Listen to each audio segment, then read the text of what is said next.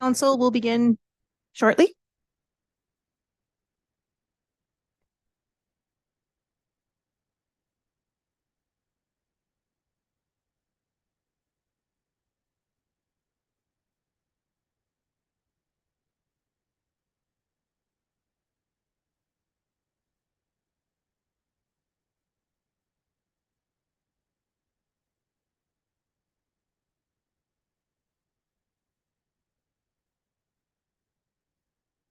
Testing.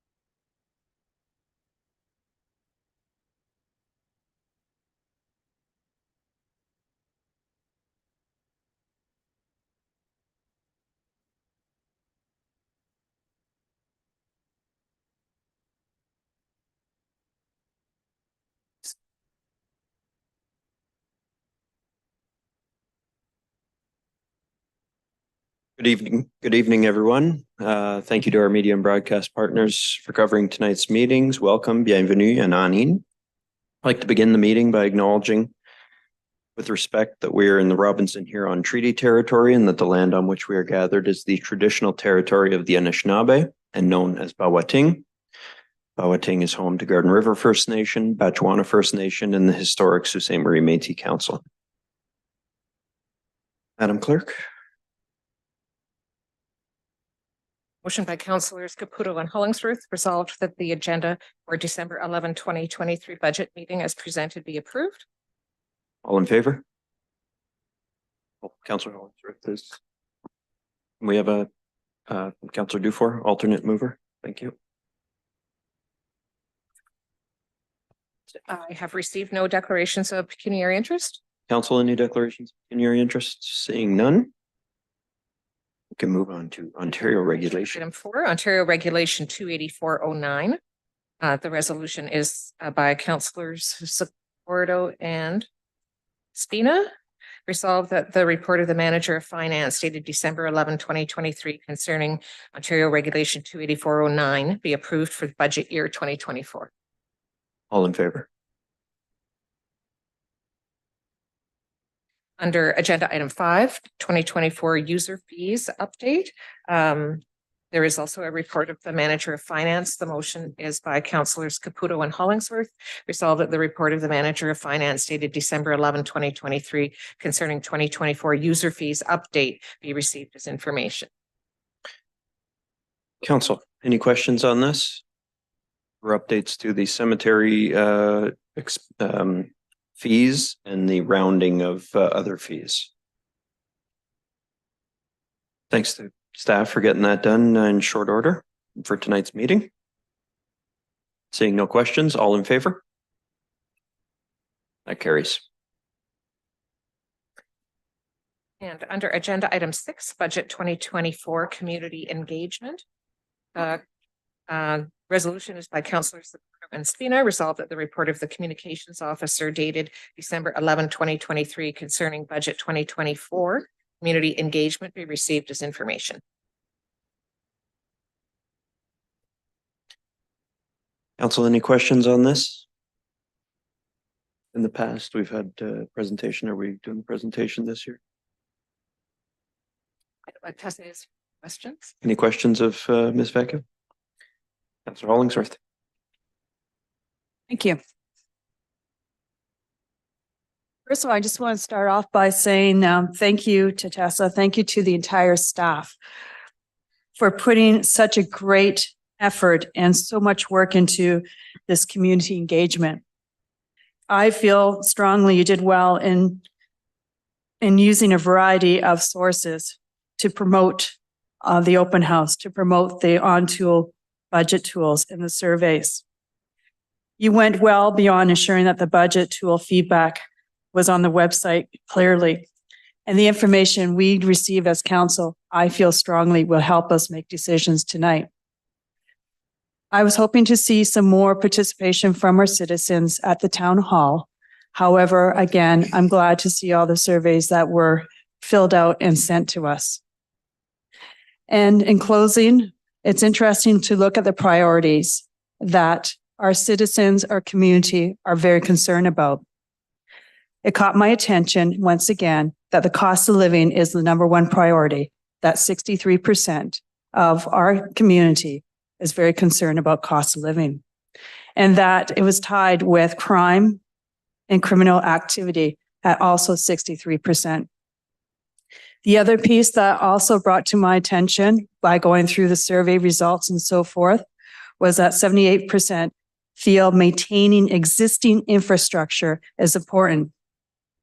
So again, I just want to say thank you to the whole entire city team for all their efforts in making this so accessible to us as council, to make it easy for our community to give feedback on the budget process and on what matters to the people of Sault Ste. Marie. Thank you. Thank you, Councillor Hollingsworth. Any questions of Ms. Vecchio? Okay, seeing none. Are we accepting that as information, Madam Clerk?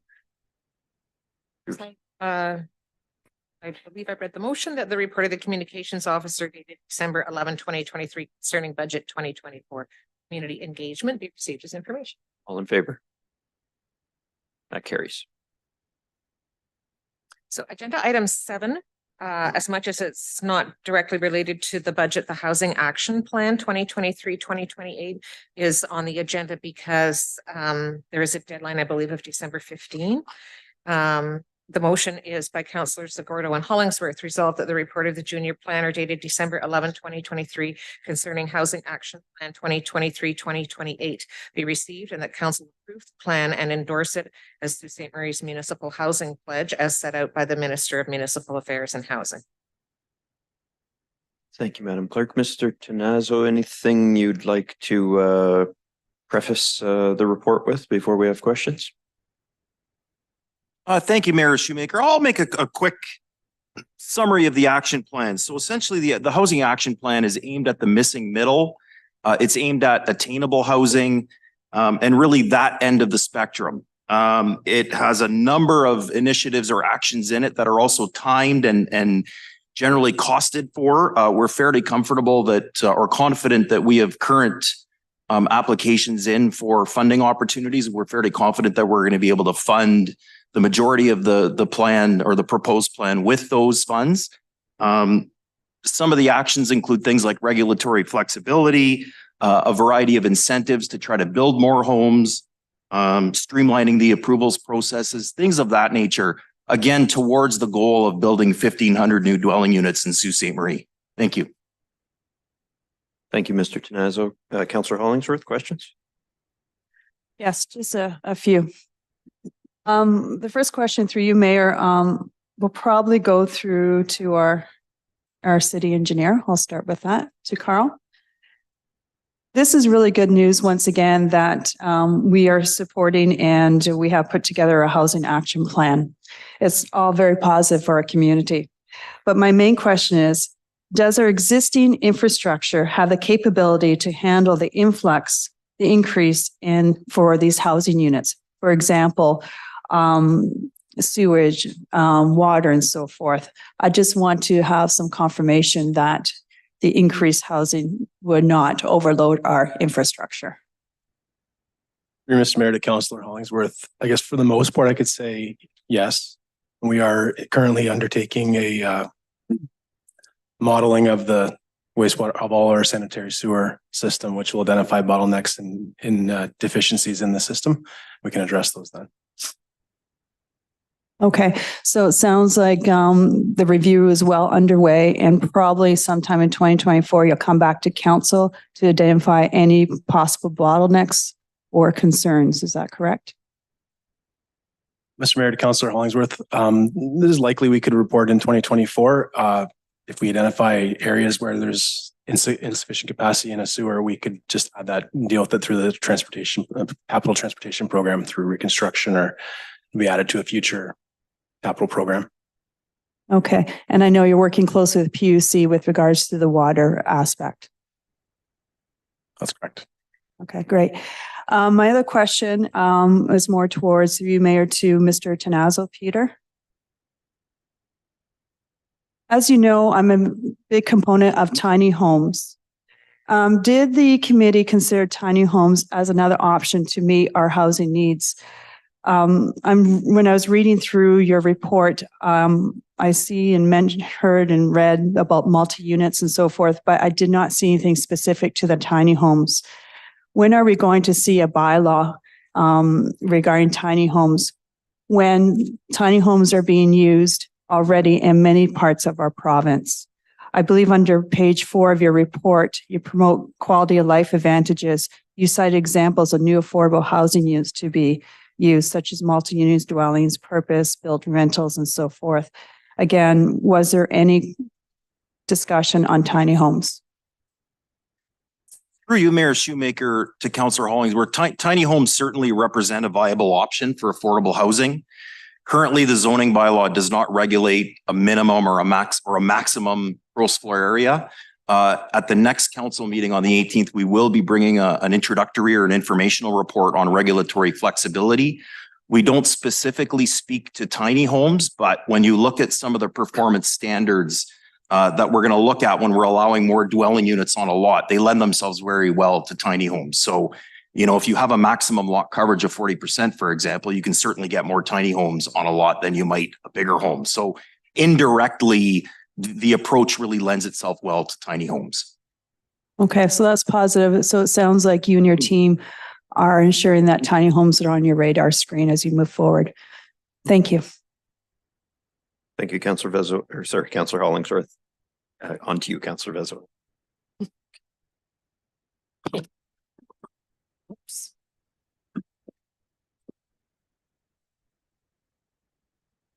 Technical difficulty there. My question is for Peter in terms of the first neighborhood area.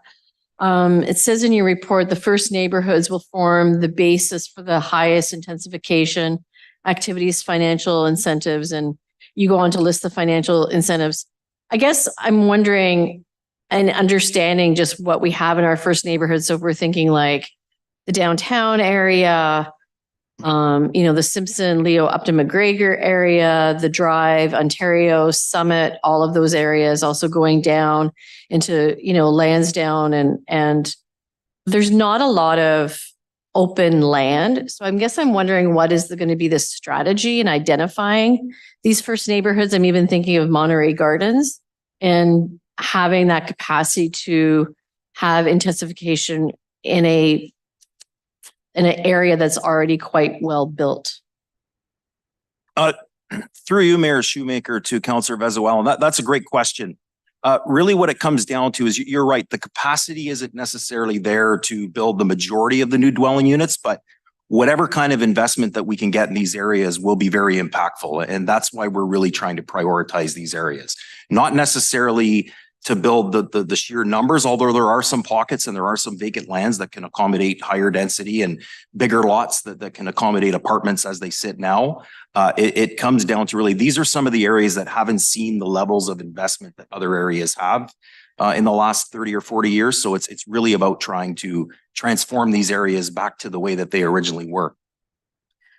And I guess my other question would be when you're looking at some of these incentives. So right now we have St. Andrew's Church that's for sale and Central United, both, very large in first neighborhoods dwellings. Would there be some sort of plan in taking a look at those two specific facilities and taking a look at how you can manage a project through there with perhaps, public-private investment? Through you, Mayor, to Councillor Vezoel, and the housing action plan it's not that granular. It certainly speaks at a high level to collaboration and partnerships. And then obviously the funding is going to be there. What comes out of that, I hope organically or inorganically, I'm hoping that something along those lines will come out of that, keeping in mind that St. Andrews also has a really big empty parking lot that has some development potential. Okay, thank you, Peter. Nothing further. Councillor Vezoel and Councillor Dufour. Thanks, Mr. Mayor. I just wanted to thank yourself, Councillor Caputo, and all of the staff who worked really hard on our affordable housing task force and taking part in the workshops as well, producing this plan. I'd also like to recognize we had folks from OHAS, from Habitat for Humanity, folks from social services. We had some local development representation. It was a really strong group. Had a lot of fulsome discussions, and a lot of thought really went into the production of this plan. I know that we were kind of presenting it here as a piece to kind of check a box provincially for some funding that we're applying to, but I think that a lot of the work that went into it is more broader than that, and is going to feed into a lot of really cool plans that are going to come to this council over the next year. So thanks very much to everyone who took part in the work of this task force and further work to come. Appreciate it. Thanks, Peter. Thanks, Councillor Dufour. Anyone else with questions on or comments on the housing affordability report? Seeing none, I would echo Councillor Dufour's sentiments that a lot of work from a lot of individuals went into this report. None more, of course, than the planning department that had all their staff working on this for throughout much of the year, in addition to their regular workloads. So thank you to them for getting this done, and a few days early, in fact. So we're happy to see this, and hopefully it'll land us some federal and provincial housing dollars. Could we have a vote on that motion? All in favor? That carries. I'll note just for the benefit of folks at home, we did receive some correspondence from Reverend McLeish on that, and thank him for sending that in. Will bring us to agenda item 8, proposed 24 budget. I have a motion by councillors Caputo and Hollingsworth that City Council now proceed into Committee of the Whole to consider the following matter referred to it for consideration.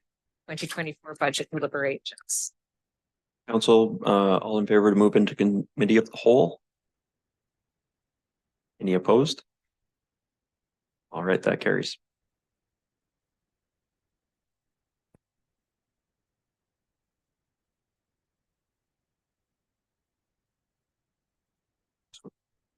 We are in committee of the whole. I believe the first word, Mr. CAO, probably goes to you. Mr. Mayor, members of council, as far as process goes, we will work our way through the various staff presentations and any questions you have on that. Following the staff presentations, I have placed an update report on the addendum, and I will go through that with you, and then we will enter into the deliberations phase. Okay. So we've got 7 staff reports. Hope is to keep them all to 3 minutes. So timer's on. Mr. Mayor, members of council, you will have no problem with this one under the limit. So for the mayor and CAO office, 2024 budget, just to note again, with any of the presentations for salaries and benefits where they're listed on the presentations, as we've explained to council, this is 2 years worth of increases because 2023 was a contractual year where we were concluding all of our collective agreements. We do have elsewhere in the budget a reduction to the contingency, which nets out the 2023 portion of the increase. So on a net basis, it's only the 2024 percentage that is the end result in the budget. For Mayor and CAO's office, the biggest noteworthy item is under other expenses. You'll see a large decrease. We aren't decreasing the budget per se, but we have moved corporate memberships from this cost center over into clerks. And that's the reason for the main increase or decrease, sorry. Key initiatives in 2023, reviewing requirements and engaging potential community partnerships to implement a safer consumption treatment site in Sault Ste. Marie. There'll be a report on this issue next week at the December 18th council meeting. Implementation of strategic planning software in preparation for new plan development and implementation of new business processes that we are required to handle delegated agreement approvals within staff's membership. And looking forward to 2024, it'll be a completion of a draft strategic plan no later than January. And then an orderly and effective transition to the next CAO. Thank you, Mr. CAO. That brings us to corporate services. I suspect is clerks.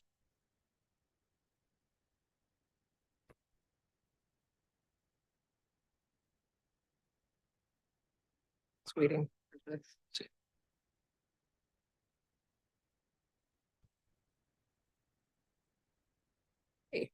So in our operating budget summary, just a very slight increase in projected revenue and salaries and benefits. As the CAO pointed out, the other expenses, there's a review of corporate-wide efficiencies. So we've consolidated both corporate-wide photocopy expenses and corporate memberships into clerks.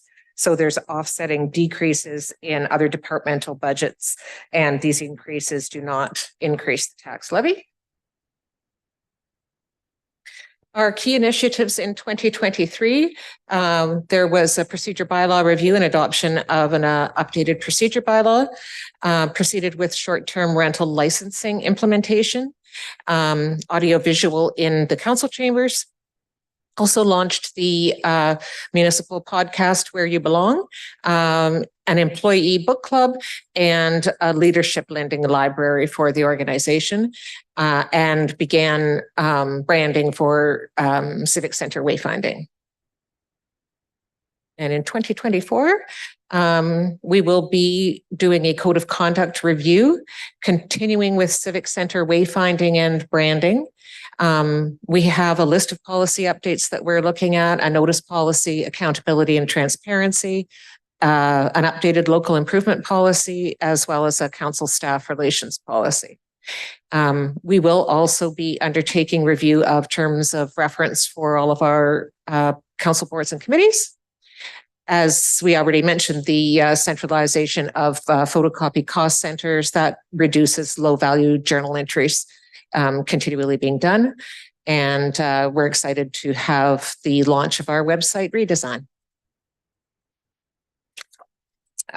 We have 2 supplementary requests for 2024.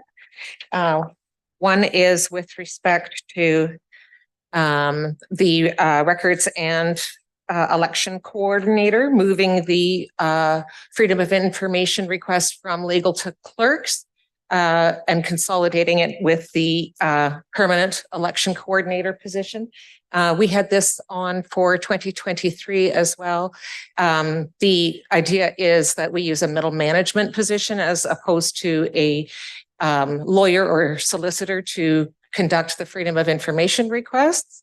And we also included a business case that included performing marriage ceremonies in order to gain some revenue, to allocate some of the revenue that goes into the every 4-year election coordinator position, and some reduced costs with respect to payments required to the province for Part 3 under Provincial Offences Act. We also have a request to increase from 1 student to 2. We've traditionally had 2, even 3. During the pandemic, we had reduced to 1, so we were asking for that increase additional.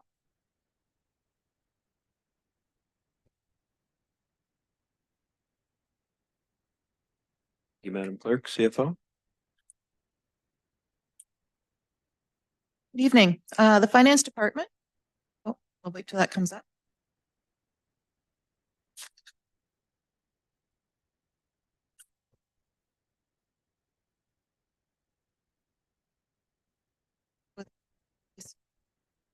Finance Department includes administration and treasury, purchasing, accounting, and tax with a full-time complement of 31.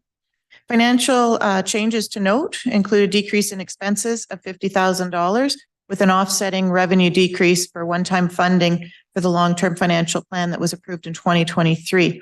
Of significant to note as well is the decrease in banking fees of $30,000 with the transition to our new service provider.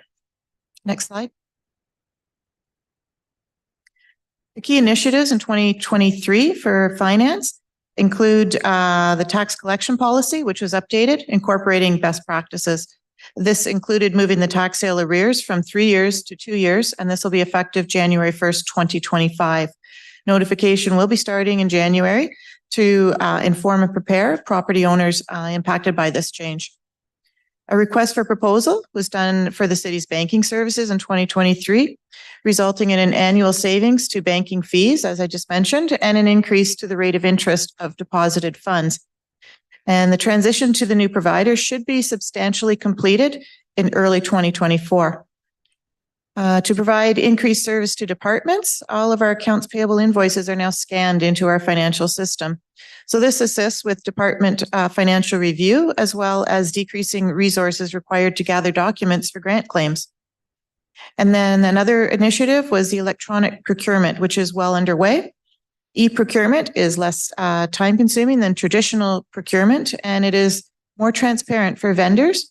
It provides better consistency in documentation as well as control of the documents received. Next slide. So looking forward to 2024, some of our key initiatives that are planned is finalizing the long-term financial plan. The plan will be a key part of establishing a multi-year budget. The multi-year budget process is to be started in 2024 with a goal of presenting no later than the 2026 budget year. Finance plans to enhance the quarterly financial reporting to provide visibility to council and the community in the yearly estimates. Capital reporting is a main focus of this improvement as well. And as mentioned, the tax sale process transition will be starting. And then we're also continuing to focus on enhancing our IT and digital capabilities for efficiencies in our processes. And that concludes the finance budget review. Thank you. Thank you, Madam.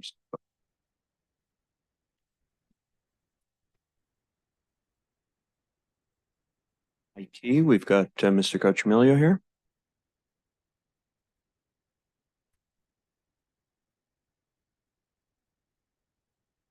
Good evening, Council. For the 2024 operating budget, the line item of significance is the increase in the other expenses. This is mostly due to our software support operating cost. It's significantly increased due to a number of factors. One is contractual software license costs have increased. In particular, there's 3-year term contracts that have been coming up for renewal. And in doing so, we've noticed a significant increase. One, for example, is Microsoft Office 365 has significantly increased over the years. The second increase is due to the adoption of technology, moving more to a SaaS or solution or an online solution. Cloud-based solutions has a significant operating cost to it, and we've noticed that as well. The third item is the adoption of additional security measures that we've put into place, and we'll be putting additional security measures in place like EDR and XDR, which is extended detection and response. We also have some increases in our network infrastructure for a wide area network. These increases are due to new sites coming on board, the demand of bandwidth, because we're doing more cloud-based applications.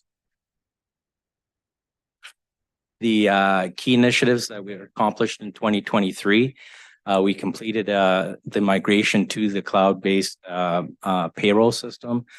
We completed the implementation of our virtual city hall that allows multiple online payments for tax purposes. We awarded and started the implementation of the fleet management information system. We also worked in conjunction with clerks and awarded the new city website to start up in 2024. And we're working with fire. We completed the assessment and we hired the third party to do the NG 911. And we'll be looking at integration services for 2024. And we also implemented the security strategy as well. Looking forward to 2024, we're going to complete our network infrastructure to meet the demands. We're hoping to launch the new city website.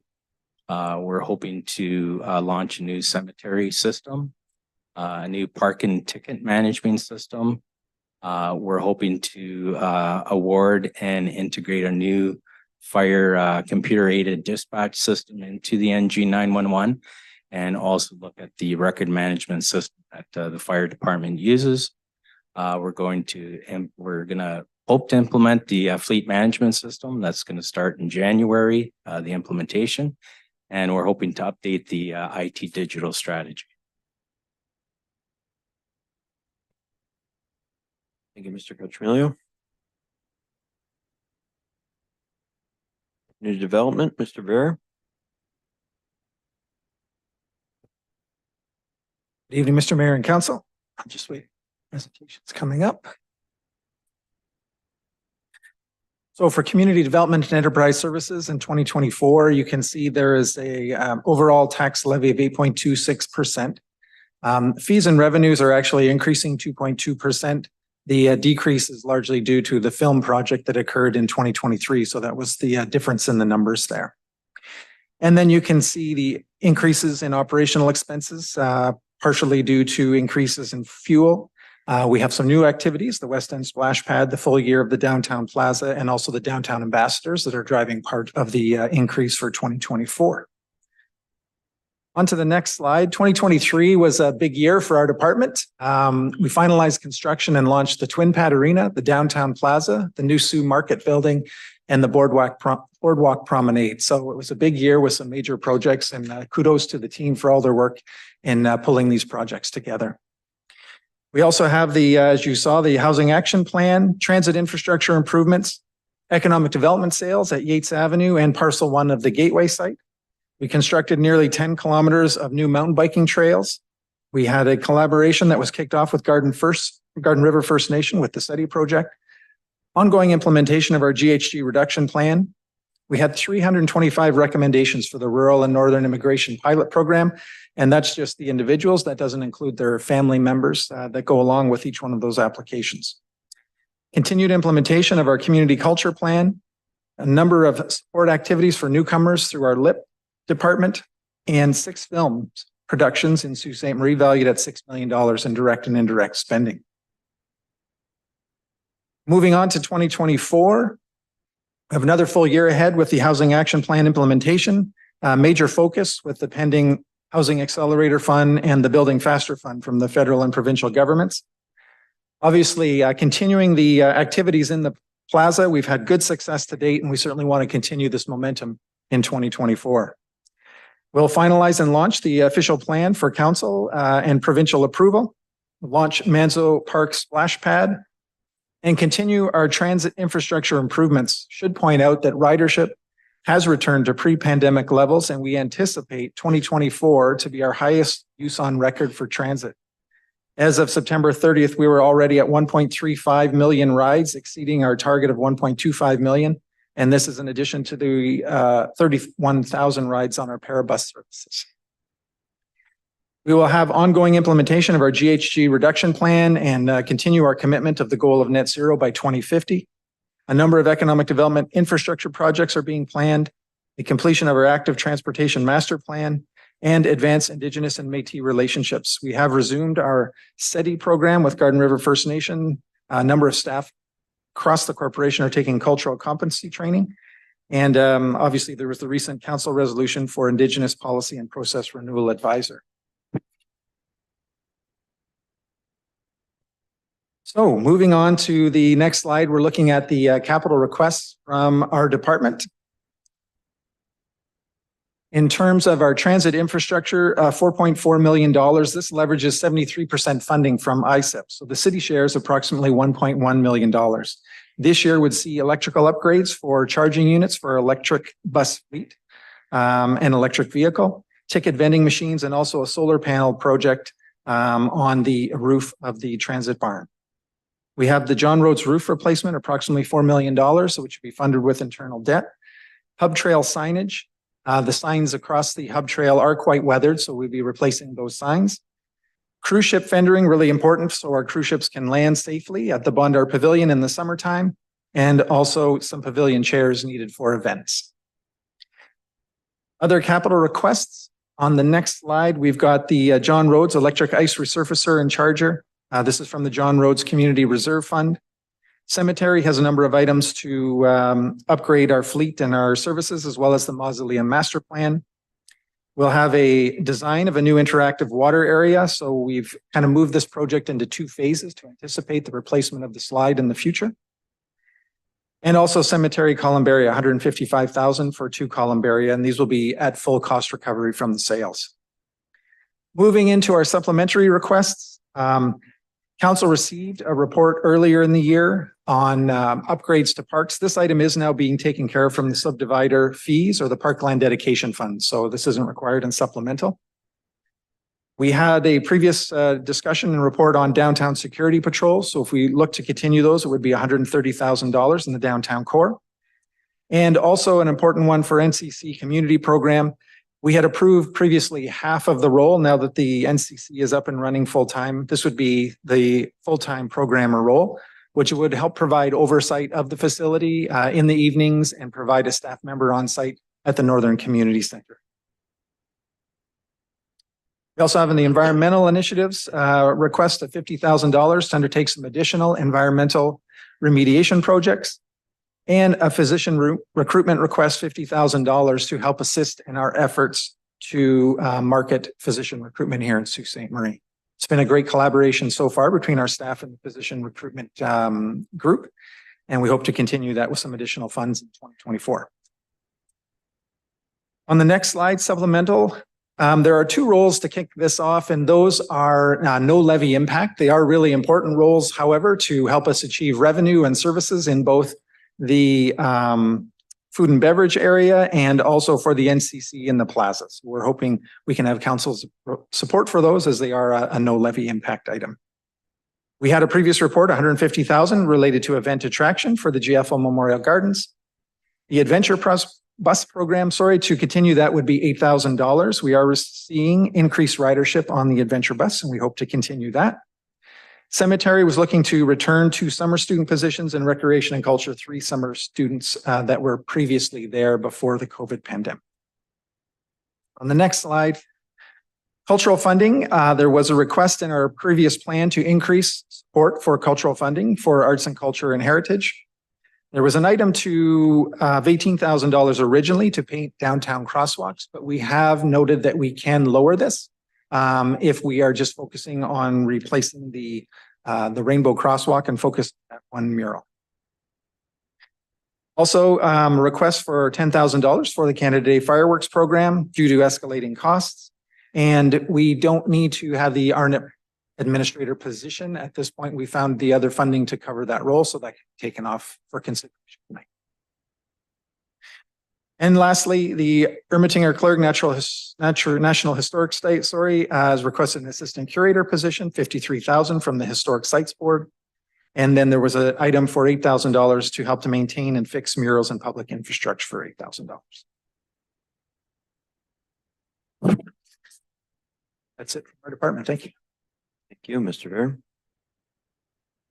Public Works and Engineering Services. Mr. Girardi, Ms. Hamilton Beach.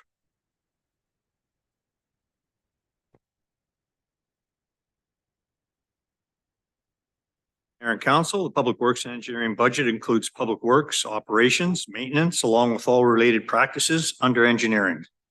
Add to the responsibilities in engineering is the maintenance of the Civic Center and the Building Division. Here with me today to explain the specifics of each division under Public Works and Engineering budget are the Director of Public Works, Susan Hamilton Beach, and Carl Ramil, Director of Engineering. Please allow both speakers to complete their dialogue, at which time we'll welcome your questions. I'll ask the Director of Public Works to provide budget summary and for the Works Division, and following that, the Director of Engineering will do the same. Good evening, Mayor and Council. If we take a look at Public Works overall budget, the revenue line, there are certainly multiple revenue streams under our Public Works operations. And for 2024, the net change is a decrease of $501,500. This is predominantly due to the transition of the Blue Box recycling program to the producers, thus eliminating the city funding, which was through government grants, and the previous revenue from the sale of materials. Inflationary increases have been added to various other department revenues, budgets, including tipping fees, culvert fees, sewer connections, and scrap metal. Our largest source of revenue comes from our landfill tipping fees and the sewage sludge. We look at salaries and benefits. This has been spoken to. It's the increase of 7.93 in our salaries and benefits due to recent contractual agreements with both QP3, Works, Parks, and Local 67. Under other expenses, our overall increase of 4.94 is largely made up of the $550,000 increase to Public Works annual equipment reserve and contractual or inflationary increases due to the various materials we use: culverts, concrete, granular materials, asphalt, etc. This value also includes the waste management annual increase in accordance with the B&I plan. Overall, we're looking at an impact to the levy of 8.78%.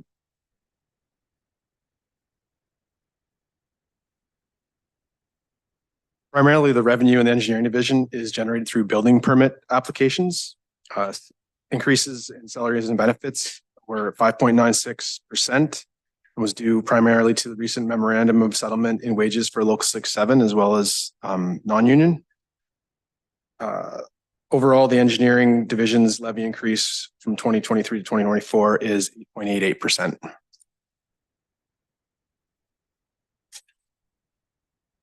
Key initiatives in 2023. So Public Works core function is the operation and maintenance of the city's roadways and infrastructure, our fleet, equipment and buildings, parks, traffic management system, and the waste management system. In addition, our staff undertook a number of exciting and critical projects in 2023, most of which are listed here.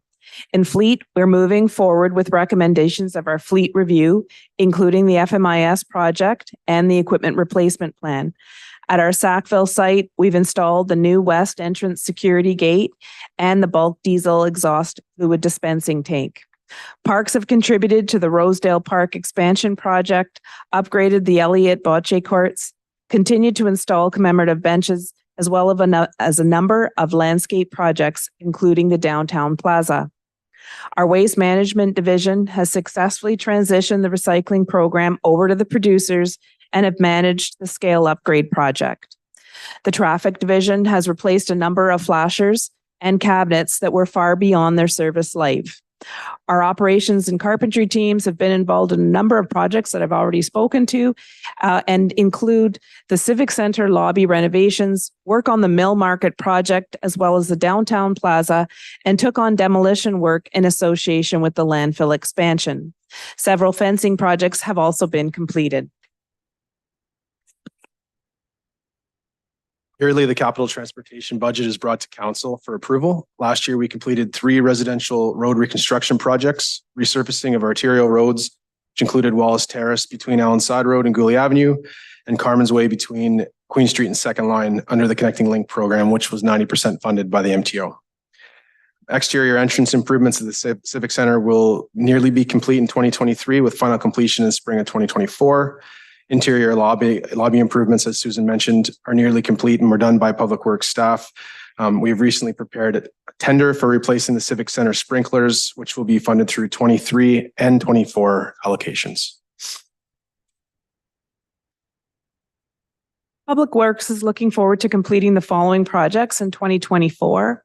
Our mechanics and stores group are looking forward to the full implementation of the faster FMIS. At our Sackville yard, we planned the installation of a fire suppression sprinkler system to Building G, as it houses over $16 million of equipment. At the landfill, we're planning to complete the landfill flare stack piping insulation repairs. This is as a result of recent inspection that said this was required. And as well, we'll be creating a permanent leaf and yard waste bunker that's as a result of the increased demand for free deposit area. Staff are excited about the acquisition of our first electric pickup, requiring 2 EV charging stations to also be installed on our property. Civic Center front entrance landscaping work is to be completed by our Parks Division, in addition to the creation of steel planter boxes that will be worked on by our welders. We're going to continue the work at Rosedale Park expansion with in-kind services by Public Works, and we've partnered with CDES in an ask for 1 full-time parks maintenance employee to be working with the PW team in the spring and summer, and then CDES for the fall and winter season.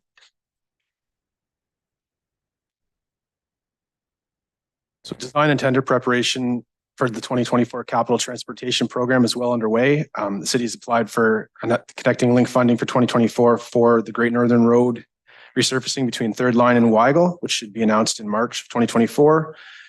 By the MTO. The city will be initiating the next phase of the asset management plan in the latter part of 2024, which will include the setting of service levels and financing strategies. Ongoing improvements to the Civic Center will include completion of the improvements to the front entrance and installation of a new sprinkler system. Currently, we're completing the design and tender preparation for a biosolids management facility in order to meet regulatory requirements for the collection of household organics in 2025. And we will be starting phase 1 of the Queen Street improvements between Bruce and East Street.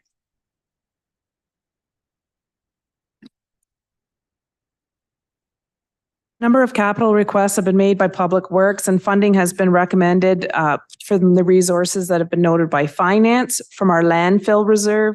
As previously talked about, we're hoping to do the repairs on the landfill stack and also the insulation repairs, as well as create the leaf and yard waste bunker to address the increase in public demand.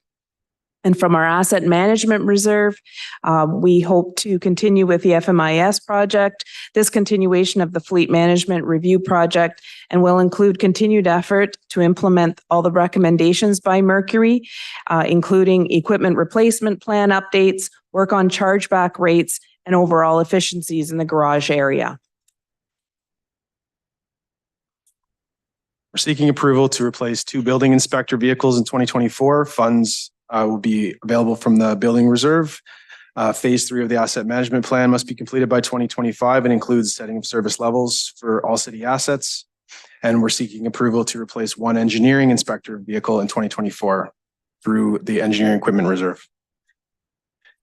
Yearly capital transportation budget is brought to council for approval. This year's program is significant and includes a signature downtown revitalization project in Queen Street, as well as 3 residential roads, resurfacing of various roads, including Great Northern Road from Third Line to Weigel, which is subject to MTO approval. Our only supplementary request is the shared parks maintenance employee. This again would be 1 full-time person, and it would be shared cost between CDES and PW.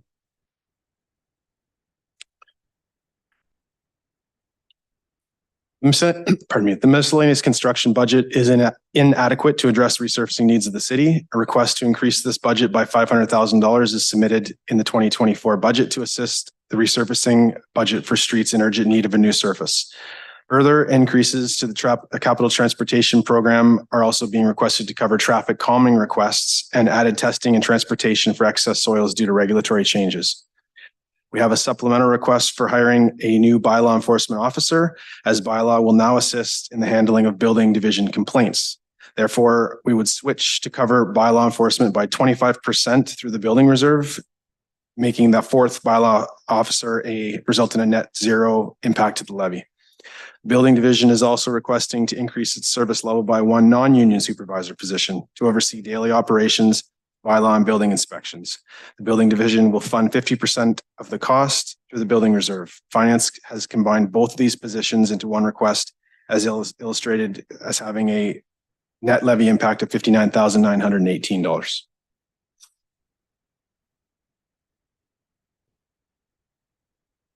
Council, this is our future challenges. This slide shows one of the most concerning being our labor force retention and recruitment. This past year, we experienced 47 vacancies due to promotions, retirements, and resignations. The opportunities to hire employees as skilled labor operators or in the trades is limited, as the availability of the pool of skilled workers is less than favorable at this time. In order for our department to successfully manage the other remaining future challenges, we need to be successful in resolving the labor force issue. This will be our primary focus in 2024, while keeping our close eye on the remaining items. As I mentioned every time when it comes to the completion of our and the closing comments, Public Works and Engineering manages all the maintenance and infrastructure for the city of Sault Ste. Marie.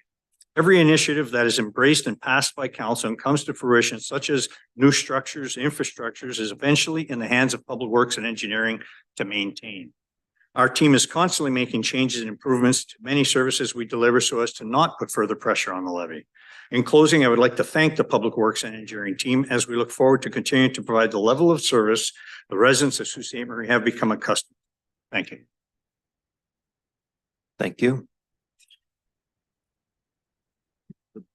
Fields.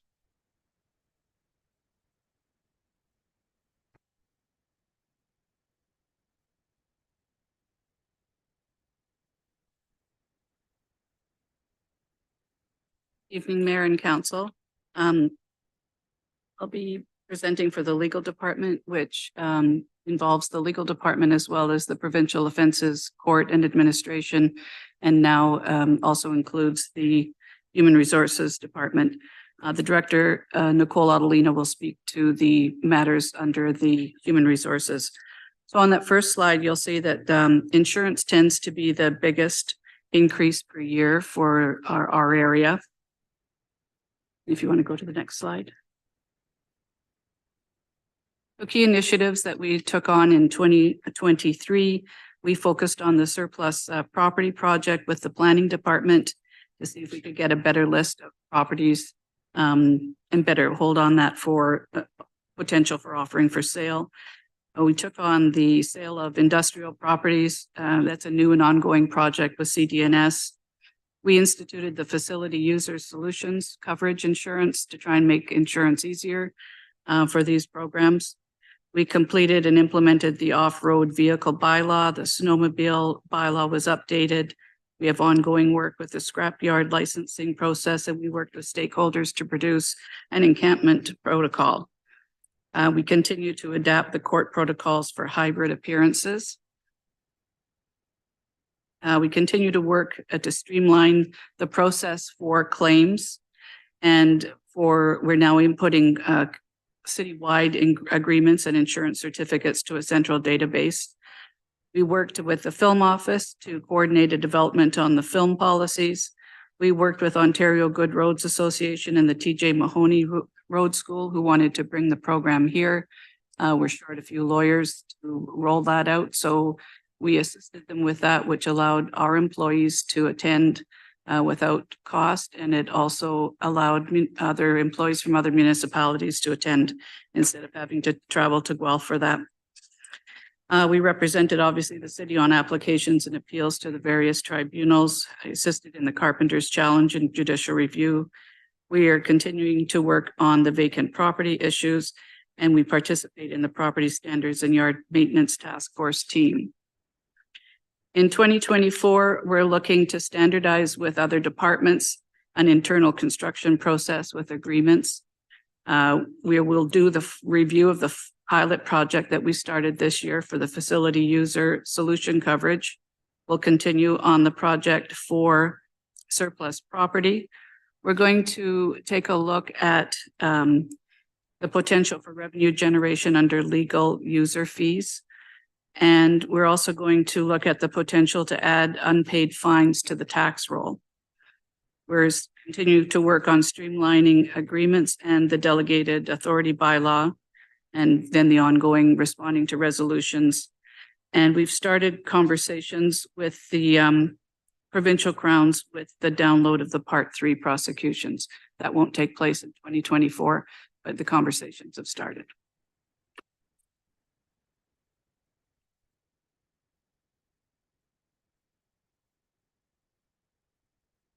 And council, it's been a very busy year in human resources so far. Outlined on screen for you are our key initiatives for 2023. First half of the year in particular was especially busy, filled with collective bargaining with 5 of our local unions. The end result was 1 4-year deal and 4 5-year deals. We started delving into training from there. Just over 100 frontline employees went through our de-escalation training. We had first aid and AED certification and research. We held multiple sessions to refresh supervisor and managers on the attendance management program that was relaunched in April this year. And we made our Flex Learning Management System available so that all employees now have opportunities for online training and policy review. We've also been extremely busy in our recruiting area with a total of 574 offers having been made. That's as of November the 2nd and continues. These were for full-time, part-time, and student roles within the city. Coming up for 2024, we're going to see the start of collective bargaining with our FAR Association, and we expect that our support of library negotiations will be all wrapped up by the end of January. New for next year, we'll be introducing a performance review process for non-union employees, as well as a compressed work week pilot project with CUPE Local 6-7. We need to continue our training initiatives. For all staff, there will be human rights and equity, diversity, and inclusiveness topics. And for supervisors in particular, sessions on how to transition to a supervisory role, leadership, team building, and coaching training, and on the job evaluation process and responsibilities. Our training focus in health and safety will be mainly on mental health and resilience. Finally, I intend to schedule a number of policy reviews and updates to bring to the senior management team to enhance communication and consistency. I invite you to let me know if you have any questions about the budget.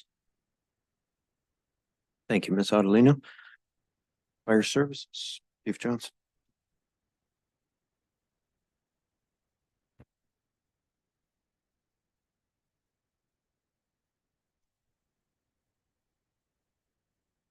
Good evening. I'd like to thank the members of our senior fire management team for their commitment to the organization in this budget process. And I also would like to extend my appreciation to all fire services staff for their commitment to serve our community. Fire services is presenting a 3.73% increase for 2024. Under revenue, fire services has a variety of revenue and recovery streams to assist in offsetting the budget. Revenue highlights consist of inspection requests, file searches, fire protection to Batchewana First Nations, regional training center tuition, and open air burn permit. In the salaries and benefits, the increase reflected is a combination of adjustments to the collective agreement, non-union salary grid, and OMERS increase. And on other expenses, this is directly related to inflationary increases and various cost center adjustments. Next slide, please. Our Fire Prevention Division strictly adheres to the Ontario Fire Code and the Fire Protection and Prevention Act. The stats being presented reflect the exceptional work performed by our Fire Prevention Division to ensure a fire-safe community. I'd like to highlight Project ASAP, Assisted Seniors Awareness Program. This is aimed at seniors 65 and over who live on their own. They can request an appointment with our fire prevention team and conduct a home visit, check fire safety equipment, review potential fire hazards, and complete fire escape plans. All this information can be found on our website for those interested in booking an appointment. Next slide.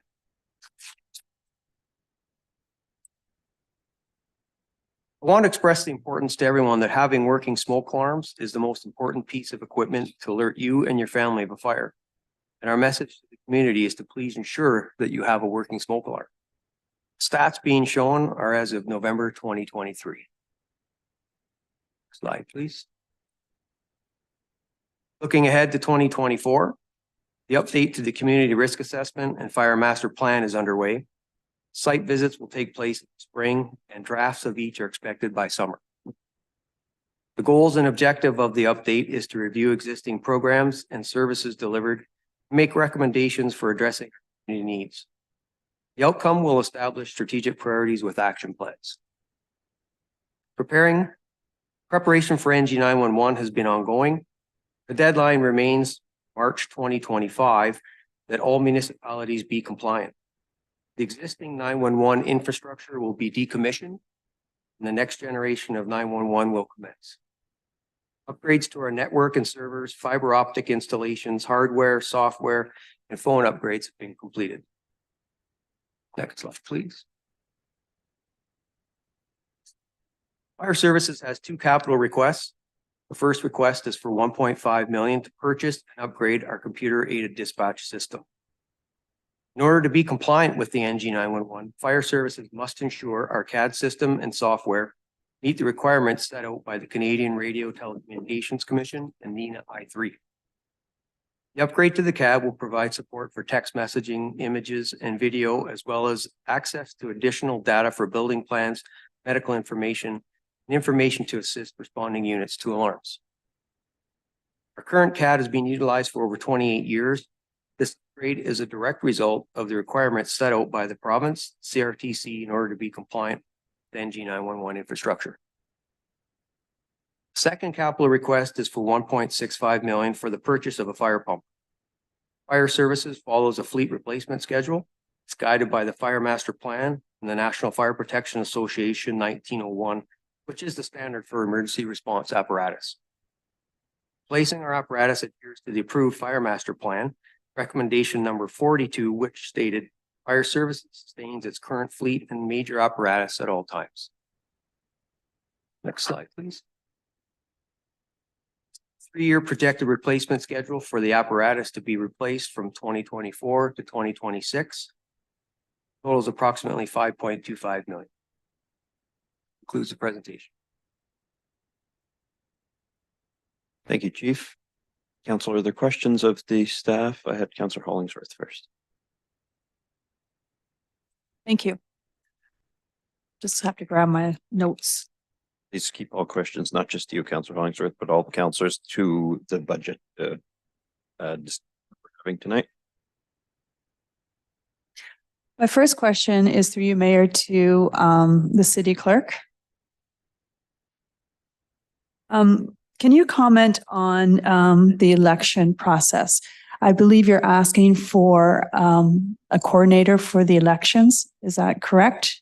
The proposal is to have a records manager and a permanent election coordinator. So what we have done historically is we hire an election coordinator during an election year. The benefit to this would be, it would be a permanent position. So we wouldn't be having to train somebody as a coordinator every election.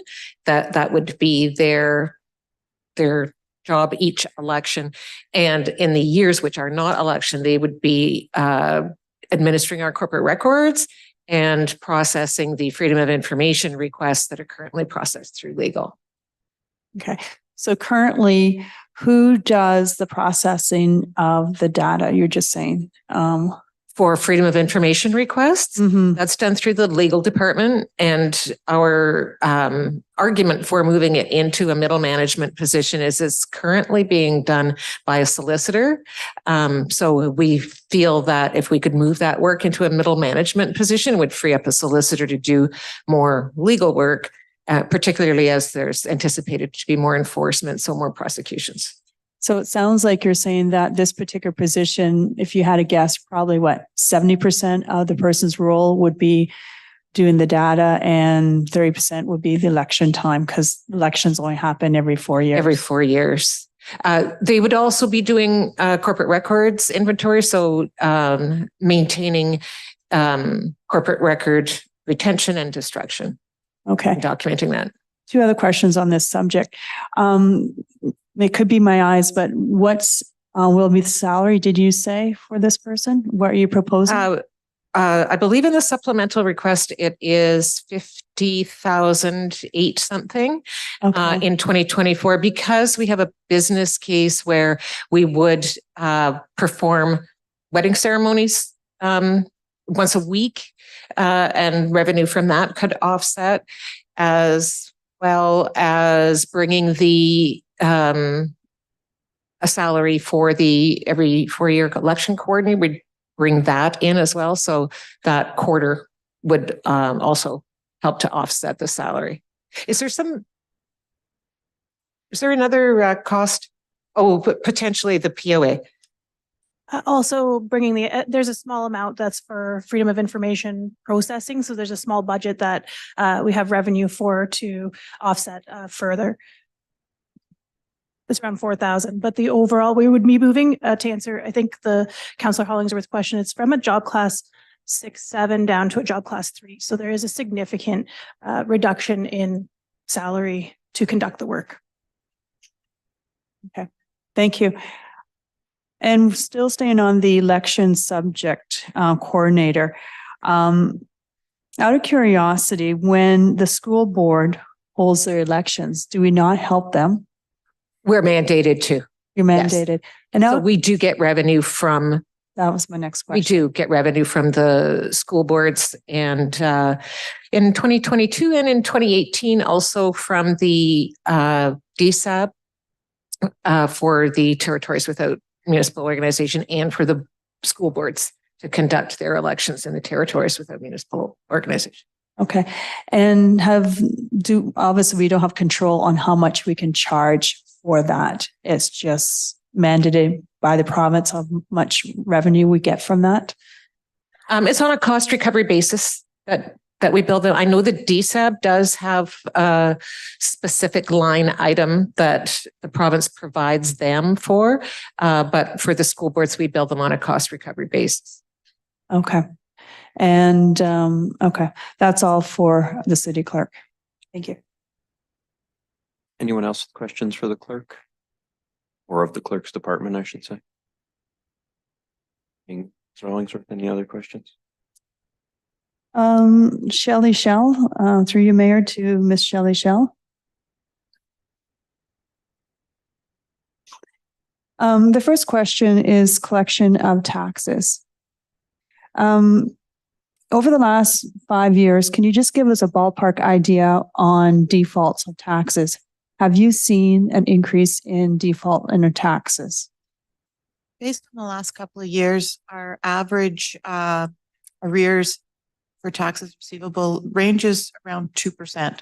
So it's not a significant amount, but we have seen a bit of growth over the last year, which is something that we're looking into right now. Okay. And that's a good point. Remind me, I believe in one of our council meetings, you mentioned that we are changing the process. That is correct. As I mentioned in my presentation tonight, we are moving from 3 years arrears to 2 years arrears, and that'll be effective January 1st, 2025. We'll be transitioning through 2024 and providing the notification. Okay. And making this change, the impact will be to our bottom line, and how so? Can you elaborate? This will quicken the tax sale process. A lot of times we have properties that pay 1 year just to stay at a tax sale. It should decrease the amount of taxes outstanding for them, as well as it may incentivize other areas and properties to use their property and not keep it vacant. Okay, great. Thank you for that clarification. My second question through the mayor to Ms. Shelley Shell is regard to school taxes. It's our obligation, we are mandated to collect school board taxes, correct? That is correct. And is there a cost recovery for that to cover our administration costs? To you, Mr. Mayor, to Councillor Hollingsworth, no, there is not. There's not.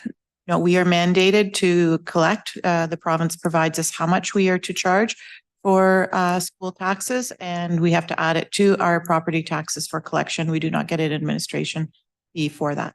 Okay, so basically no province, no school board will ever give us any revenue to cover our costs, correct? Not that I'm aware of. Okay. Okay, thank you. That's all for you, Ms. Shell. Thank you, Councillor Hollingsworth. Councillor Venezuelan. Thank you. Through you, Mayor, to Chief Johnson.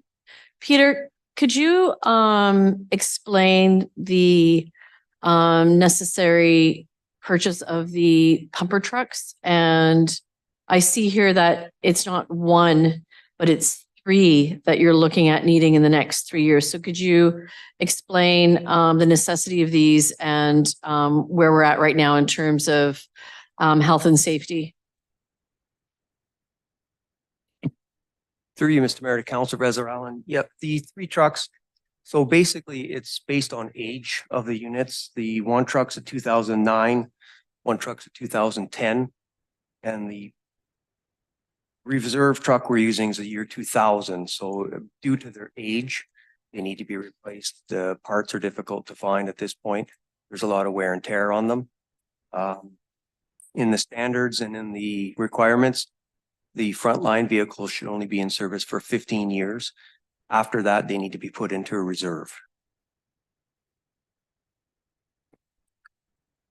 So my other question would be for Mr. Facey or Ms. Shell. You're looking at using both the reserves and internal debt financing. So is this going to be any impact on the levy? To you, Mr. Mayor, to Councillor Venezuelan, we are using internal debt. But in order to service that debt, we need to add to the levy because there is not sufficient funding in the fire equipment reserve. So do we know what the impact the levy will be with these pumper trucks? It's going to be over the life of the equipment, which is 20 years, and it'll be 82,500 per that's going to be added this year to cover it. And as well, there'll be impacts in the next 2 years for the additional equipment as well. So 82,000 annually? Just for this year, 82,500 is added to the levy. Okay. Which will service this one piece of equipment. The equipment that's required in the next 2 to 3 years that the our fire chief spoke to will require additional amounts to the levy in those budget years. Okay, thank you very much. I don't have any other questions. Just for a clarification on that, Ms. Shell, and I think the CAO will get to this when he discusses his report, his update report, but the recommended 82,500 is not built into the preliminary budget, but is being recommended to be added to it. Gee, Mr. Mayor, yes, that is correct. Councillor Venezuelan, questions? The only other one, and I think it's just very simple. and I think Mr. Lamming, I'm just looking at your requests, or it could be Mr. Bear, 17 and 18 for the food and beverage staffing levels, and it has zero impact to the levy. I guess my question would be, what efficiencies and what would we be seeing with having these two positions come on board in terms of enhanced revenue or services within our both, the plaza, the NCC, and the GFL? You, Mr. Mayor, to Councillor Bezelon, you'll see a number of things that have already started to take place, and that's with respect to at the NCC. You'll see the canteen that's been open regularly. There's also a food and beverage station on the second level that can be open for events to serve alcohol. The facility is licensed. You'll also see this individual in the part-time help working with the plaza. It's been activated. We've had the alcohol unit open up on a number of occasions on a regular basis to support events. We also have additional food offerings at the GFL Memorial Garden. So we're anticipating sales to increase in food and beverage and all. And this requirement will have supervisory and part-time hours to offset costs that are there. Okay, thank you. Nothing further for me. Thank you, Councillor Bezelon. Councillor Duport, the fire services. Yeah, thanks, Mr. Mayor. I just had a follow-up question for Chief Johnson. So Chief, we have the 3 pumper trucks that we need to replace, and I understood from your answer, one's from the year 2000, another was purchased in 2009, and another in 2010. Is there some way that your department would be able to propose a plan to have the life cycles of the pumper trucks be more spread equally apart throughout the service life of a single truck? Just because it seems to me that if we're replacing 3 pumpers over the next 3 years, then we're losing the potential service life of that third reserve pumper.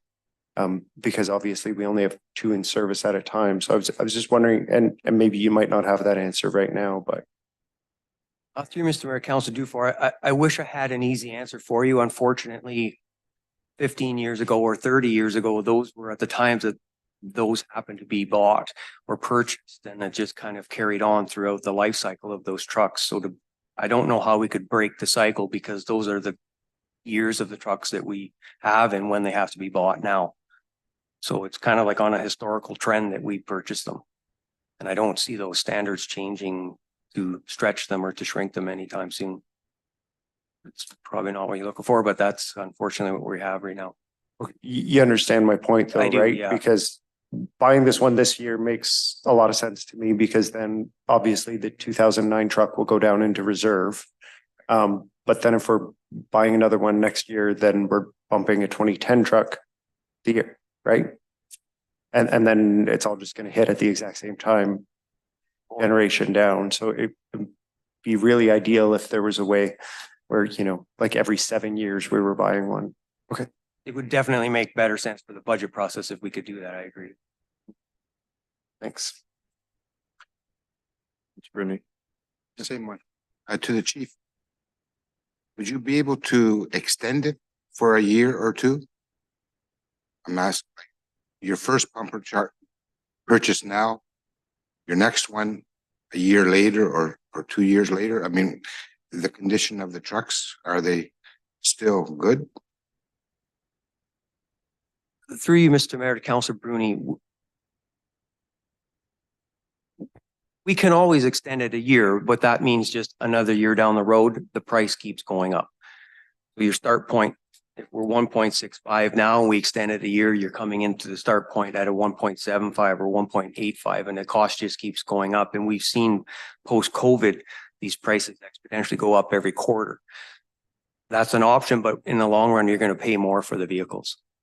Is it maybe to piggyback comes for, if we extend them, there'll be a rotation of them instead of three. We get hit all at once with them, right? Okay, thanks. Not to beat a dead horse, Mr. Mayor, but just following up on what Councillor Rooney and Councillor Dufour were asking, it might be a silly question, Chief, so forgive me, but is there an opportunity to buy like a used truck that's a few years old? Because that could potentially break the cycle that he's referring to. I don't even know if there's a market for those. I don't know if you can pick one up that's like 4 or 5 years old for a few years. Through you, Mr. Mayor, Councilor Gardy, I have not seen a used truck market. Unfortunately, when they're purchased, they're kept like we keep ours and keep them as long as we can. The service is done exceptionally well on them. We keep them running through our support services, but I don't see a used market for them, much like if last year you approved the purchase of an aerial for us. We now have to get rid of that aerial, and the market for it, there's next to nothing for that market. So that would be much the same as for us to buy a used vehicle right now. We may be inheriting another problem that the department's trying to get rid of. That would be my fear. Thanks. On that point, Chief, the standard you refer to is an NFPA standard, I assume?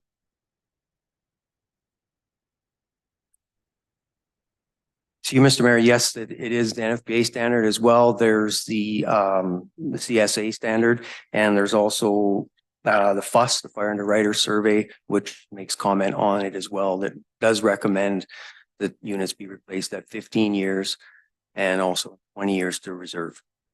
Okay. Theoretically, we could break the cycle by simply ignoring the standard for 4 or 5 years, could we not? Yep, you could do that. There might be some liability there if there were to be a breakdown or a mechanical malfunction because of the age of the trucks. I know it doesn't sound like they're old in terms of our own personal vehicles, but a 15-year-old fire truck, it does have a lot of wear and tear on them. If you give me a second, I have a breakdown of some of the repairs. Like we're up into this year on the truck that we're going to repair. We're at about $38,000 of repairs this year alone. The truck that we'd replace the following year is in the $25,000 in repairs just this year alone. Okay. So is there a corresponding decrease in the maintenance budget if we're renewing the fleet? Yes, we would be able to look at that and come back, and we might be able to lower some of those costs moving forward. Okay. And then final question, probably either to you or the CAO. Is there the opportunity, since these vehicles appear to be on a tight cycle, to use the buying power of purchasing them all at once and financing them over a longer or whatever period of time to get a better price on them? To you, Mr. Mayor, we are going to explore that when we tender out for this unit, should council approve that. We will be seeing if we can get pricing for 3 units that would negate the price increases that you might see. Even though we would take delivery later, we would just test the market to see if we could get better pricing for it. So we will be exploring that and reporting back to council later in 2024 on that. Councilor. Just as a final question, do we have an idea of what kind of reductions we'd be looking at in our repair and maintenance budget? Should we have a fleet of all brand new vehicles? Through you, Mr. Mayor, to Councilor Dufour, I don't have a definitive cost, but like I said, we're in the $30,000 per vehicle right now, $25,000 to $30,000. So we may be able to look at reducing a repair cost to that amount. Thanks. Michelle, is that an overspent line item, or is that a budgeted line item that could otherwise be reduced? Like, are we actually reducing the amount we're levying, or are we offsetting overruns? To you, Mr. Mayor, I don't have that information in front of me. Steve, would you have anything on that handy? Thank you. While we are doing that, I'm going to go back. Oh, sorry, we've got Chief Johnson. Sorry, I just like to add, Mr. Mayor, that the lead time on these new purchases, we're looking at right now, it takes approximately 1.5 years for the build. So if we commit money for 24, by the time we commit to 25, we take delivery of the 2 trucks. For sure, we could purchase the 2 trucks at 24 prices as opposed to purchasing a truck at 24 and 25 because it takes that long to build them. Okay. Thank you. Thank you. Mr. Gordo and then Mr. Facey. And just a follow-up, I'm not very familiar with the pumper truck world, so maybe you can help me out. And I am comparing it to, yeah, buying a personal vehicle, so excuse my ignorance here, but is financing, purchasing the only option? Is there leasing of pumper trucks? Is that an option? Through you, Mr. Mayor, to Council Scoto, and that was asked last year, and right now there are no lease options available that we're aware of or that we could find. If there were, just to follow up, if there was a lease option, if one were to become available, do you see that as more financially, not responsible, but maybe help towards the budgeting of these purchases? The difficulties with that is these trucks are spec'd out to our standard for our department. We have certain needs in our area. When we look at companies that build spec trucks, they may not be exactly what we're looking for. So we may have to consider, is that something that we can live with or work with that's coming off the line? Does it suit our own specs? And so we like to build the trucks to our spec. We have a standard spec that we follow that works in this area. So even if we found one that was leased, it may not meet our specification. Thank you. Thank you, Councilor Gordon. Mr. Facey? Through you, Mr. Mayor, the vehicle allowance maintenance and repairs for 2023 alone, as at the end of October, over about 115,000. So I'd voice my hesitations about potentially reducing a maintenance for 2024. However, if we're coming back in 2020 to give council an idea of what purchasing the 3 vehicles look like, we can look at potential savings for 2025 to partially offset these. And sorry, is that specific to fire or is that across corp? The fire departmental overspent for 2023. Right. Okay. Thank you. Mr. Mayor, sorry to interrupt, but thank you, Steve. But there are also recoveries in that account that they're overspent, but we see recoveries because included in that vehicle allowance and maintenance cost is from DSAB. And we recovered some of the funds from that to offset that cost. Thank you. So I'm going to come back to Councillor Hollingsworth. Thank you. Just to confirm, so it's okay if we continue on asking capital costs, or do you want to wait for that? Or do you want to just go specifically into just to their budget? You can ask questions of the Department of Capital or Operations. Okay, thank you. Through you, Mayor, to our engineer, Cal Ruma. Carl, you were talking in your budget about the South Market addition. I believe it was your budget. You're talking about South Market additional. What does this actually mean? Are you looking at rechanging the intersection, proposing basically road changes in the South Market area? Mr. Mayor, to Councilor Hollingsworth, I believe we tendered in 2023 some storm sewer work in South Market, which was over budget. So we did not award that. The contractor was willing to hold his price until 2024, and the small amount in the capital transportation program for that is to make up for the underrun. Okay, thanks for the clarification. That's all for the engineering. Else on questions to engineering? Continue, Councillor Hollingsworth. Okay. With regards to you, through you, Mayor, to Tom Vare, I believe. With regards to Finn Hill, there was an item about washrooms and drinking fountain. I just want to clarify, will the washrooms, if this is approved, will this be for all seasons since it's on the hub trail as well? Through you, Mr. Mayor, to Councillor Hollingsworth, that item isn't suggested this year in the 2024 budget, so none of that work would take place. Okay, thank you. Councillor Kinnick. Through you, Mr. Mayor, to Mr. Brummel. With your supplemental request for miscellaneous construction budgets for the increase of 500,000, you specifically mentioned roads, resurfacing and stuff like that. Do you kind of have a rough number, maybe like for 100,000, how many kilometers we can resurface or repave? Through Mr. Mayor, to Councillor Kinnick, it would depend on the width, like 4-lane versus whatever, 2-lane or 3-lane. I would suggest that $500,000, if we were doing a arterial road such as, really guessing here, but say that would probably be like a half a kilometer of a 3-lane road, like Pine Street width or yeah, it's a good example, I think. Okay, thank you. Thank you. Nick, other councillors have questions? Councillor Bruni? Community development to Mr. Bear regarding the extension of the downtown security patrols. Notice the library has put in a request for security on their property. Is it possible that, say, security for downtown can cover the library?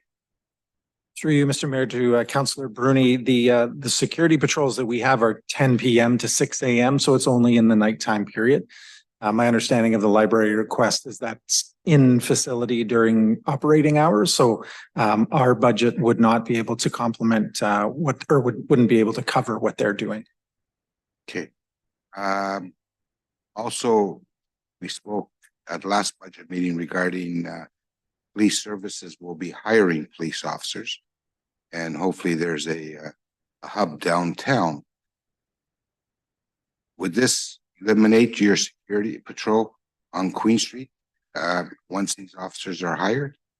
Through you, Mr. Mayor, to Councillor Bruni, I do believe once the police services is up and running in the downtown patrol, then that would negate the need for this security patrol. So we'd likely be able to decrease the patrol in the future once that's up and running. Okay. Thank you, Councillor Bruni. Just for clarification on that, Mr. Ver, the downtown security patrols are not built into the preliminary budget, correct? To you, Mr. Mayor, that's correct. It's a supplementary request. Thank you. Councillor Gardy. Thanks, Mr. Mayor. I'm just looking at the capital prioritization list on page 89 of the overall budget. As it relates to well, I guess community services / IT, 80 laptops for election workers at a cost of $92,000. Who am I directing this one to? Probably. Or Frank Cuchamilio? The clerk and or Mr. Cuchamilio, through you, Mr. Mayor. Are 80 laptops in total what we will need for election workers? Or is this something that we're going to have to purchase again over more of them, I should say, in subsequent years before the next election or elections? Oh, thanks, man. Yes. Sorry. Through you, Mr. Mayor, to Councillor Gardy. Frank and I have been working together on this. We have 40 voting locations. We are going to review those upon the next election, but we were basing it on 2 computers per voting location. So we anticipate no more than 80. And if we have a reduction in voting locations, potentially we could reallocate some of those. We do have some computers, laptops that are already deployed to some staff out there already, so we can bring those in as well. So if we do need additional ones, we can recall some of those laptops that are already deployed. Gotcha. So through you to Madison or Rachel, Mr. Mayor, we need these laptops for 2026. Yeah. One. Through you, Mr. Mayor, to Councillor Gardy. Yeah, the next regular municipal election would be in 2026. We did deploy the standard CPUs out into the field for 2022. It was a huge improvement over the old paper way that we used to do things, but it was a heavy burden on the IT staff to set all of that up, and on the election workers as well, who may not have been as comfortable setting up that kind of equipment. And we just saw the synergy with the need for laptops for remote working and so on to blend that request together. Okay, so we need some of these in advance of the municipal election, is my is what I'm getting. Yeah, through you, Mr. Mayor, to Councillor Gardy, the intention was to deploy them into the fleet for potential Understood. work from home, and then we would recall them for the election and have them as part of sort of the IT computer inventory. Understood. Thank you. Councilors with questions? Councillor Caputo. Thank you, Mr. Mayor. Through you, Mr. Mayor, to Ms. Zupa, I think I just have a quick question about this laptop thing. What happens to all of the 80 computers after the election is done? Refer that to. Okay. And through you, Mr. Mayor, to Councillor Caputo, those would be put back into the IT inventory. We would repurpose those for working from home to staff that require them for different projects. So we don't have any in the reserve right now. We're going like full new. That is correct. Okay, and then in the, I guess, 2030 election, you would hope to maybe like retain some of those, or by that point, are they too old? Through you, Mr. Mayor, Councilor Caputo, I don't believe that those would be too old.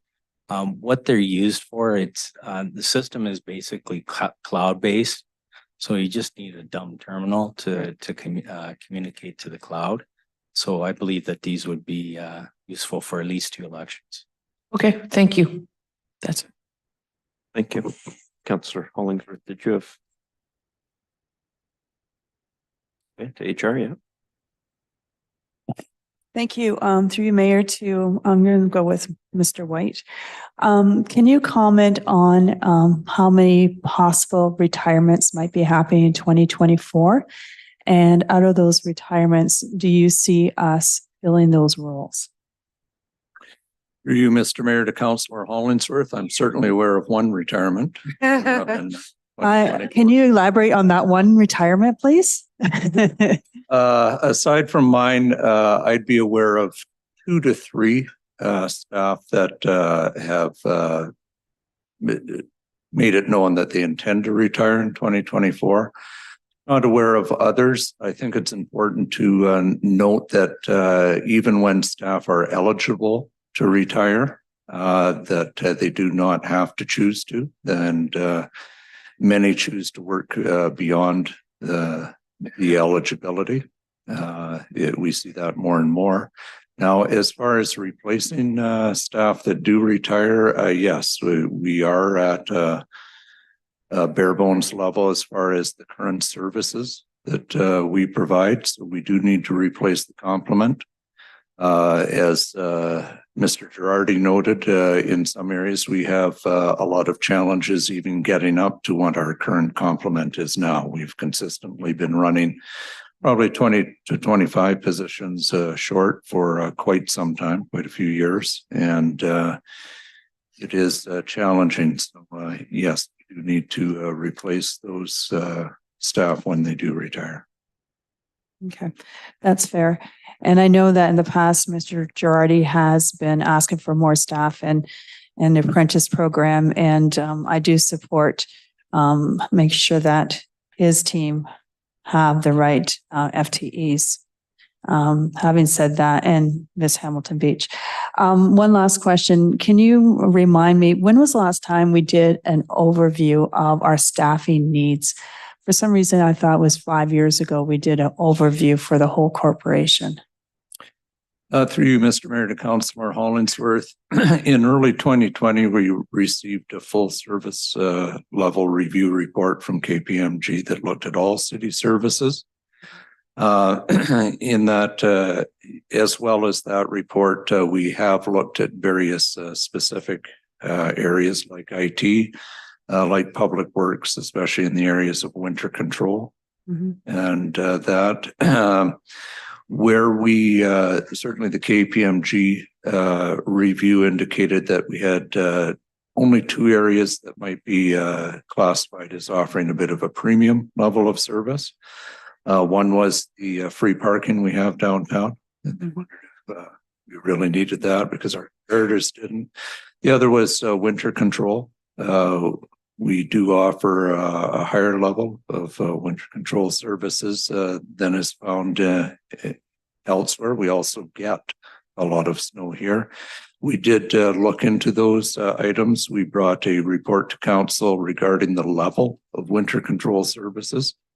Council confirmed our current level to continue. And then we also had the report last year looking at how we budget for winter control and how we actually do it. There's a few recommendations out of there, but even with those reviews and the review we had in IT, generally what we find when we do those reviews is that we're somewhat understaffed and somewhat under-resourced to carry out the services that we do.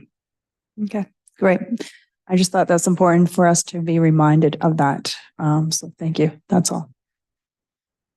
Thank you, Councillor Hollingsworth. Councillor Dufour? I have a question on a different item, if that's okay. Yeah, absolutely. Just through you to Public Works, perhaps Ms. Hamilton Beach. Just from your departmental budget on waste management, I see that there's about a $500,000 reduction in government grants, as well as a significant reduction in purchased and contracted services. Am I right to assume that this is from the Blue Box transition program, or am I seeing something else here? Through you, Mayor, to Councillor Dufour, that's exactly what it is. So that the approximate $500,000 was funding we received to, in fact, oversee and administer the Blue Box program. And then that's the associated true cost of the program to the municipality. Okay, so some potential good news there, in which provincial regulation appears to have saved us about $600,000. Unfortunately, I see elsewhere in our budget that the other provincial regulations with our landfill expansion and the life cycle of our landfill are costing us a little bit more than that. So thanks for clarifying that. So if I could, I was looking for a clarification on that as well. I understood the loss of Blue Box contract or the services that we do for recycling to be a loss of revenue for us in the amount of 500,000. Correct, through funding and the sale of materials. Yes. So is there a corresponding decrease in the fees we pay out to GFL, for example, to pick up the recycling at curbside? Correct. Okay. And the net impact? The net impact is, I'll send that over to Steve Facey. Through you, Mr. Mayor, the net impact is a positive of 500,000. You lost 500,000 in revenue, a decrease in $6 million, which is for the land. That's for our land. So, Artie, did I see your hand up on that? No. I think Councillor Dufour, yeah. Just through you, Mr. Mayor, to Mr. Facey, the transfer to own funds of $850,000, does that also include the additional $319,000 of levy money that's going towards the landfill BNI? Through you, Mr. Mayor. So the landfill BNI plan, like say,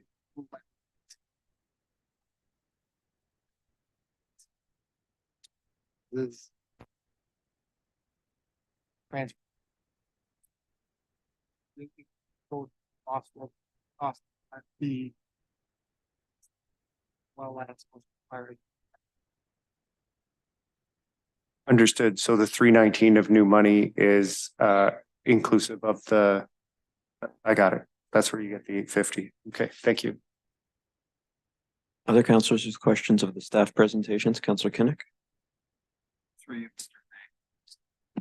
Mr. Mayor, to Mr. Vare. The graffiti clean request and supplemental budget request. I know unfortunately we did see an increase in graffiti and mural damage this year. So could you just expand on what this program would do with the $8,000? Through you, Mr. Mayor, to Councillor Kinnick. Yes, the idea there was to provide a small pot of funds that would allow us to repair any damaged public art or the murals that are in place now. And it was in response to some of the tagging and different things we're seeing in the community.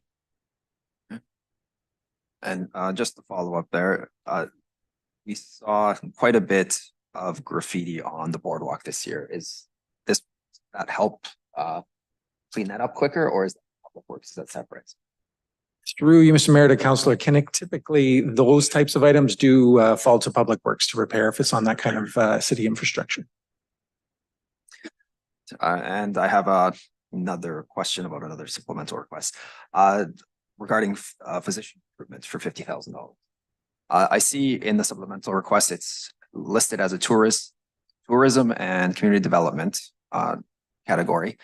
Is there any chance that we are able to take the funds from the tourism tax account to fund physician?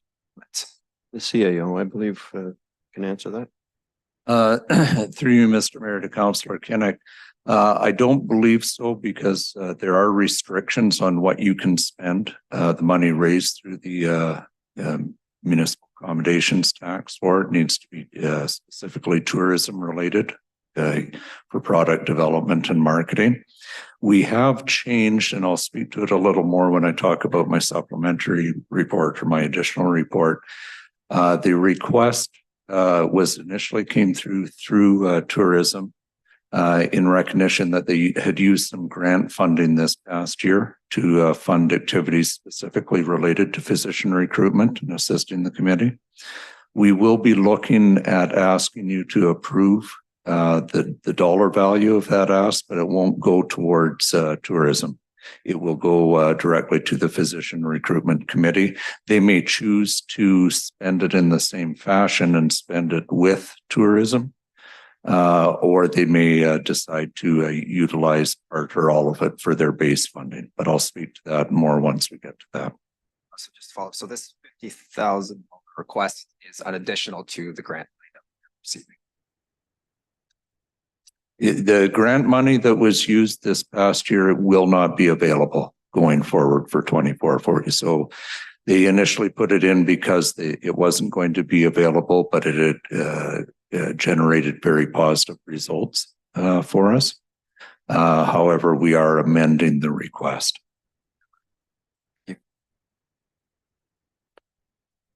Any other questions of the staff presentations? There will be also ample opportunity to continue talking about this, but specific to the presentations for the time being.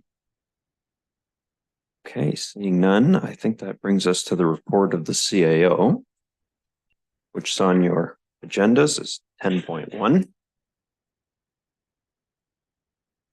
Mr. CAO.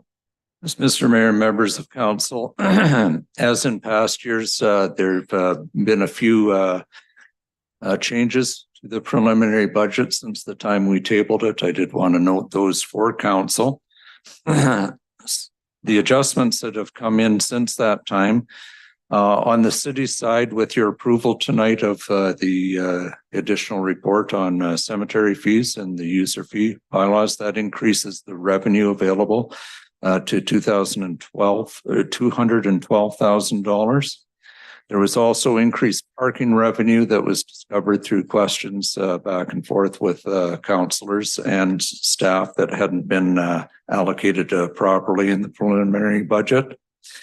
And the ARNIP position that was on the supplementary, as noted by Mr. Ver in his presentation, we have found grant money to fund that contract position for one more year. Therefore, it does not need to be approved tonight as it already exists. We do expect the federal government, or are very hopeful that the federal government will make the ARNIP program permanent. It's been a pilot program. We do have some strong signals from the federal government that it will be made a permanent program sometime in 2024.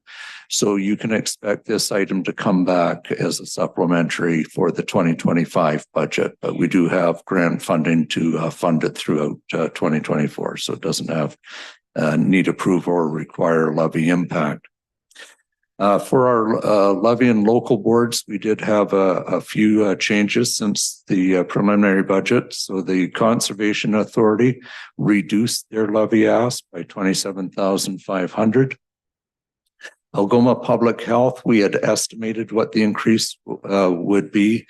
Once they finally approved their budget, there was an additional increased component of 72,842 to our share of their levy. For the DSAB, it was above our preliminary estimate, and theirs comes in at an additional $382,750 or estimate.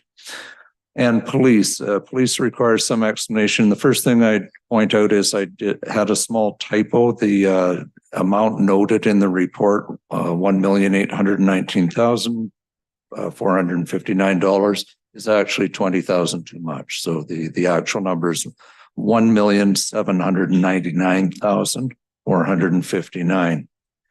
Where that levy reduction has come from, if you recall, aside from the usual contractual type increases that police would have in any given year, there were three significant pressures that the Police Services Board indicated are driving their budget request for this year. One was implementing a downtown division, which would consist of a facility, a rented facility, and 16 officers and 1 supervisory officer. So a total complement increase of 17 officers. The other two pressures were one, the implementation of a body camera system for the officers, which would require the hardware and software required for that, but also the addition of 4 FTEs to manage the tremendous increase in data and data redaction that would be required for that system. The third was a complement increase of 4 FTEs in dispatch, moving to a new model where they would have one person receiving the calls and another person providing the dispatch service rather than one person trying to handle both.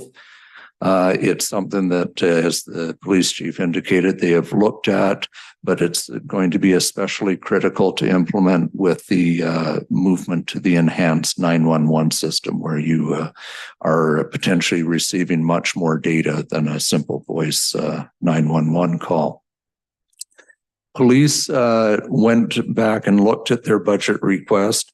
One change they made was to, instead of implementing the downtown division over 3 years, they would look at a 4-year implementation. So for next year, they would look at implementing the facility part of the request only. They will have some activity there, but they'll do that with existing staff. And then they would add the complement increase needing to be done over the next 3 years. So in 2025, 2026 and 2027.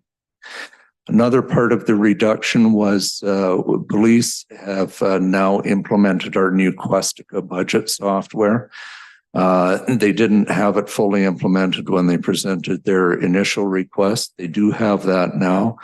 While they made that switch, they discovered that the salary and benefit component of their budget had been overstated by almost $400,000. So we are able to peel off $400,000 off their request. And the last part of an adjustment there was further to a meeting the mayor and I had with the police chief and the chair of the board. They went back and did some further adjustments or cuts of what they felt they could do, and they carved out another $123,000. So in total, those changes have reduced their initial levy ask by $1,799,459. So those are the adjustments to the preliminary budget that you have. I also want to speak to some other items. I have noted what the adjustments or decreases police have done to their initial budget request. It still represents a significant increase to the budget. What I am recommending to council, and I realize that there is a motion on the agenda to perhaps change their budget request as well. I would recommend utilization of the tax stabilization reserve to help smooth over the large increase this year. It should be noted that you will get higher than usual increases over the next 3 years from police as they fill the complement for the downtown division. So that there still will be some above average increases. But to help smooth out, I am recommending that you utilize $800,000 from the tax stabilization reserve this year to help smooth out and lessen the impact on the budget for this year. I further recommend for you a number of items from the supplementary list be approved, and I'll go through those. I do recommend the fire pumper item being approved both in the capital budget for the overall purchase and the $82,500, which would be the debt servicing that would handle it. As you heard, there are 3 pumpers slated for replacement, but the first one, certainly, I think there's no argument that we need to do. We're replacing a 23-year-old vehicle that's currently on the reserve. For physician recruitment, as I was just speaking about, I do recommend that we increase our base funding for the committee by $50,000. It would be up to the physician recruitment committee as to how they utilize that increase in funding. I can tell you, and the mayor sits on the physician recruitment committee with me, it's a very challenging area. Obviously, I don't need to explain to anyone here the challenge of physician recruitment across our country and across many countries. It's something that every community is out searching for and trying to obtain the services of physicians and other primary healthcare providers. When the Physician Recruitment Committee has looked at their funding, while we aren't prepared to get into any large incentives for physicians coming here, it's really a difficult area because you would just be competing against other communities and into a kind of an endless auction for services. We do have some things that differentiate our approach from others, and we especially try and spend more time bringing physicians in for a first visit and their families because it's important, we think, for their families to see the community and see everything that we have to offer. To provide for the expenses associated with that and a few other things, we do need to increase the base funding. We will be approaching our other funding partners for physician recruitment, Sioux Area Hospital and the Group Health Center, to increase their allotments as well. Their budget decisions take place later because they run on the different fiscal year than we do. So we would be setting the tone with that. In addition, I do recommend the addition to the summer student complement. I'm going to recommend the full increase for you. I'm aware there is a separate motion to peel that back a bit to 3 out of the 6 positions. Approval of my initial one does not preclude you from later on in your deliberations reducing that back. As I mentioned, the RNIP administrator position does not need to be approved. That's existing on a contract basis, but it will be back before you should the federal government make that a permanent program for the 2025 budget. I do recommend the 2 positions for community development and enterprise services. As noted, they have a net zero levy impact. So they are able to give a better service at no levy impact to the corporation. 2 other capital related items. We need to replace the roof on the John Rhodes Center. I'm recommending that you approve that for the capital. I do note that there is no levy impact for that. We are able to fund that through internal debt and utilize existing debt servicing that's become available through repayment of previous debts. So there would be no levy impact for that. Fire services, NG91, they require new computer-aided dispatch system. The present one we have will not work with Enhanced 911. They have been able to identify grant funding for that, so we don't have to provide. It was a $1.5 million ask for you, but we are able to cover that with the grant funding. So I am recommending from the CEO's point of view, approval of those. We will be getting into the amendments that have been put forth by the mayor and yourselves as we go through the deliberations. However, the clerk has an amending resolution available to action of what I've spoken to. So, firstly, I have a motion by Councillors Segurdo and Hollingsworth, resolved that the report of the Chief Administrative Officer dated December 11, 2023 concerning 2024 budget be received, and that $800,000 be utilized from the tax stabilization reserve to smooth the impact of the 2024 police budget. Okay, council, are there questions of the CAO? Councillor Gardy, Councillor Caputo. So we're dealing with the tax stabilization piece now? That's one part of it, but anything really on his report. Great. Can you just refresh my memory what's in the tax stabilization fund right now, Malcolm? I'll refer to the CFO. I believe it's around 5.2 million.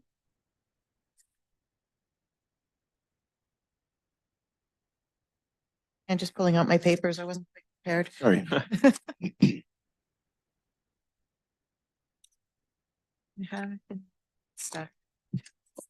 So currently, we do have a commitment for 2023 from the budget approval there.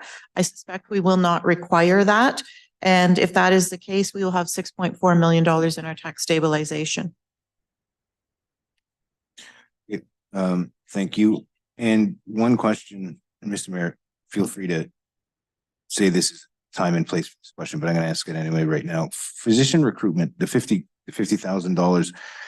I understand what we're doing with it, but you being sitting on the committee, and Malcolm, with your experience here, do we leverage any other community partners outside of those that you listed to help provide funding for physician recruitment?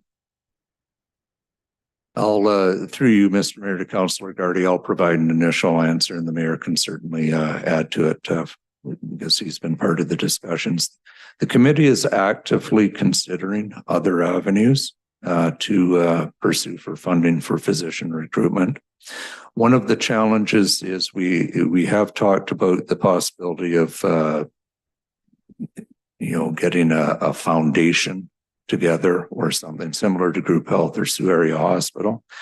There are challenges with that approach. You need to be in existence for some time before you can actually operate and raise the money. And there's a fair amount of administration involved, additional administration involved with that approach. So while we haven't ruled it out completely, it's not a instant solution, so to speak.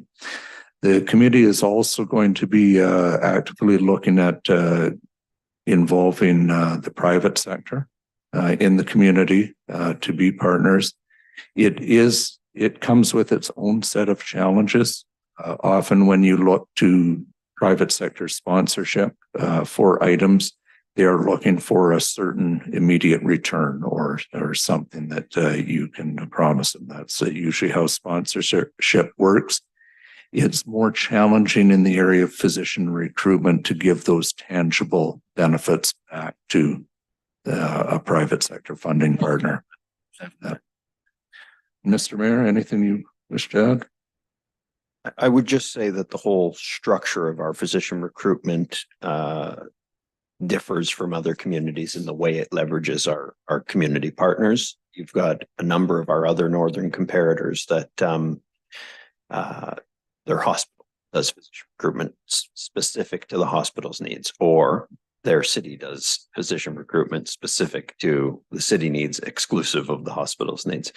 In our case, we do physician recruitment across the community's needs that recognizes that that the hospital benefits when the community benefits, and that if there's a primary care provider at the group health center, the community as a whole benefits from reductions in wait times at the hospital and things like that. So the structure of ours inherently leverages those other relationships. But I think the example the CAO gave about involved private sector is one of the things that the physician recruitment committee is looking at to try and be a bit more innovative in their approach. Thanks. Did you have any other questions, Councillor Gardy? I don't think so. Councillor Caputo? Thank you, Mr. Mayor. Through you, Mr. Mayor, to our CAO, what is the difference between the new proposed police budget and the proposal that Councillor Vezo-Allen has on the table?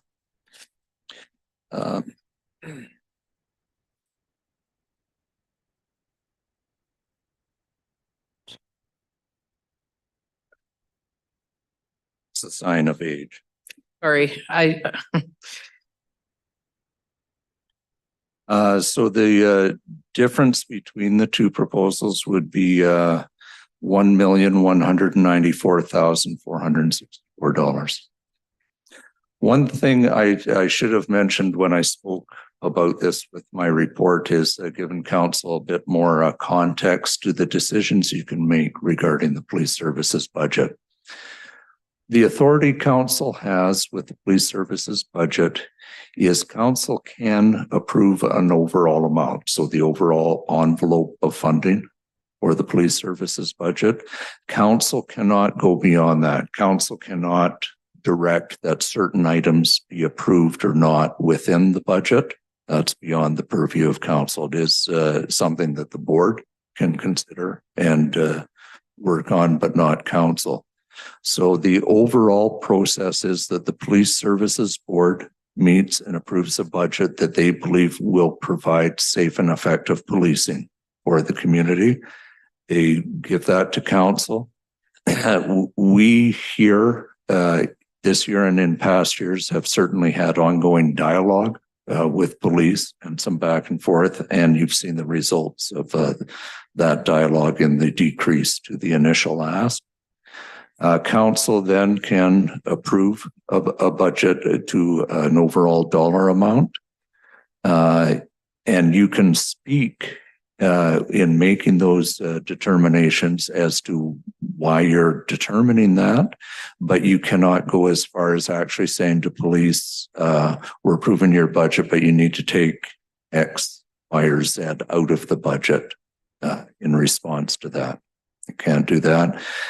Once that part of the process is over, the police services board does have the opportunity, should they feel that the envelope of funding approved by council not be sufficient to provide what they believe is safe and effective policing for the community, they can appeal to a higher authority within the police system, and then you go through a hearing process.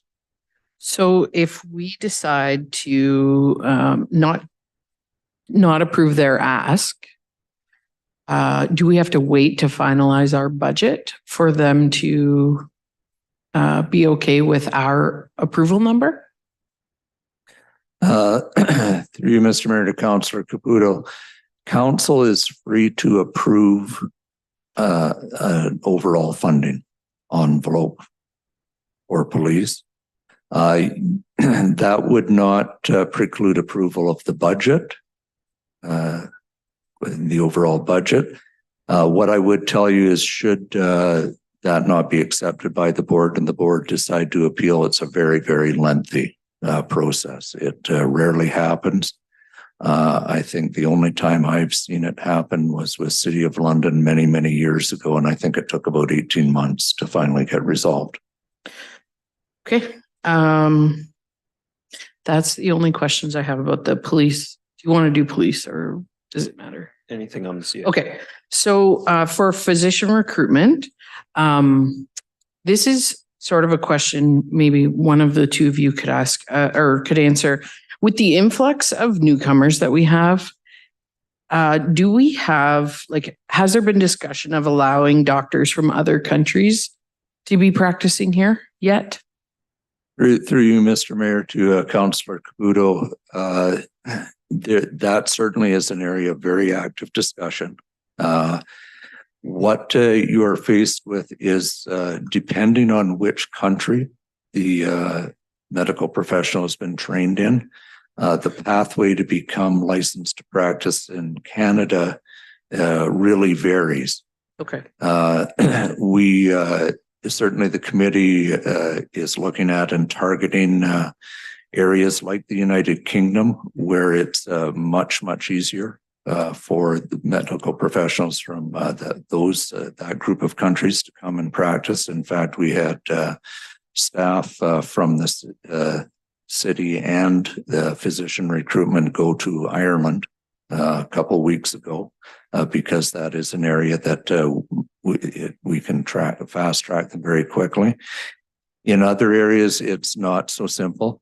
And but there is a certain cohort of foreign trained medical professionals in the community right now, and physician recruitment and RNEP and other agencies are working quite closely with them to work out on a case by case basis what's required.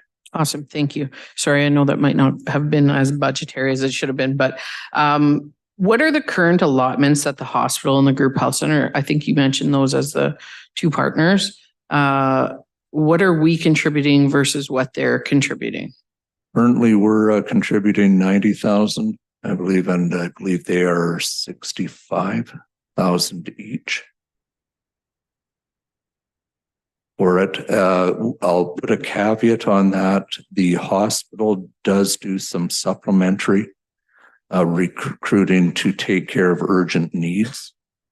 And they will sometimes spend money in recruiting locums and temporary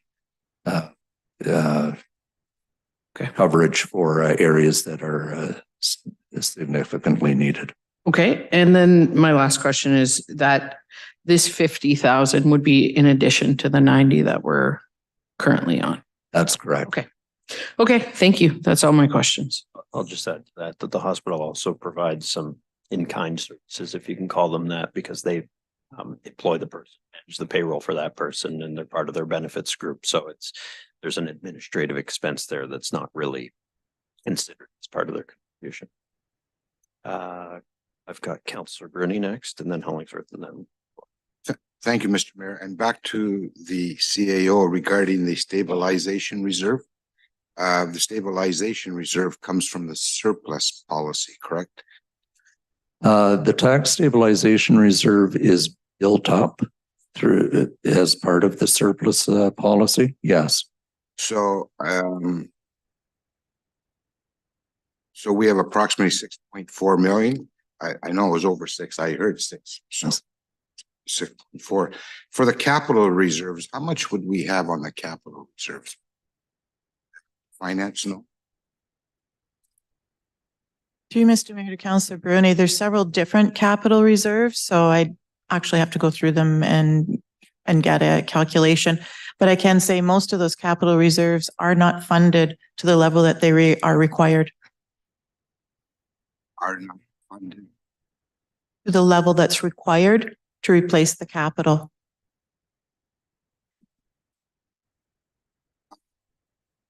It would be interesting to find out how much we have in the capital reserves. The long-term debt obviously goes straight to the any long-term debts that we have. So this is basically money at the end of our calendar year, what money is left over a reserve basically. Through you, Mr. Mayor, to Councillor Bruni. So at the end of a fiscal year, and it's usually about 3 months after once the auditing has been done, and it's sorted out what surplus we have, if any. You have a surplus policy which directs how the surplus is allocated. One of the allocations is to reserves, and that some of it can be used for one-time funding through asset management reserve. The one caution I would make when we're talking about reserves, and I think the CFO would agree with me. When we get our credit rating and we get assessed on our financial management and our financial situation, the one area where we don't measure up quite as well as we should is the level of our reserves.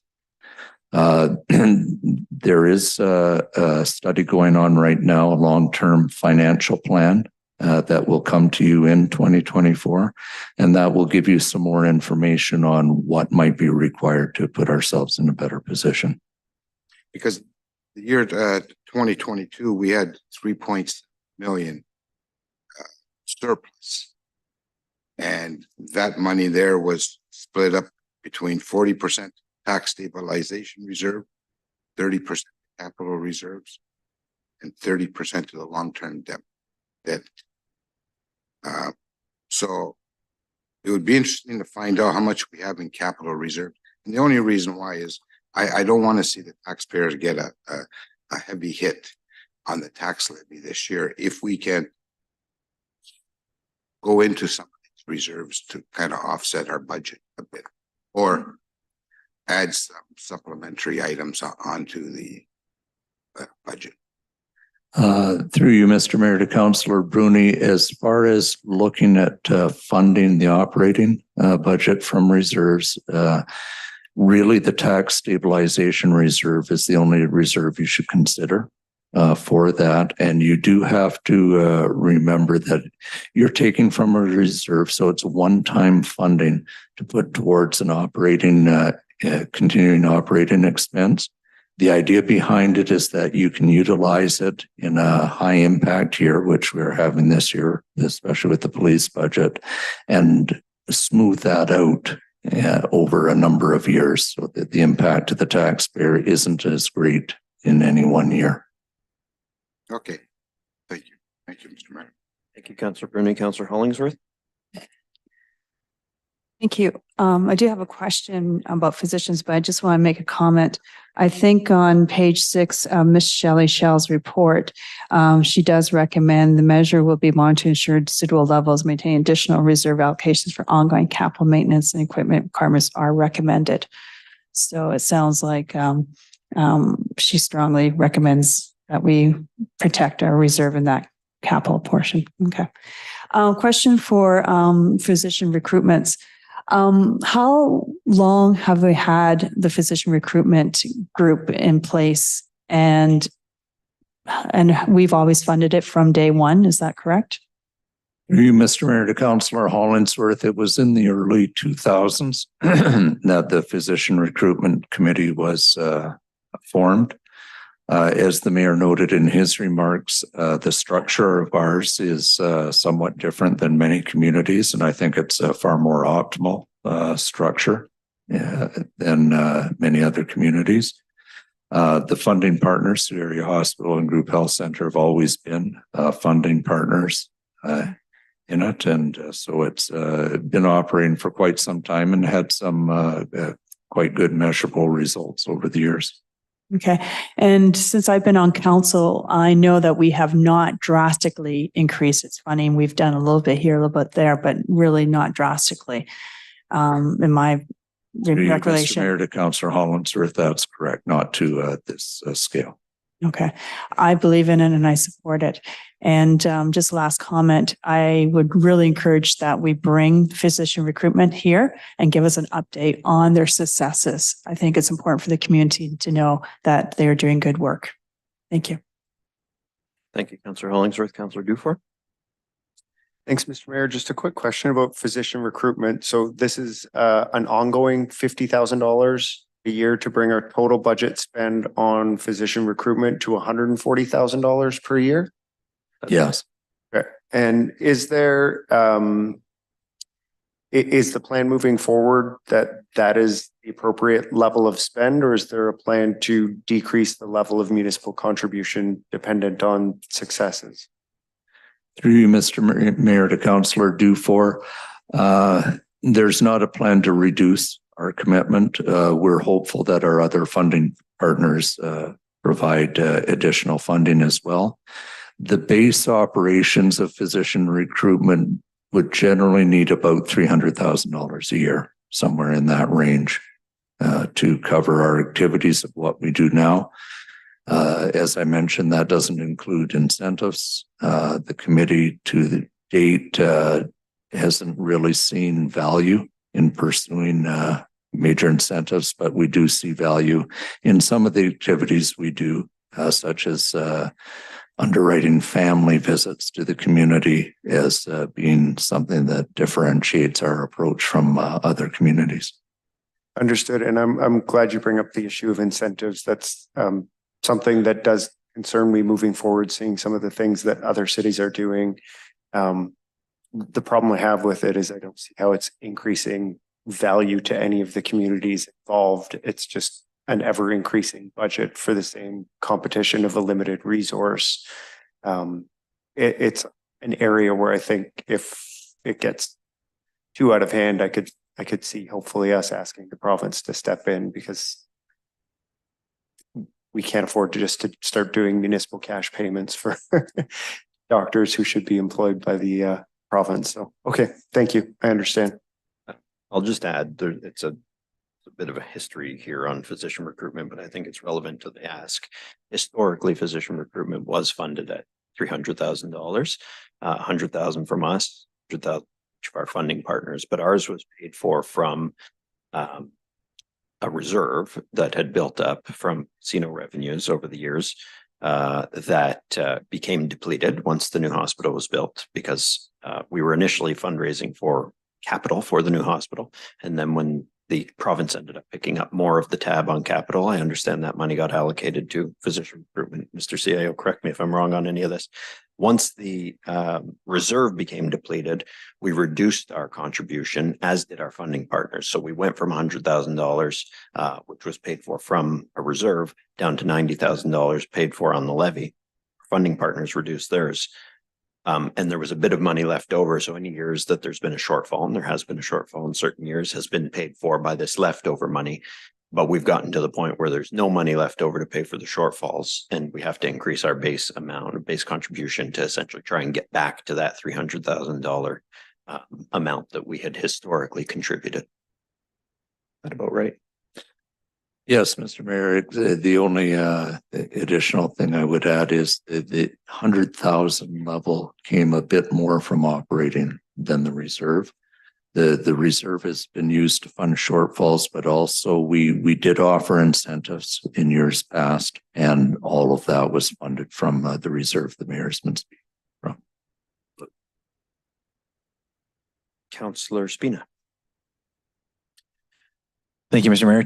Through you to CEO White, just real quickly, the numbers you gave us on the police service increase, that's a reduction of approximately 2.6 million overall between the 800,000 and the nearly 8 million that they've reduced themselves. I believe so. I'll turn to Mr. PC. Through you, Mr. Mayor, I'll just clarify, it's 1.8 million from the Police Services Board and then 800,000 from the Tax Stabilization Reserve. Correct. So that would reduce the impact this year by about 2.6 million? Correct. Okay. Can you help me with what landed us on 800,000? When we reviewed the matter, what we're trying to strike a balance between smoothing things over for the taxpayer from a big impact in a certain year, but also being able to accommodate that amount of money in future years, because we do have to eventually find that funding and add it to the levy in future years where it's the increases are less impactful. That seemed to be to us the most reasonable level. It is certainly within council's power to increase or decrease that. Right. So if we used 800,000 this year to offset the increase to the levy, next year we're going to have to find $800,000 in tax money. Through you, Mr. Mayor, to Councillor Spina, I wouldn't necessarily recommend finding it all in one particular year. We would probably look at tapering it off a bit over a number of years. Sure. But either way, we're gonna have especially to find- considering the fact that you're going to have complement increases in the next 3 years for police as they staff up the downtown division. Right. So either way, we're going to have to find $800,000 from the taxpayer over the next year, 2 years, 3 years, whatever we're going to do. So if in theory we were to increase that amount from the reserve to, just double it to 1.6 million, we're going to have to find 1.6 million from the taxpayers in the coming years. That's correct. It's not offsetting it forever. No, it would be just literally kicking the can down the road and eventually getting it back from the taxpayer. Yes. Okay. Thank you. That's all.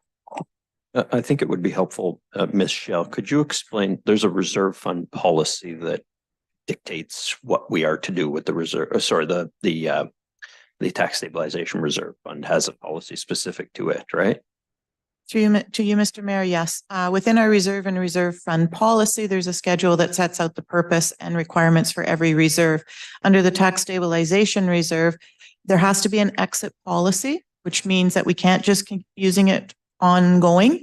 In this case, we're looking at phasing it out over several years, potentially maybe over the life of that it takes to do the downtown dispatch, so that we smooth out that increase over those years. The other criteria for that one is that the levy increase is at or more than inflation, which we are at right now, which is why we're recommending to use it.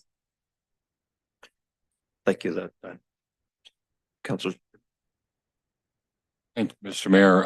My questions just all answered, so. Thank you. Councilor Bezoil. Thank you. My questions basically echo Councillor Spina.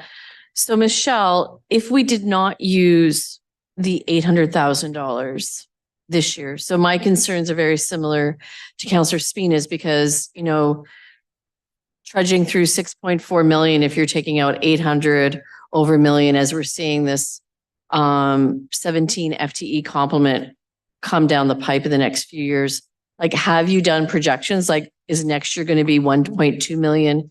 Is year 3 then going to be 1.4? And so that's my concern, that while we are doing sort of like a short-term fix, I'm not looking at the long-term sustainability or reality, because if our police services board approves 17 more FTEs, then there needs to be, a very thoughtful business case, rationale, evidence-based on why it is necessary and how that's going to be funded, because I don't think it's fair for the municipality and the taxpayer to go through this process if the due diligence hasn't been done upfront.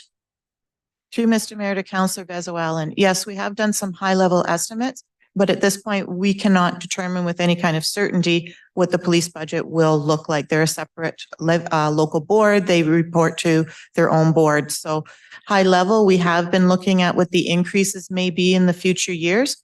And they range from, in 2025, we're looking at maybe an increase of 7, 26 and 2027, we're looking at under 5. So when we look at the future budget years, when we start to phase out the 800,000, we'll take that into consideration. So you may not have as much being phased out in 2025 and higher amounts in 2026 and 2027. But until we start working with police more fulsomely to see what their forecasts are for their budgets going forward, it's hard to predict how many years it'll take us to phase it out. I would not recommend going much beyond 3 or 4 years to phase it. Thank you very much, Michelle. And then I'm just going to redirect to CAO White. A resolution was passed, I want to say at least a year and a half ago, about finding efficiencies with administration between the city and police services. Has that, I know there was a consultant that was coming in. Has there been any progress? Through you, Mr. Mayor, to Councillor Bezoil, and that study is in full gear right now. You will likely receive a report on that in January. For that, what I would say to council, we are looking at the shared services between the city and police. We are looking at both the efficiency of the services and the effectiveness of the services. So there will be both answered. If there are financial efficiencies to be found, those will be reported to council. If there are ways where we can increase the effectiveness of the services, and as you heard the police chief speak at the preliminary budget presentation, the amount of uniformed officers who are not able to work the full parts of their job right now is a problem both with our police service and literally any other police services in Ontario and Canada right now. So if we are able to look at providing shared services which help reduce that, we may have to spend more upfront in providing that service, but with a better result. So we will look at all aspects of the questions, and that will be reported out to you, as I say, likely in January. And then my only other question would just be a point of order. So if we approve this 800,000, but then if the amendment that I have comes forth and there's a little more savings to the budget, can we make that amendment to that 800,000, maybe reduce it to 700,000 if necessary? Through you, Mr. Mayor, to Councillor Bezo-Allen, you do have the ability to amend things as the night moves on. Yes. Okay, thank you. Nothing further. Thank you, Mr. Bezo-Allen. Councillor Scott. Thank you, Mr. Mayor. Through you, Mr. Mayor, to Ms. Shell. Can you just remind me, I believe we used some of the tax stabilization reserve last year. Do you remember how much it was for that we used it? To you, Mr. Mayor, to the councillor, we used $400,000 for fuel for tax stabilization. And as CEO mentioned, we're phasing that out and including $200,000 in this year's budget for 2024. The other was $900,000, which was used for COVID recovery. All that is back in the budget because we have increased revenue. Most of that was in transit. And as you heard tonight, ridership is up, revenue is up, and it recovered itself. Okay, so the 900,000 for COVID recovered itself and we're on pace for the 400,000 for fuel. Correct. Great. That was everything. Thank you. Thank you, Councillor Scott. Any other questions of the CAO? Okay, see, the vote is open, so we'll have a vote all in favor of the CAO's report and recommendation. That carries. Brings us to the multiple motions that have come in, I believe. There is a omnibus. The to the CAO's is with respect to the supplementary items. Oh, yes. So the non. Can I use Councillor Zagorda and Hollingsworth again?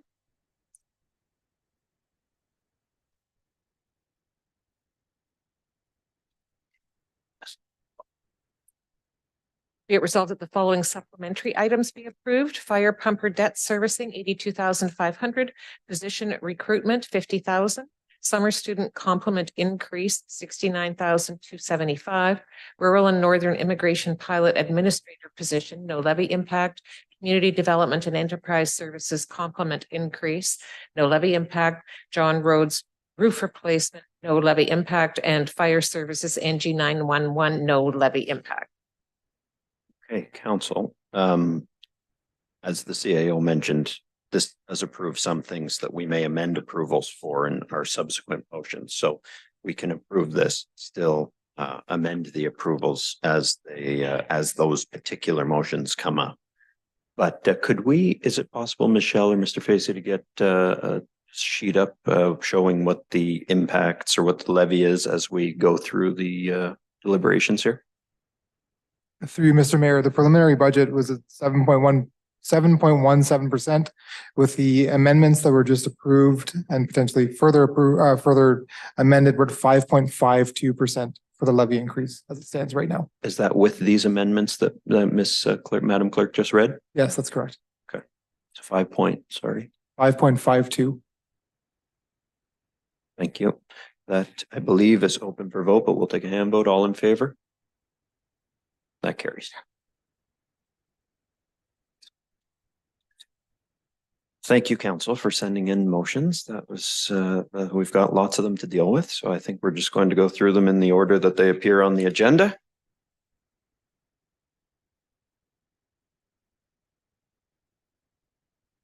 So the first one that I have, it will go back up to 10 because these were the ones that were received before the agenda was published on Thursday. Just, is this a procedural question, Councillor Dufour? I was just wondering if we could see the city portion of the 5.51, 5.52. If we can. Through you, Mr. Mayor, the city portion is 2.15%, with outside and local and levy boards being 3.37. So we in East Grab are on section We're and item 10. under 10. So the first one is moved by Mayor Shoemaker. Be it resolved that council phase in the Public Works fleet management improvements over 3 years, 2024, 2025, and 2026, instead of the 2 remaining years, 2024 and 2025, currently budgeted for in the preliminary budget at a savings of $183,000 in the 2024 budget. And I need a second. Instead of me, I realize we're in committee. You can do It's that. a bit more relaxed, but we'll. Do I have a a mover and a move- seconder for that? Councillor Sandra? Scott, Councillor Hollingsworth. And second, Sir Bruni? Sir, Is that Scott?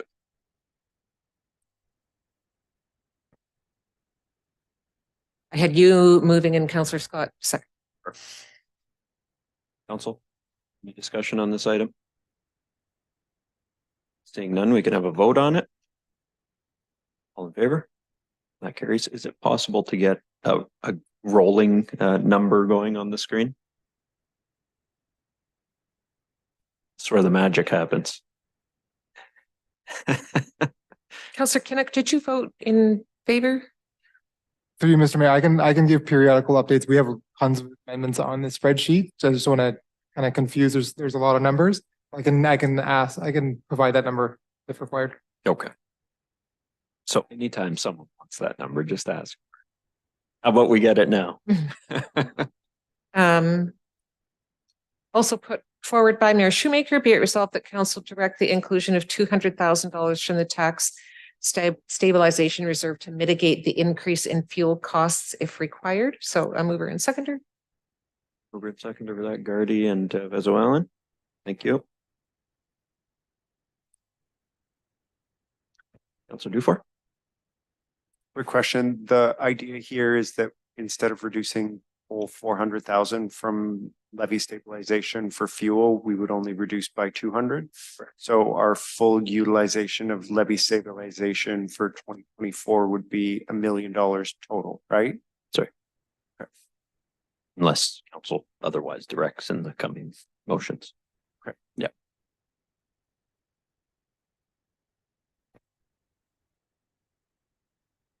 All in favor?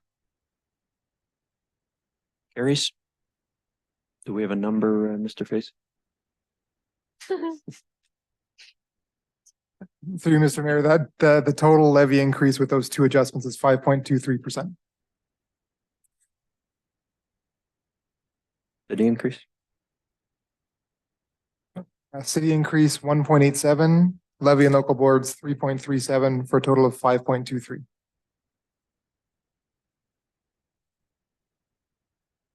The third proposal by Mayor Shoemaker, be it resolved that council direct that the increase in fuel costs in the 2024 budget be reduced by 15% at a reduction of $20,259 in the 2024 budget.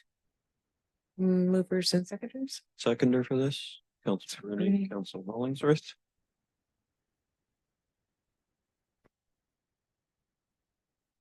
Council, just for clarification, it says it in the motion, but this is a reduction to an increase. So they'll still be getting an increase this year, just not as much of an increase as they had requested.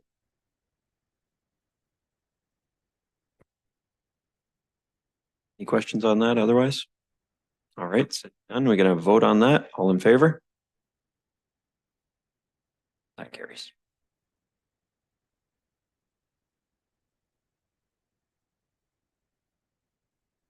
Also put forward by Mayor Shoemaker, be it resolved that council direct that the increase in utilities and natural gas in the 2024 budget be reduced by 15% at a reduction of $29,725 in the 2024 budget.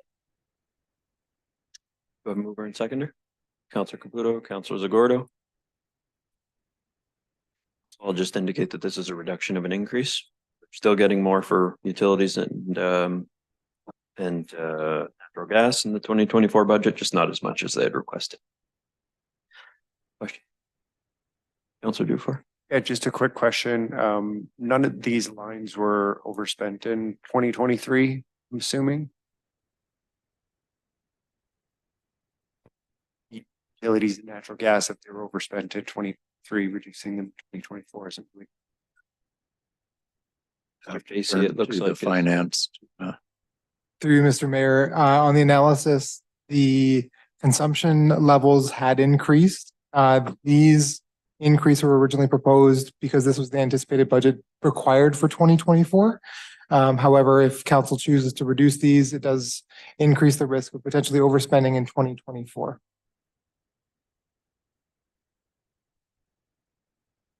Counselor Spina. Thank you. Sorry, I guess I just have a concern in reducing the budget, especially on natural gas, considering we see a 4 times increase on the carbon tax potentially coming in. Has that been factored into your calculations when you came to this number? Through you, Mr. Mayor, not specifically the carbon tax, but actual expenditures year to date and expected consumption and rate changes year over year, but not specifically the carbon tax, no. So based on the rates that we're seeing right now, not the potential rates in the future. So if we were to take future rates at 4 times tax, we could be in a huge deficit here. The risk is that much higher, yes. Right. So I have a hard time supporting a reduction here when we know that we're going to overspend potentially in the next month in January. Okay. Any other questions, council? Seeing none, we can have a vote on that. All in favor? Any opposed? That carries.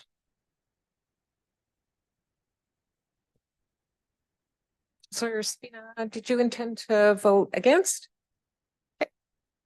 So that's 10 in favor and 1 opposed.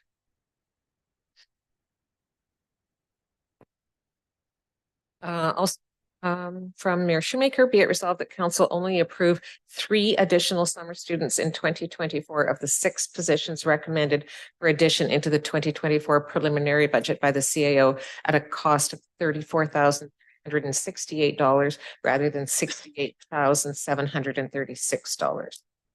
Counselor, moving? Are you asking a question or moving? Okay, well, let's get a mover and seconder first, if we can. Counselor Hollingsworth, seconder Bruni. Question, Counselor Caputo. Thank you, Mr. Mayor. More of a comment.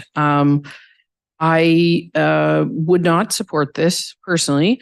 I think that getting students in the door at City Hall is really important. I think that getting them home in the summer is really important, and having them, gainfully employed here with us and potentially moving into positions later in life in the city is important. So those are the reasons I do not want to support this and would encourage my council colleagues to consider allowing the full complement of 6 students. Thank you, Counselor Caputo. Counselor Scott. Thank you, Mr. Mayor. Through you, Mr. Mayor, this is going to just be a toss-up. I don't even know if we know the answer to this. How many current city employees started out as students? Even just in this room? Well, Naomi is a great example, but you know what? She's just sitting further away. I didn't see her. Do we actually know that number? For you, Mr. Mayor, Councilor Scott, I don't think we have at least 2, maybe 3. I don't know. You've got myself as 3. Malcolm. Well, that's pretty good then. I guess that answers my question. We're at least covered for the 3 here. So, I didn't know if anyone would know that, but we have a clear history of this, and they're very successful folks that have started out. So that's all I needed to hear. Thank you. All right, let's try and keep those questions to budget questions. And you got Counselor Gardy? Yeah, just for my own clarity here, this is 3 or 6 or 3 students throughout the corporation, like extra? Through you, Mr. Mayor, to Councillor Gardy, yes, if you recall, council has reduced the amount of students in past years. Well, we have followed that directive. We do utilize our students heavily for operations and vacation replacement during the summer months. We utilize them more than many municipalities do. So what we found was there was a need to add back to previous reductions. And that's why the recommendation from me to add the 6, but council, of course, is free to add whatever amount or not at all. Haven't we had trouble filling these positions for the last couple of summers? Through you, Mr. Mayor, to Councillor Gardy, we had significant challenges 2 summers ago, especially competing with Algoma Steel. We were able to fill. It was more challenging, but we also did some amendments to our policies for summer student employment that did widen the pool a bit. So we were able to fill the positions last year. Could you refresh my memory as to some of those amendments that you made? So a couple of things we did was we used to have a policy where there could only be 1 student per family. So if a family had 2 or 3 students, only 1 person could be working for the city. We did relax that so we could have more than 1 student per family. We also, where possible, started utilizing students straight out of high school. Usually they have to have 1 year of post-secondary employment. We had to watch where we did that because obviously a high school student is not available at the same time a university or college student is. But we were able to fill some gaps with students just coming right out of high school. Through you, Mr. Mayor, to Mr. White, were they able, those students coming just out of high school, were you able to take advantage of the incentives provided by the federal government to help offset the cost of their salaries? Through you, Mr. Mayor, to Councillor Gardy, we do receive a grant from the federal government for summer students. It does vary widely. When we were preparing the budget, we did look at the possibility of increasing the amount of revenue we budget for coming from that grant program. In the end, we didn't increase it just because the variations are so wide. So it does become kind of found money in a budgetary sense as we move through the year. But we do access the programs. You do access programs, but it's my understanding, I stand to be corrected, that for most summer students, if they were working, like, did they not have to always be enrolled in university to benefit from, or the corporation to benefit from, say, the 40 or 50% that the government? No? Well, I'd prefer if Mr. White answered it, but. Mr. White does not know that. I will turn to the Director of Human Resources. My understanding is that it's to be. Perfect. Okay. But I want, very recently, never mind, forget it. They changed it. Thanks. I got nothing else. Thank you, Councillor Gardy. Councillor Spina? Oh, sorry. You just said your question was asked. Yep. Councillor Dufour. Thanks, Mr. Mayor. I was just wondering if, Mr. White, if you remember what that original reduction was. It was quite a bit more than 6, if my memory serves me correct, wasn't it? It was more than 6. I know in 1 year specifically it was 10, I believe, but I believe we did it more than once, and I don't have the figures right handy. But coming back with 6 positions is less than the original reductions. Thanks. That's what I was looking to find out. Councillor Zagordo? Through you, Mr. Mayor, to Mr. White. I know in all this, in terms of student hirings, it's the experience that's the most important component. Have we ever taken advantage of the co-op program for high school students, where benefits benefits the students at no cost to the city, and it's a longer period of time? So I don't know, do we have anything in place with either of the school boards to try to take advantage of the co-op program and getting students in. I believe we do. I'll turn it over to Mr. Girardi, who can speak from. Through you, Mr. Mayor, to Councilor Segurdo, we have several times in our welding shop, in our mechanic shop, or even in our carpentry shop. So we always encourage it. We always encourage the two school boards to work with us with co-op students. So yes, that answer is yes. Okay, so in follow-up, if I could ask, so we are getting more than just the summer students into the building, into our facilities, and going through the experiences that they should be, right? That would be through the school year. Yeah, exactly. Thank you. Yeah, that's the only caveat I would add to that is that is during the school year. These positions would be more active during the later spring and summer.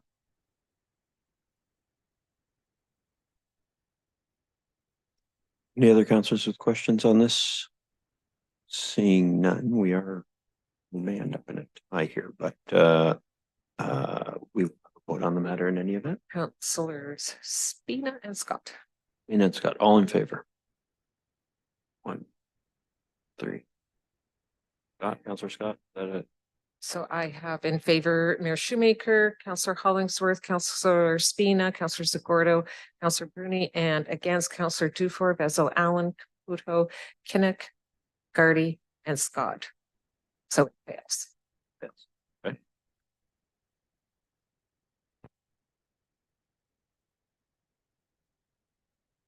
And also brought forward by Mayor Shoemaker, be it resolved that council direct that the inflationary adjustment to the capital allocation in the 2024 budget be reduced by $100,000. We have mover and seconder for that. Councillor Gardy, Councillor Segurdo. Council, last year, staff asked for the inflationary adjustment of roughly 500,000, 494,000. We took it out altogether. This year, they've asked for it again. What I have proposed is that we approve it, but reduce it by 100,000 to 394,000. So that's what's on the table before you today. Councillor Dufour. The capital allocation for what? It's an inflationary adjustment to multiple budget lines, I believe.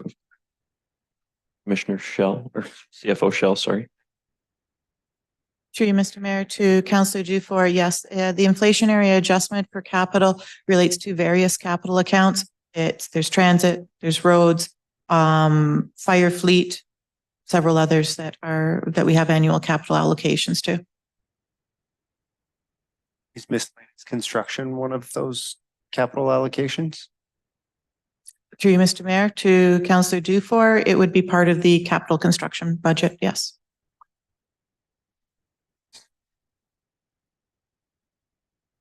Any other questions, Council? Councillor Spina. Thank you. Through you, Mr. Mayor, to Ms. Shell, I believe. What are we basing that on? Are we basing that on CPI? To you, Mr. Mayor, to Councillor Spina, we do a forecast of CPI for each budget year. This for 2024, it was 3.5%. So that is the inflationary adjustment that we have added. Okay, perfect. Thank you. That's all. Councillor Hollingsworth. I don't know if this is the spot to ask a question, but through you, Mayor, to Shelley Shell, or maybe to the mayor, are we expecting a dividend from the PUC this year? Or did you want to just comment on the loan portion? Through you, Mr. Mayor, to Councillor Hollingsworth, we have set dividends and interest payments that we get from PUC. We have been very fortunate in the last couple of years that we had some special dividends. We may not see that going forward for 2023, but we won't know that until their year end. But we have our set dividends that are already in the budget and interest. Okay, and you and I talked about this, but can you elaborate the set interests? Or you're saying that we received a certain amount of interest already, PUC, or you were saying something? So through you, Mr. Mayor, to Councillor Hollingsworth, the PUC, we have shares as well as loans that are in place with them. So we receive interest on the loans and we receive a set dividend on the shares at this point. Okay, thank you. That's all. Thank you, Councillor. Sure. Any other questions on the motion before us? Okay. Seeing none, all in favor? That carries.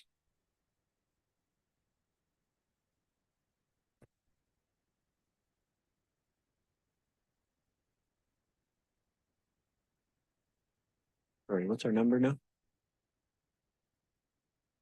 Through Mr. Mayor, 175 for the city side, 337 for levy and local boards, total of 512.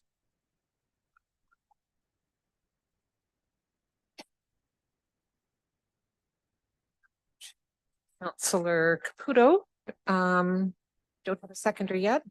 Resolve that council direct that the Crime Stoppers grant be reduced by $25,000 in the 2024 budget. As well, and I'll second that.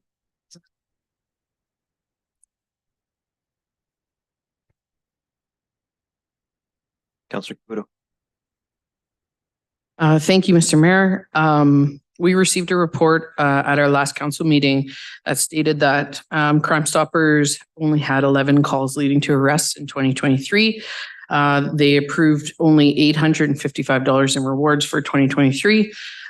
So it seems as though the need for this service has decreased, and I think that we could take it off the levy.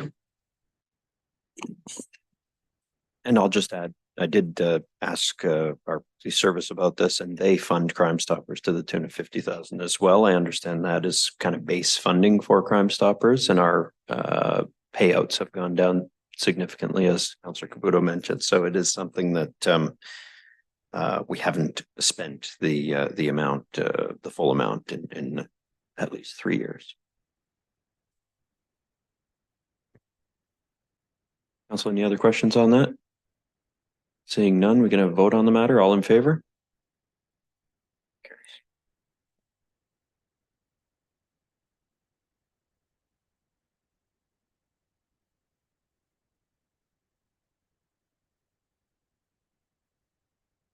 A motion by councillors Hollingsworth and Bruni be it resolved that council direct that the Algoma University grant be eliminated from the 2024 budget at a savings of $40,000. Just give Councillor Hollingsworth the opportunity to make any comment on it, and then Councillor Vezel, or sorry, Bruni as the seconder. Thank you. Algoma University has proven great success over the last number of years, and success in attracting foreign students on their own, increasing their campus in our city and their campuses on Southern Ontario. They have proven themselves and receiving grant money. And I just want to emphasize and congratulate that they just received, I believe, $5 million the other day. So having said that, I did work with the mayor, and we did approach Algoma University to make sure they were comfortable that we basically not give them any further funding at this time. And this is not a negative because, as you may recall, a couple months ago, not too long ago, Algoma University did come here and we did give them extra consideration for potentially expanding their campus. So again, well done to Algoma University, but we do need to be conscious and aware of our own community and residents. And at this time, would like your support on not funding this portion. Thank you. Councillor Vezel. I just have a question. The $40,000 that's used for student scholarships, I understand. I should provide this context. I did speak to the president of Algoma University, and they use 20,000 for international recruitment and 20,000 for scholarships. And the international recruitment is to the Sault Ste. Marie campus, and the scholarships are to Sault Ste. Marie students. Though they would like to keep the entire amount, I think the acknowledgement is that they could find it in their budget to lose the international recruitment money. Losing the scholarship money is more difficult for them, and they could not replace that internally. However, that being said, I'll just give my opinion on this. I think if we don't fund Sault College for scholarships, we have a hard time funding Algoma U for scholarships, which we've done for a number of years, I recognize, but this may be an opportunity to adjust some fairness in the system, as well as look at the number as a whole. So I'll pass it back to you with that, Councillor. Sure. I think the scholarship piece is really important. I would like to see us maintain that $20,000. And from my time on council, I don't think we've ever been approached by Sioux College to ask if we would support a scholarship program. So there's also that piece as well. Costs are increasing. We're seeing students needing to utilize food banks, food security is important, rents high, all those things. So while they did receive, $5 million through the Cultural Spaces Fund, they can't use that for scholarships. So I really would, I'm not against decreasing by 20,000 for international recruitment, but I would like to keep the $20,000 for scholarships. Okay. We're in committee of the whole, but I think we'll probably have to consider that a moving of an amendment just to keep track of things here. So that's a moving of an amendment to reduce it from a $40,000 elimination from the budget to just a $20,000 elimination from the budget. Is there a seconder for that? Councillor Caputo? That was the comments in favor of keeping it. Is there anyone who wants to speak against Councillor Hollingsworth? Thank you. I just want to comment on the John Rhodes Scholarship as one example.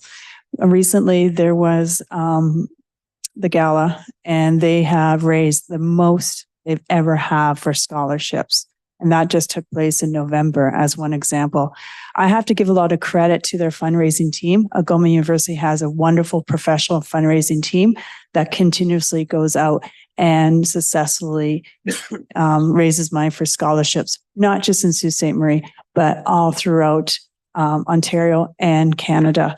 They go to their alumni, and there's many private corporations in Ontario and Sault Ste. Marie that has scholarships and basically support them. Having said that, I just feel strongly that at this time, we just support the whole resolution. Thank you. Okay, so the amendment is to reduce it to 20,000. We're not going to open an e-scribe because we have the other vote open. So I'll just take a hand vote on reducing the budget ask to 20,000 from 40,000. Who supports reducing it to 20,000? 2. Who opposes that? Okay, so that fails. So what's Which brings us open to the main is motion. the, eliminating the $40,000.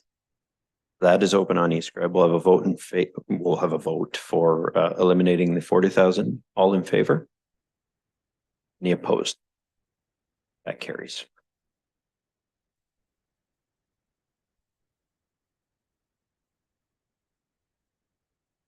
I have a motion by Councillors Vezo, Allen, and Caputo.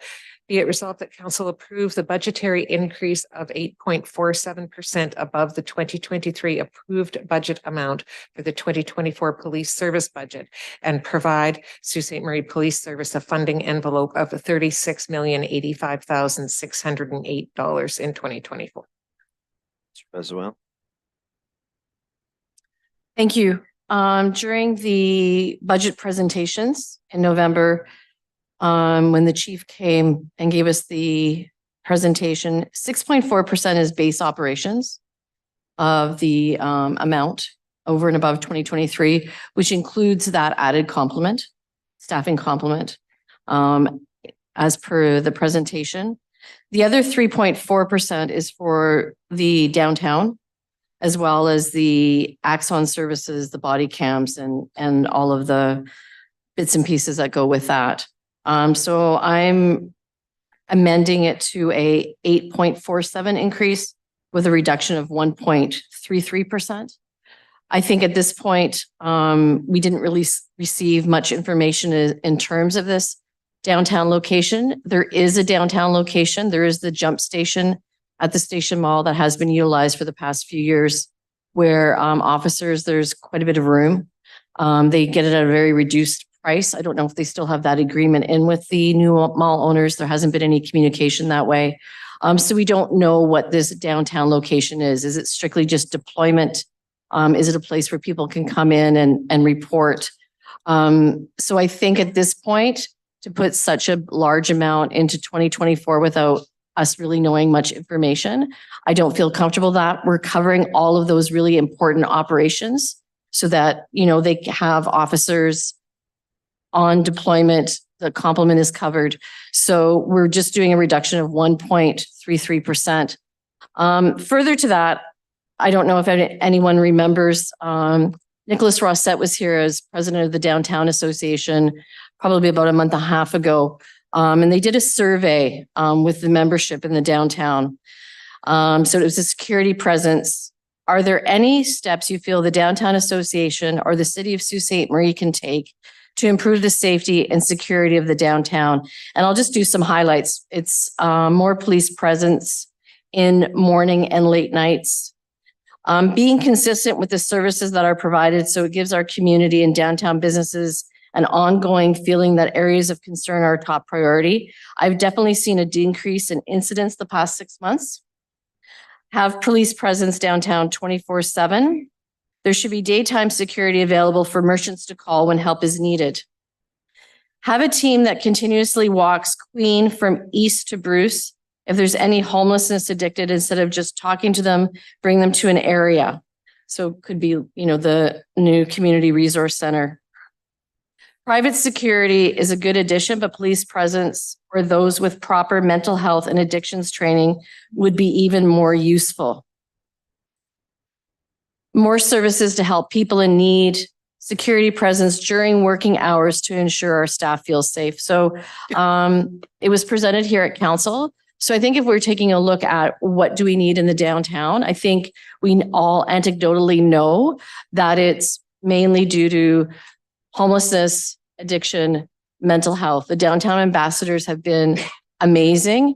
And that's usually the first point of contact if I'm talking to downtown retailers, people that are in the downtown, and we're seeing the supplemental ask for security. So at this time, I feel very confident that the funding envelope that we're giving them will more than accommodate to make sure that they can service our community with safe and qualified policing moving forward into 2024.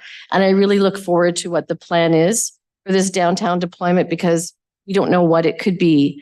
And I think that 1.33 reduction in budget will not negatively affect, but it will certainly help what we're dealing with right now in terms of costs and getting a levy reduction. So that's my 2 cents. And I want to thank my colleague, Councillor Caputo, in supporting this. Mr. Caputo. Thank you, Mr. Mayor. Today I took some time to review the community safety and well-being plan. And the top 2 identified risks in that were mental health and addictions and poverty. In no way does this budget affect those 2 things. A really poignant piece that I saw in the plan was children supported by early intervention and prevention programs and services grow into healthy adults.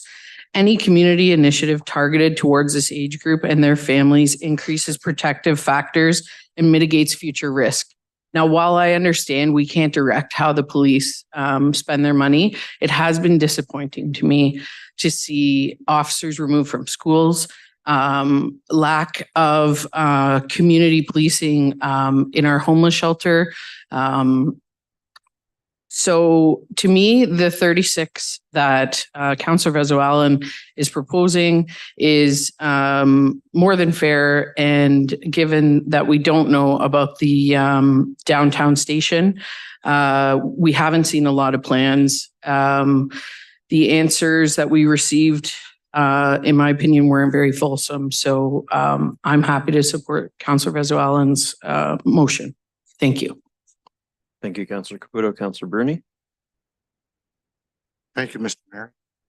I guess my concern is how do you come up with a decrease of the budget? You're saying lower by 1.33%. So how did you come up with 1.33%?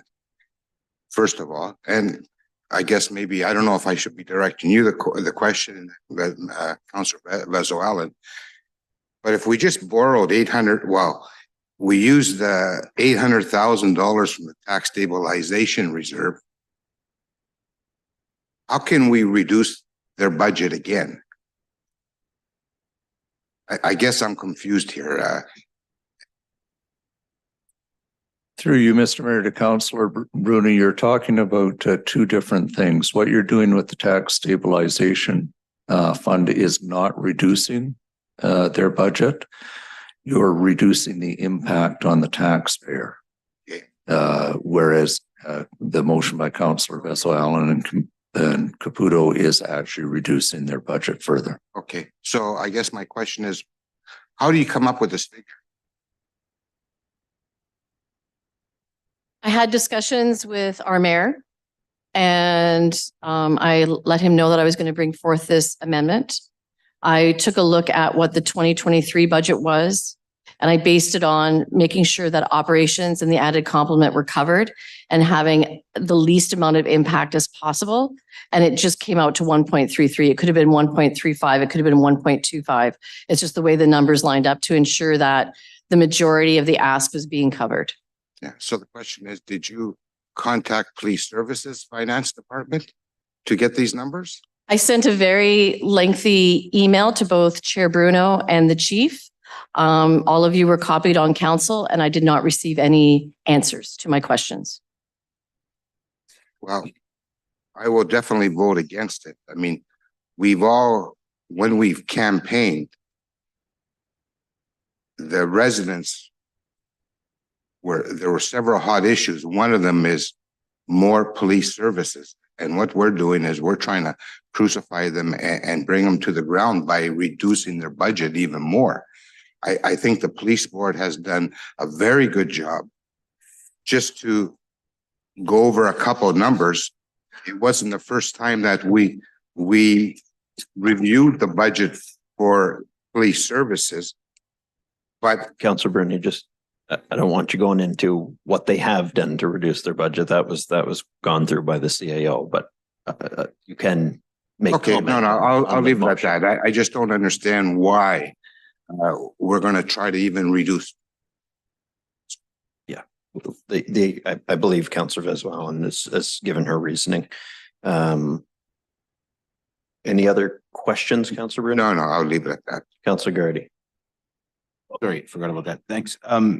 Through you, Mr. Mayor, to, well, somebody, Shelley, potentially, just what was the initial ask? And then they came back and knocked it. Like, I'm looking at I just want dollar figures from their initial to when they revised it to what it would be with Councillor Vessel-Allen's motion being successful. Did someone provide those numbers to me? Mr. Pacey. Through you, Mr. Mayor, the original ask was $38.956 million. The board then reduced their budget by $1.8 million to, I don't have that number in front of me just yet. 37,280 and $72. The difference between that and Councillor Vessel-Allen's motion is $1,071,464. So what we've included on the sheet right now, whether that's right or wrong, is we've included the difference between that and the 800,000 that we've earmarked from tax rate stabilization. I just want to clarify on the 800,000 because perhaps I'm misunderstanding it. We're not allocating that to police service. We're allocating that, from my understanding, to a reduction in all the outside boards that this 3 point, I can't remember what the number you said was, but it's not being specifically allocated to police service, is it? Mr. Mayor, no, that's correct. It is decreasing the tax pressure on all residents, but it's under the local and levy boards section when I give you percentages. Right. Obviously, the police service forms the largest part of that, but there's police, conservation authority, library, social services, and public health. Thank you. So we're just, sorry. So right now we're like at just over 36 million. 36 change, yeah. If this motion is successful, we'd be at 36 and some change. That's right. And right now we're at 37 and 280. Okay. I believe, yes. Okay, thanks. So can I say something a little further? Okay, thanks. So, we're going to be in this position year over year over year. It's going to continue to come back to us.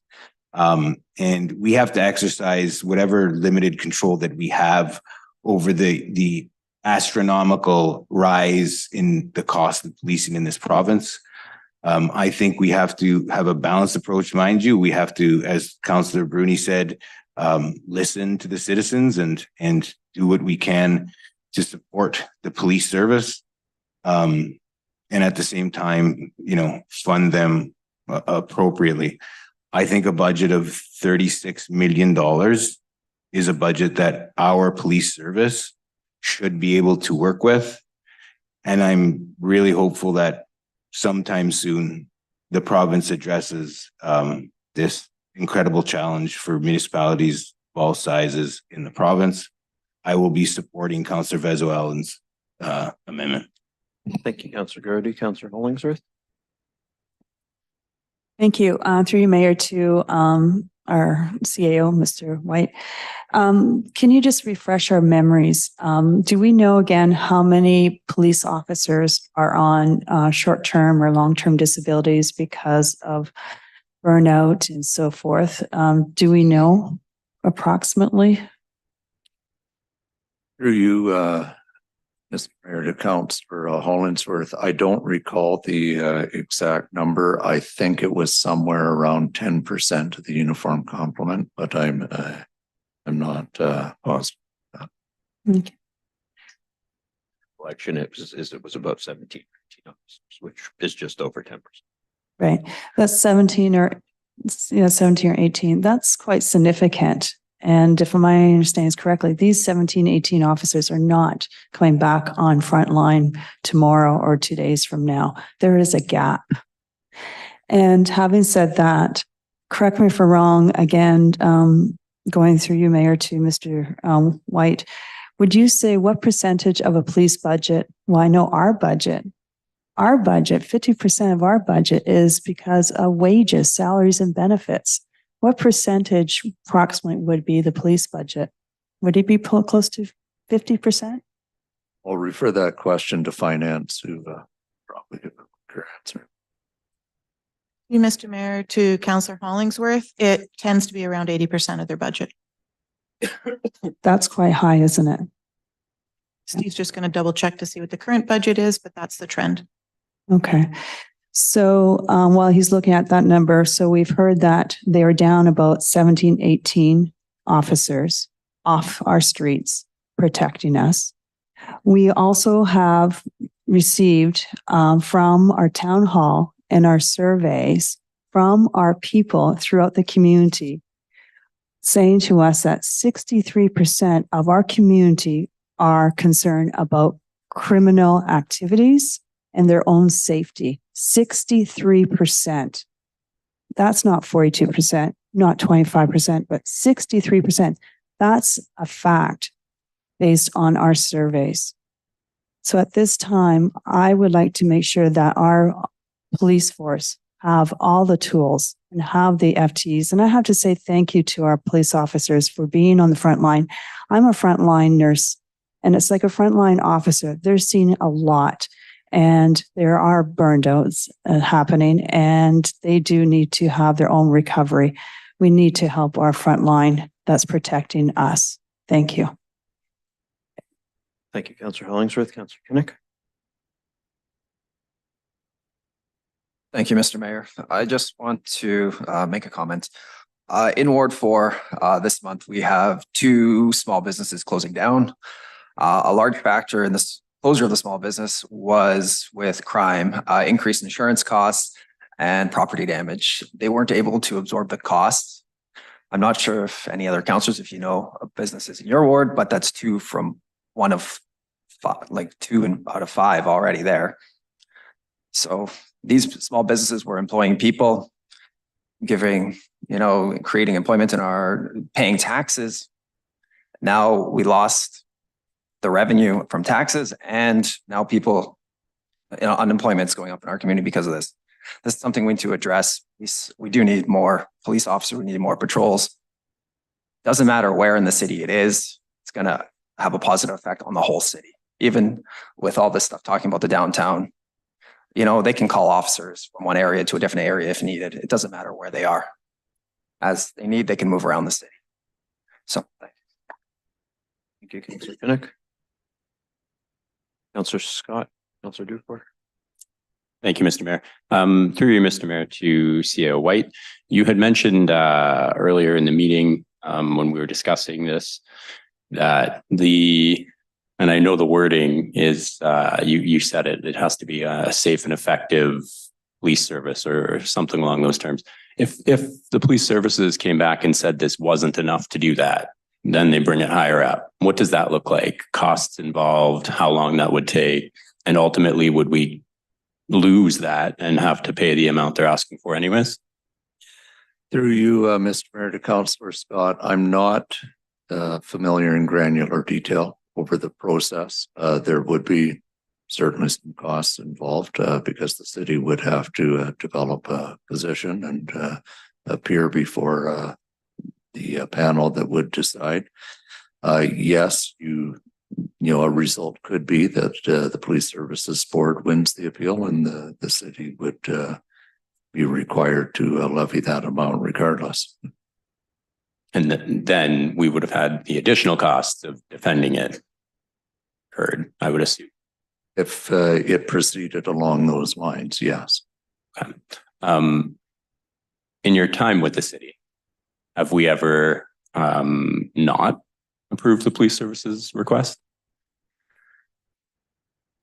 In my time that I've been engaged with that level of the discussion, Councillor Scott, no, I indicated it's a very rarely used process. The only time I've ever been familiar with it being used was City of London many, many years ago. And I only know about that process from what I read through the media at the time, but I know it was a very involved process. And I do recall it probably took about 18 months to finally settle. Okay. So those were my questions. I'll just leave a quick comment along the lines of what Councillor Hollingsworth was saying. The survey results speak for themselves, in my opinion, and the difference to me isn't worth the risk to go through all of the bad press, all of the costs involved. So I don't think I'll be supporting this particular motion for those reasons. I would hate to see it get dragged through the mud for a result that might just end up being us paying what they're asking for anyways. So yeah, those are my comments. Thank you. Thank you, Councillor Scott. Councillor Dufour.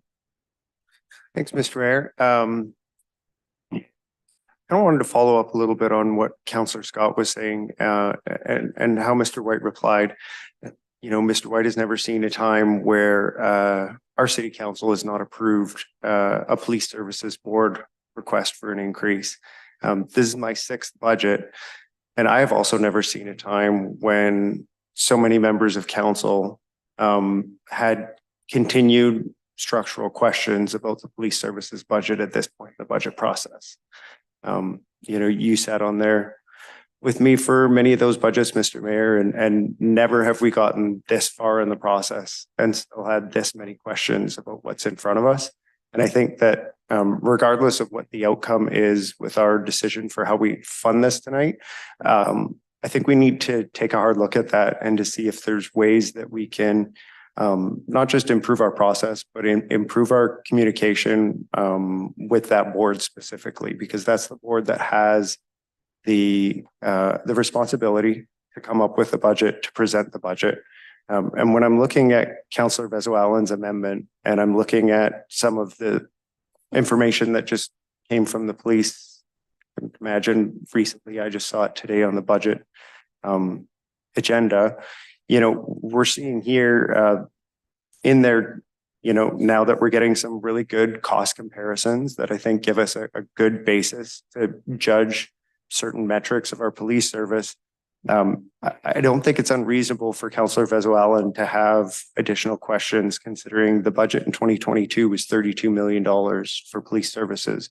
And here we are less than 2 years later. And, the initial proposed was $38 million. Like that is an enormous increase. It may well be a justified increase. And maybe it will be something that our community wants to see, but to make a judgment on that increase on the basis of, a 3-slide deck presentation, and an extended discussion. I think it really deserves more than that. And I think just judging from some of the comments that I've heard around the table, some of the metaphors that other people have used, I do think that we could use a bit of a communication reset there. I don't think anyone's trying to crucify anybody, and I don't think anybody's trying to make Sault Ste. Marie less safe or more safe. Like, we're all in this together, and it would be nice if we could arrive at this part of the budget process next year with a much more unanimous understanding of where we should sit as a community for our funding of police. For my part, for my opinion, I do believe that a lot of the constituent feelings around policing have been driven by mental health, homelessness, and addiction over the last few years. I think that the pandemic made it measurably worse in how people were feeling in the community. And I want to say this with a bit of cautious optimism. I do see that improving. I have seen it improve over the last, especially 6 months of the year, despite certain instances that have happened in the community. And it's something that I think we can expect to improve over the next year. The reason I'm bringing that up is this police request, as we know, is a multifaceted request. It's phasing in over a number of years. If fully funded, back of the napkin math looks to me like, the budget would increase by about $10 million compared to 2021 levels. I really do think that we need to use this as a lesson to do a deeper dive in this. If that means digging into the police budget separately and in a more fulsome way outside of our normal budget process, I think that's something we should consider. Just because at this point in our process, I would feel a lot more comfortable if we were more unanimous. So thank you very much. Thank you. I don't disagree. I do think there are some legislative structural challenges with being able to do that, set under the Police Services Act, to dig into their budget per se. But it could certainly, I think, kind of as an overall issue, inform the funding envelope that we might be comfortable approving. Councillor Spina. Thank you, Mr. Mayor. I just want to echo a lot of Councillor Dufour's comments. I really think he's very sincere in those comments about, getting better communication and getting a better understanding around this table of how things are how this budget comes together and how we can help as a council kind of inform the public and reduce the impact. I want to make a quick note we just got this information today, I think this afternoon, that we requested, last meeting from the police service. So really quickly looking at it today, if we're looking at the average cost of policing, and I recognize this is actually a bit dated because it's 2022 data at the earliest, so we don't have 2023 on here.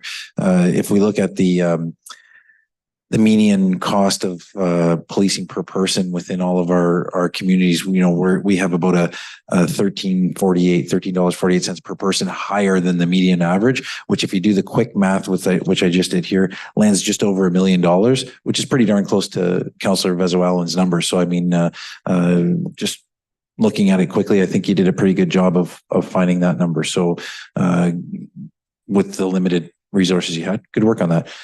So I just wanted to echo Councillor Dufour's comments about better communication, finding a better way for us to really look at this in a fulsome way. And moving forward, I think we can have better conversations in years to come.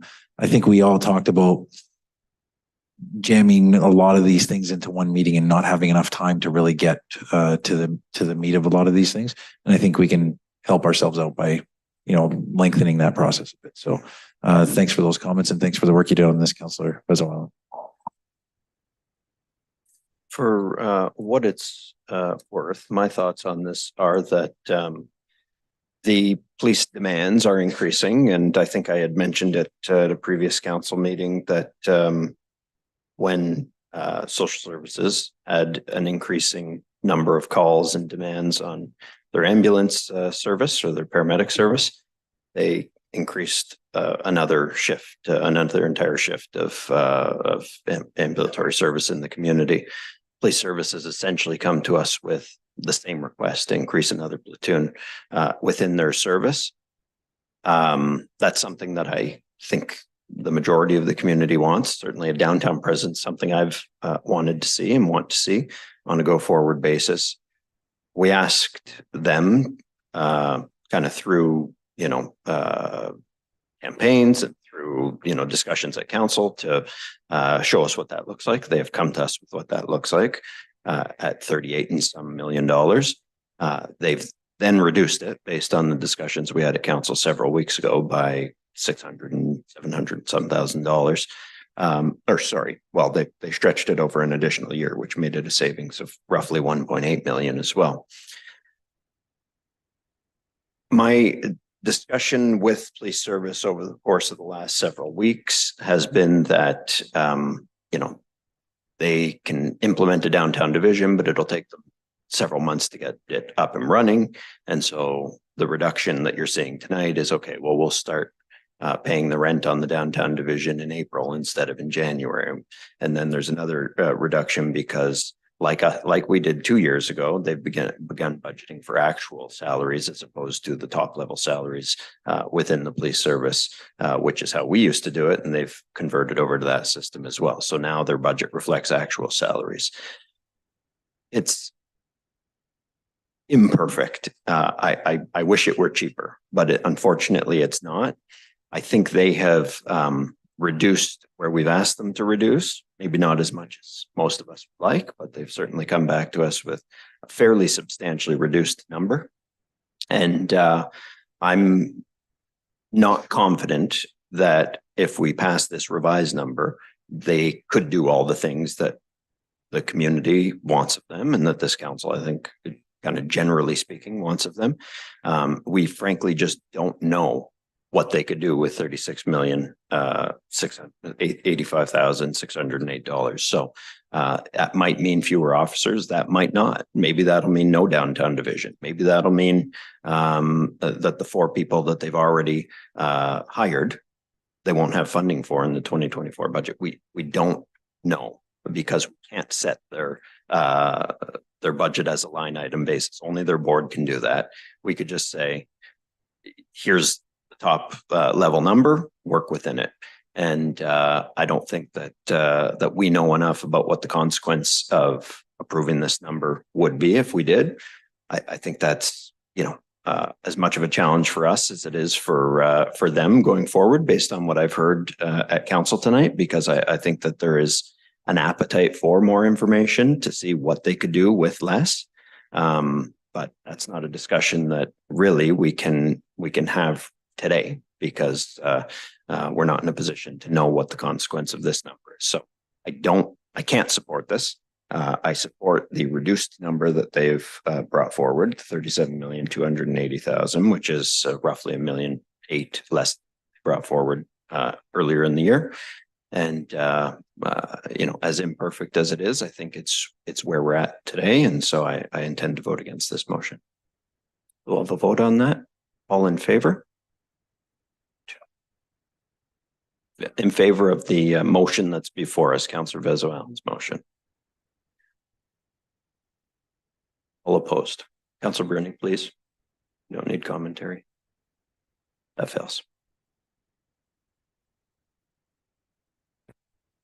So in favor were Councillors Dufour, Vezo-Allen, and Cardy. Opposed, Mayor Shoemaker, Councillors Hollingsworth, Spina, Zagordo, Bruning, Kinnock, Scott.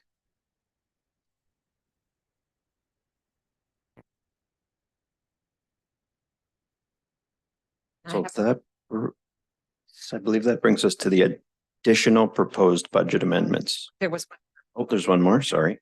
It's a motion by Councillor Vezo-Allen. I will need a seconder. Be it resolved that the mayor and council special funds budget be reduced from $35,000 to $15,000 in the 2024 budget at a savings of $20,000. Is there a seconder for that?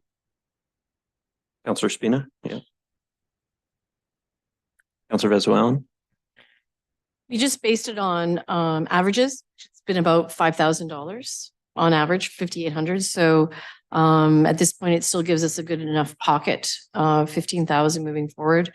And we can see where we're at the end of 2024 going into 25. Thank you, Councillor Vezo-Allen, for bringing this forward. This has been underspent many years in a row. So I think this is a reasonable budget line to reduce. All in favor? Any opposed? That carries. So I had in favor and Councillor Hollingsworth opposed. That will then bring us to the amendments that came forward after the agenda was made public.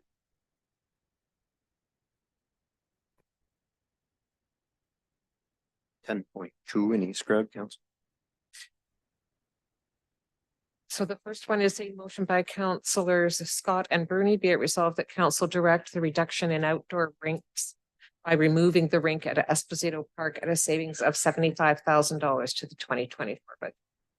Councillor Scott, before we go to you, I think the CAO has some comment he wishes to make on this one. Mr. Mayor, members of council, staff has been looking at the issue of outdoor rinks community-wide. If council were to pass this as a savings, we would not recommend Esposito Park. We would recommend another rink. But I think what we've arrived at as staff is you can make that reduction of $75,000 from the budget. We will find another one-time way to keep all the outdoor rinks operating this year, but commit to bring you a report during 2024, which will assess all the outdoor rinks and a staff recommendation to proceed for the 2025 budget. Question on an amendment? Okay. Yes, does it need a mover for an amendment? I like what CO White said. Well, let's go see if the mover of the motion would friendly amendment to comply with the request, or if you're stuck on this particular wording. Thank you, Mr. Mayor. I wasn't picking on any particular rink. I had asked Mr. Lamming for usage numbers, and year after year, Esposito was by far the lowest, with the 2022-23 usage at just 6% of all total outdoor rink usage. I can appreciate probably why it wouldn't be recommended, but really, I mean, it's tough to look at the list, right? We have Anna McRae, Esposito, Merrifield, the Oval, and Clerg, and the Oval is by far the most used. And then Clerg is one that we're quite proud of. It's unique. It's nice. Merrifield is the only outdoor rink anywhere near the West End. And then it becomes Anna McRae or Esposito. So I just went with the one that was the lowest. But if there's a good justification behind why we shouldn't pick that one, I'd be willing to listen to that. But it just made sense to me. And with the cost being $75,000 due to security, it just seemed like a good one. But if we can keep it open and reduce the cost for this year and get a report back, we would get the opportunity to vote on that, right? On which rink? That's right. Otherwise, we can. Yeah. Instead of. Yeah, I wish I knew what everyone else thought. Well, we'll do the amendment, Councillor. Yeah, let's do that. Yeah. The amendment based on CAO White's. So as I understand it, it's be it resolved that council direct a reduction in outdoor rinks by $75,000 from the 2024 budget, with a report to be brought forward regarding outdoor rinks for 2025. But that the number of outdoor rinks be maintained at the current number is at the current level for 2023 for winter. Yes. So we'll go, we'll start down. Councillor Bruni. Thank you, Mr. Mayor. And maybe if Mr. Scott might agree, would we be able to reduce this 75,000 only because we're December 11th right now? No snow. They wouldn't be able to have a rink probably till later January or February. Through you, Mr. Mayor, to Councillor Bruni. Well, most of our outdoor rinks are subject to the vagaries of the weather. We could have a cold spell starting next week that no, or some forecast. Yeah. So I think what we're suggesting is that we will do our best to provide all the outdoor rinks that we have at a current level. We do commit that we will take the levy impact away of 75,000 for the 2024 budget. And we will come to you with a report in 2024 about the future of all the outdoor rinks. Councillor Spina, sorry, we don't have a seconder for that amendment. Councillor Hollingsworth, yes, sorry. Thank you. This is really great news. What I just saw here, Councillor Scott literally found a way to save $75,000 from the taxpayers, and collaboratively, CEO White found a way to not reduce any services or have an impact on the community. That's pretty amazing. Good work. I just want to say, well done. I'll love to support that this year, anyways. If we could do that 10 or 12 more times tonight, I mean, we're great. Anyone else with questions on this? Councillor Caputo? Yeah, so just to clarify, we're going to take the 75,000 off the levy, keep the rink open, and then potentially close a rink next year with the missing money? Is that, sorry, to CAO White, if you could clarify. Through you, Mr. Mayor, to Councillor Caputo, yes, what really we're saying is we can find a way to absorb that levy impact for this item only for this coming year.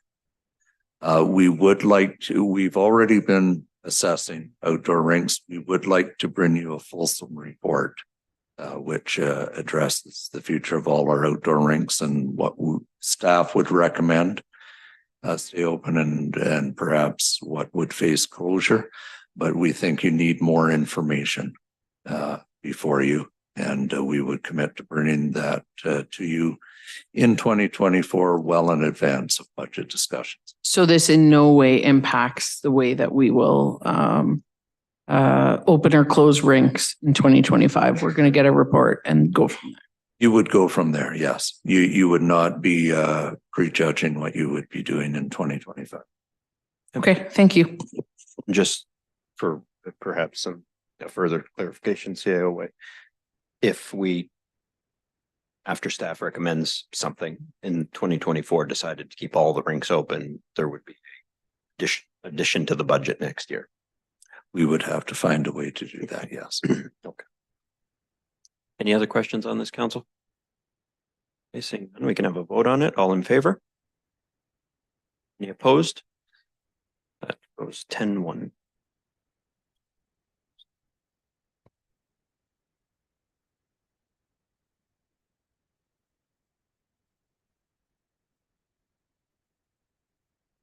And I have a motion by Councillors Gardy and Bruni. Be it resolved that the annual funding for the Sault Ste. Marie Innovation Centre in the amount of $277,890 be allocated from the 2024 Economic Development Fund, and that the annual funding for the Sault Ste. Marie Innovation Centre be removed from the 2024 levy. Councillor Gardy, I'll go to you in a sec. I just was going to ask Mr. Facey where we are at this point. Mr. Mayor, we are at 5% even, with 1.64 on the city side and 3.37% on the levy and local board side.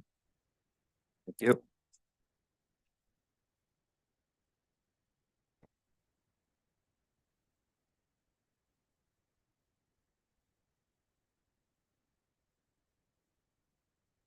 Sorry, Councillor Gardy. Sorry. It's your motion. What was just one question? What was the number there? The numbers, could you? 5% flat for the total and 1.64% for the city. Okay, thank you. So, I think we've seen over the course of this evening, in a couple of instances that, this council is looking to do what they can to, control, funding externally. There was the Crime Stoppers, the Algoma University amendments that we looked at and supported. There was a bit of an effort by some of us as it related to the police service. And the next couple of motions that I'm bringing forward with some colleagues is in that spirit. I think we really need to take a hard look at what we fund externally. I think we need to set some distinct priorities and really examine what we want to spend money on outside of the city budget. So for the better part of 20 plus years, this same Reinnovation Center has received approximately $278,000 annually, which, you know, is substantially more than $5 million over those couple of decades. My proposal, and I'll be very clear with everybody, is to use $77,890 from the EDF, the Economic Development Fund, for 2024 to remove the Innovation Center from the levy, which effectively gives them, the Innovation Center, a year's notice, which is my understanding through our MOU with them that we must provide them. The Innovation Center can have the year to come up with a plan to make up for those funds for 2025 and beyond. Or alternatively, obviously, a member of council can move to add it back onto the levy for 2025. I'm gonna leave it at that for now. I'm sure I'll have some colleagues who have some other opinions potentially, and some staff who I think may come back to me with some relevant information. Yeah, I'm gonna leave it at that for now. Thanks. Thanks, Councillor Gardy. Councillor, Councillor Bruni, did you have anything to add? Just briefly, Mr. Mayor, I do recall approximately 6 years ago, we did ask Innovations if this money can be withdrawn. Their response is, we require it now, but in the future, hopefully we can eliminate it. Well, it's the future now. And I think we're forcing them. And they can go to the Economic Development Fund, and hopefully they can get supported for another year. And then after that, they should be a standalone and provide their own revenue. And they do quite a bit of work. We have a lot of public health, PUC, city, conservation authority. So there is quite a bit of work for the Innovation Center. Thanks. Thank you, Councillor Bruni. So Bollinger, and then we'll go to CA. Just comment. I agree. I just want to say to my both counselors, I'm glad that you brought this. When you speak with the Innovation Center, they are growing. They have been hiring new people over the last couple of months, so that's a sign of growth. And to add on to their client list, I know Gomez Steel has also been doing a lot of work with them. So thank you for bringing this to the table. I support this. CAO. Mr. Mayor, members of council, I'd like to have Mr. Rivera comment on the impact of transferring it to the Economic Development Fund. I think we need to be careful on what the fund is at and what requirements might be brought in 2024 to draw on that fund. So I'm not sure off the top of my head if it can handle that impact. Thank you. Through you, Mr. Mayor, to City Council. So the current balance of the EDF is approximately $826,840. We do have a number of major city economic development projects in the pipeline that we anticipate will utilize these funds. So this year we are looking at advancing the port project. We see opportunities for additional industrial land, potential acquisitions. We have external companies that we're working with that we expect will be advancing projects in the community that will request money from the fund. Algoma University recently approached the city and received funding for $600,000 for the Muckwa-Waukegan Center. We are aware, I think everyone's aware, Sioux College has a couple of major infrastructure projects that are planned for this year. So I would anticipate Sioux College would come forward with a request for the city. If they did at a similar level, that would be $600,000 right off the hop right there. And then, of course, we do have our CIP project program that allows people to request CIP funds from the city, which come through the EDF. So that's up to 100,000 or an amount as approved by council. And so that presents another potential request of the EDF fund. So from an economic development standpoint, we believe that the fund, if anything, we would love to see it increase to undertake more work. We understand this is a tight budget year, but certainly we would be cautious about reducing the fund any further for other funding that's not tied directly to our economic development projects. Council, other questions? Councilor Dufour? Thanks. Through you to Mr. Bear. Mr. Bear, does the Innovation Center pay rent to the city? And how much is that? Through you, Mr. Mayor, to Councilor Dufour, yes, they do. It's approximately $90,000. Okay. And does the city, do our internal departments use the Innovation Center for any of their services, data, work, anything like that? You, Mr. Mayor, to Councilor Dufour, yes, certainly. The city has a GIS contract with this Innovation Center that provides GIS services to the city, and that's used by the organizations across the entire organization. As well, different departments like economic development utilize some of their budget for work that they undertake with the Innovation Center every year. So that would be, for example, $10,000 to do custom maps for economic development, prospects to look at land, et cetera.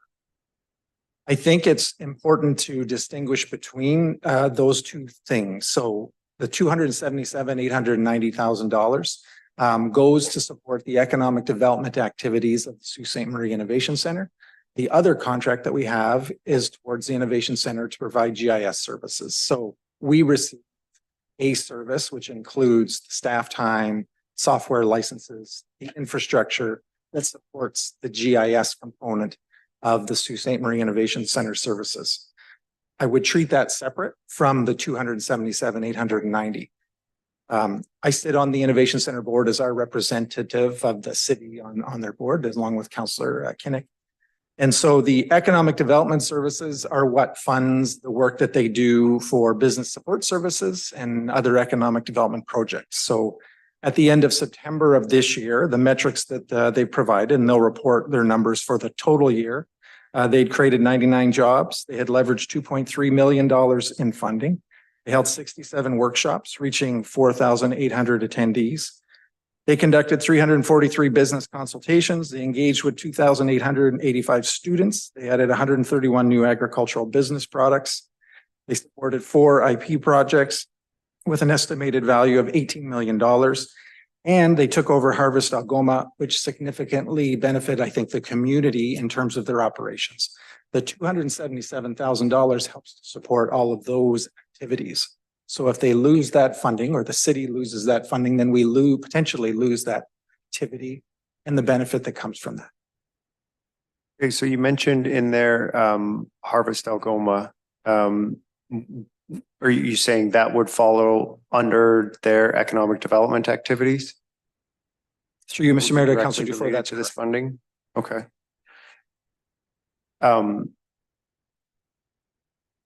Yeah, so for my part, I'm not in support of this motion. Harvest Algoma is actually, it's one that first came to mind, but it's not the only one. I did play a significant role along with Mayor Shoemaker behind the scenes in trying to not just come up with the funding, but with the operational model for Harvest Algoma to continue. And it's my deeply held feeling that there were no other operators available for that service in our community. And without the involvement of the Innovation Center to take over operations of that service would have closed. We would have lost the opportunity to have a food distribution center in Sault Ste. Marie, and we would have lost the equity that had been put in through United Way, social services, and all the fundraising efforts leading up to that. It means a lot to me when I look around the ecosystem of organizations in Sault Ste. Marie and see other people looking to do something that's not necessarily in their direct organizational interest. They're doing it because they know it's the best thing for the community and they can make that work in tandem with something that is their core mandate. We need more of that behavior in Sault Ste. Marie and not less of it.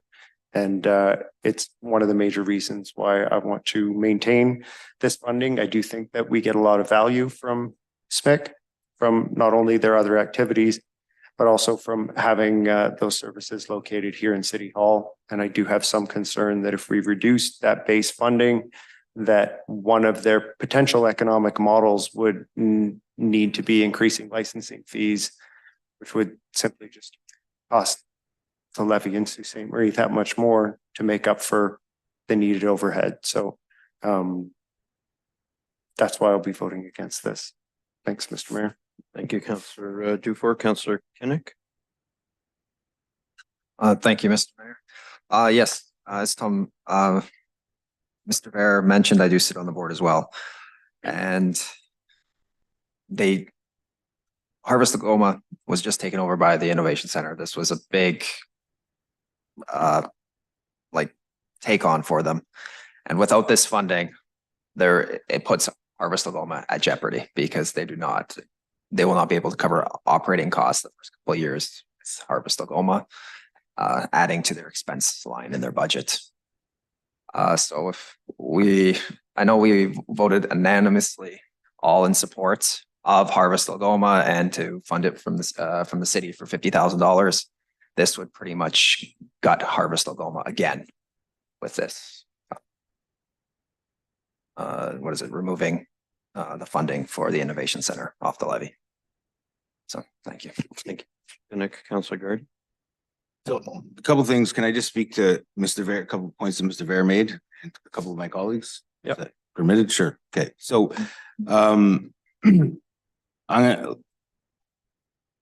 we're trying to reduce the levy and I think we've done a good job thus far.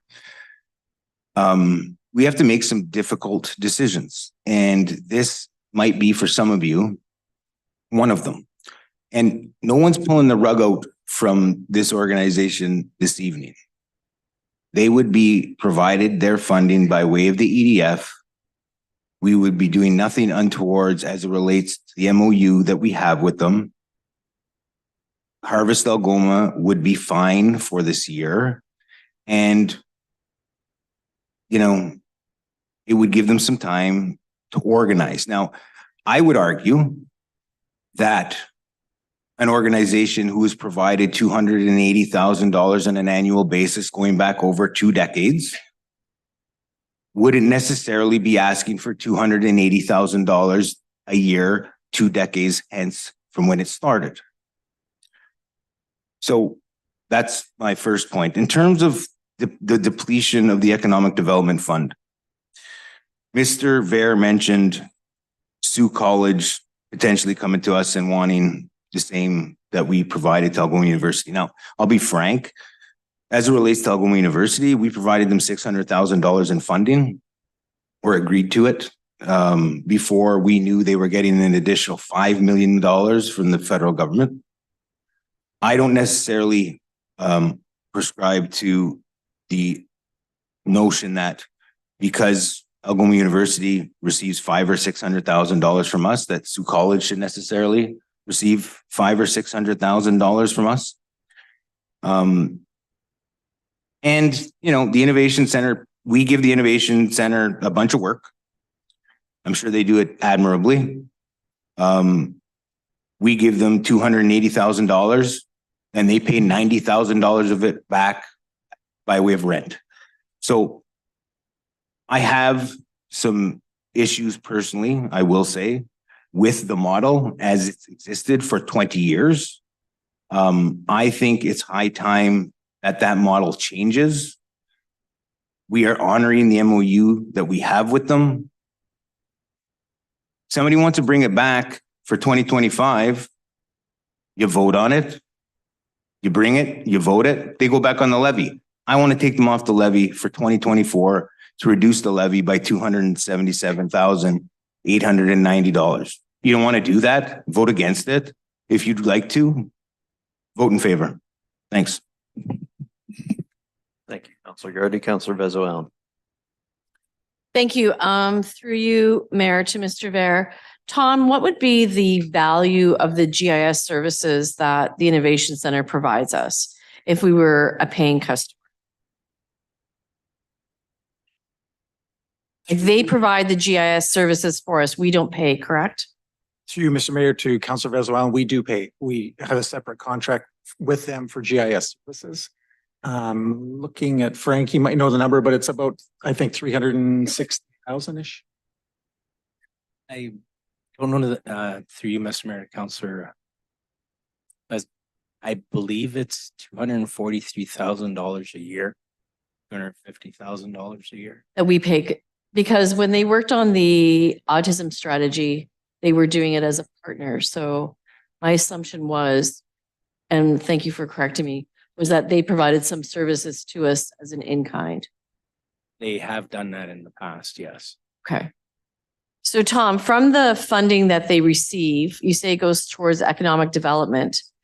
What is the budget breakdown? Is it paying staff wages? Is it paying for these workshops? What are the details? Through you, Mr. Mayor, to Councillor Venezuela, I don't have the Innovation Center's detailed budget right in front of me right now, but it essentially helps to cover the staff wages that administer the organization. So it's spread amongst staff salaries and overhead costs to operate the organization. I certainly understand Councillor Gardy in that, you know, we've done this for 20 years. And I certainly think that there could be some improvements and probably some alignment with, you know, their accounting services. Do we do it through the city? I would like to see something change. At this point, and primarily due to Harvest, I don't want to see anything negatively happen to Harvest Algoma at this point. So I'm not going to support Councillor Gardy's amendment, but I do think moving forward, we need to take a look at this MOU and we need to have better communication and better reporting on what we're funding and what we're not funding. While we do get the $90,000 in rent, I think the fact that we do pay for GIS services, plus we give them contracts, I think it's a broken model. I think it's antiquated. And I think we need to have a better open relationship between, and I know we do have Tom and a counselor on the board, but I think this is not what we need from the impact to our levy. But at this point, I'm going to not approve the amendment, but I would like to see staff work on what that MOU looks like and having better deliverables and clear descriptions of what we are investing in and what we're not investing in so that we have a full understanding of what the Innovation Center does for us and what it doesn't do. And I think that's really what we're looking at in terms of impact on the levy. So thank you. Thank you, Councillor Venezuela. And Councillor Spina. Thank you, Mr. Mayor. Much like some other items, of course, I'd love more information on this, but I think Councillor Gardy has done a very good job of bringing forward a motion today that again has no impact on the services that are being given to our community in the next year. So if I'm understanding correctly, this is approximately $280,000 savings on the levy this year with no reduction in services or funding to the Innovation Center. And just again, quick math here today, we're looking at nearly $500,000 in funding that we do give them overall, $90,000 they pay back in rent. I think next year, Councillor Gardy made the point that next year, someone could bring this back and we could have this conversation again. I think that's a really great opportunity for us to redo this agreement that we're talking about and find these efficiencies, these shared services that we're all talking about here today, because nothing's going to happen today to change those services based on this vote. If we vote to support what Councillor Gardy's brought forward today, services will remain in place exactly as they are today for another year. Just the funding is going to change in the back end. So I'm actually kind of happy that he brought this forward because I think it's something we need to have a more fulsome conversation about. This gives us that year to have that research and have that conversation. So thank you for bringing that forward. I think it's a good option for us to look at. Thank you, Councillor Spina. Councillor Hollingsworth. Thank you. Through you, Mayor, to Mr. Vare. Just for clarification, if this does pass and we pull the funding from the EDF fund, can we actually do that? Meaning that I just heard in some conversation that this money that goes to the Innovation Center actually goes to help with their salaries. So is there any particular criteria or policy related to the EDF fund that will prevent us from taking money from the EDF fund and then giving it back to the Innovation Center? Through you, Mr. Mayor, to Councillor Hollingsworth, the Economic Development Fund, has a set of criteria. It does relate to job creation, tax assessment creation, and economic development. I do believe council does have the authority and the ability to redirect those funds or use some of those funds towards supporting the Innovation Center in 2024, if they so wish. Okay, I just want to make sure that there's no other loopholes or anything that we're missing, because it'd be awful if something should happen. So, okay, thank you. Thank you, Councillor Hollingsworth. Any other councillors with questions on this? Councillor Dufour? Not another question, Mr. Mayor. I just wanted to say that I do understand the potential value in re-examining some of the city's funding relationships in a much more collaborative way. I think that if we're looking to still affirm that we have a partnership with an organization and we are looking to collaborate to work for what's best for everyone involved, I think you send that signal by not going the whole way, by finding a number that is sure a reduction and in using the clever mechanism that Councillor Gardy has identified, which I think is valuable. But I think you find a number that's not 100% of the amount in order to get there. So suffice that to say, I'm against going the full amount, but I would be amenable to a reduced portion in the spirit of everyone being on the same page and working together. Is that an amendment? It can be, Here, sure. I'll make my comments. Yeah, you go ahead and make your comments. They may sway the whole debate, or at least I'd like to think they do.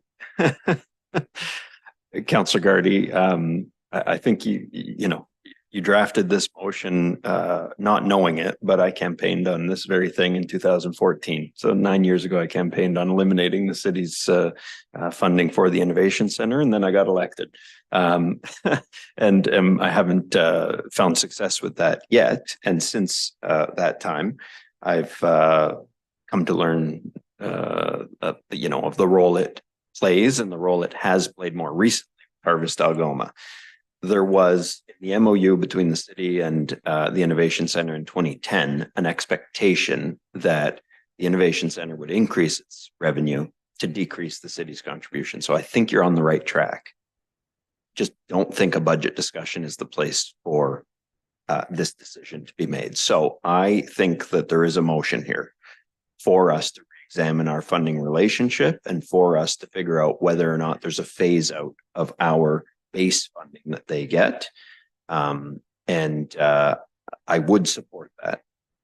But in the context of a budgetary discussion, I think it's a lot more difficult to make that decision with the uncertainty that it brings for them over the next year. I think working with our economic development team to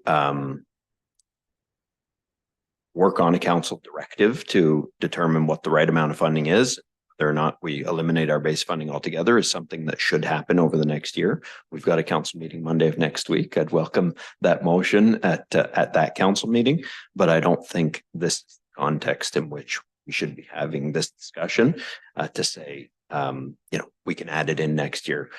That gets us into an inevitable tug of war between should we or should we not fund this every year, I think. And it's better to have a structured relationship based on an MOU. And so I don't support this tonight, but I would support a review of the relationship altogether. So that's where I stand and would vote against this for that reason, but would welcome some future motion on this issue. Any amendment to this, Councillor Dufour, or you're satisfied to vote against it? Okay. So seeing no other questions, we can have a vote on this motion. All in favor of eliminating the funding and paying for it through the EDF? All opposed? Carries. Mr. Facey, where does that put us? Let's read you voted against. Councillor Bruni.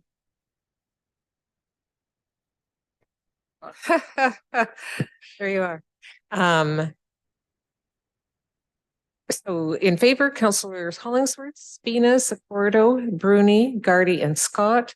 Opposed, Mayor Shoemaker, Councillors Dufour, Vezo, Allen, Caputo, and Bruni. No. No.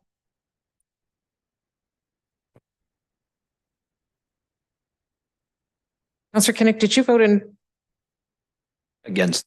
against? Okay. So opposed, Councillors Shoemaker, Dufour, Vezo, Allen, Caputo, and Kinnick. So it passes 6-5. Mr. Facey, where does that put us? Through you, Mr. Mayor, 4.8%, 1.43 on the city side, 337 on levy and local boards. 4.8. Yep. Yep.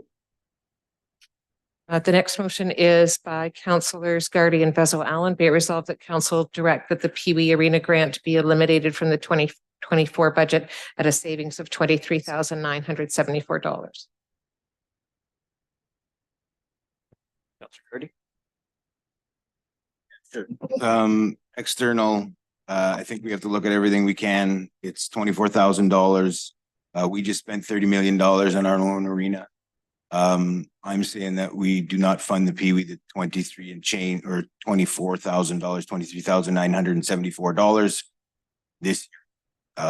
I'm sure the Pee Wee can generate some revenue to make up for that shortfall. I'm hoping to get the support. Thanks. Thank you, Councillor Gardy. You're speaking in bullet points at this point, but I think we got the gist of what you were saying. Councillor Vezo Allen. I support it. They do an enormous amount of fundraising. The parking lot's already packed. They have a good revenue stream. So we have to look for efficiencies, and I don't think we should be supporting the Pee Wee to this amount. Thank you. CAO White wishes to speak to this one. Mr. Mayor, members of council need to speak out against this motion, and it's based on the history behind the Pee Wee and why it came into being and what it's done for the community over its time. Essentially, the Pee Wee Arena was built because the city would not build an additional rink to meet the demand at the time. The Pee Wee has also provided the programming for it that otherwise the city would have had to run at the time for youth hockey. And when the city was providing programming and then turned it over to the SRHA, when the SRHA had to fold, the Pee Wee was the community organization that took it over and has provided that programming. For those reasons, from the staff point of view, we think that this is a worthwhile investment. The Pee Wee, it covers their property taxes, which is the reason for the funding. Did you have a question there, Councillor Gardy? It didn't have something to do somewhere in the paperwork. It didn't have something to do with funding something as it related to HVAC or no? Well, I think certainly the amount of the grant is based on the property taxes they would otherwise pay, but they may utilize it for other reasons or want to highlight how they use it. Thank you. Council, any other questions on this? I have some difficulty, Councillor Gardy, with this one as well. I think that essentially 23 grand a year gets us a 6th or 7th hockey pad that we might otherwise lose. Now they could, maybe find an additional $23,000 in fundraising, although I suspect that'll be difficult. They've got a 65-year-old building or a 60-some-year-old building that needs continual maintenance and upkeep. And I think for $23,000, we get off pretty cheap, to be honest, in our support for them. If we had to build another rink because they couldn't come with this, had to close the services that they offer, it'd be a lot more than $23,000 a year. So I don't support this, but appreciate the you bringing it forward. We have a vote on this. All in favor? Any opposed? That fails.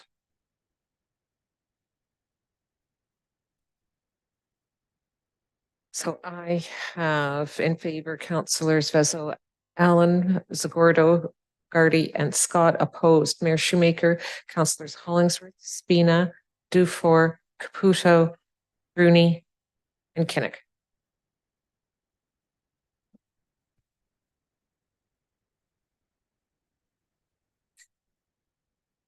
A motion by Councillors Gardy and Zagordo.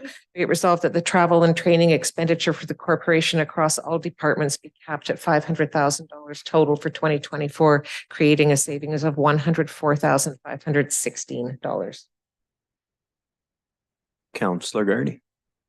Yeah, this motion would take, as Rachel mentioned, $104,516 off of the levy. What was budgeted was obviously $604,516. I'm asking to cap it at $500,000.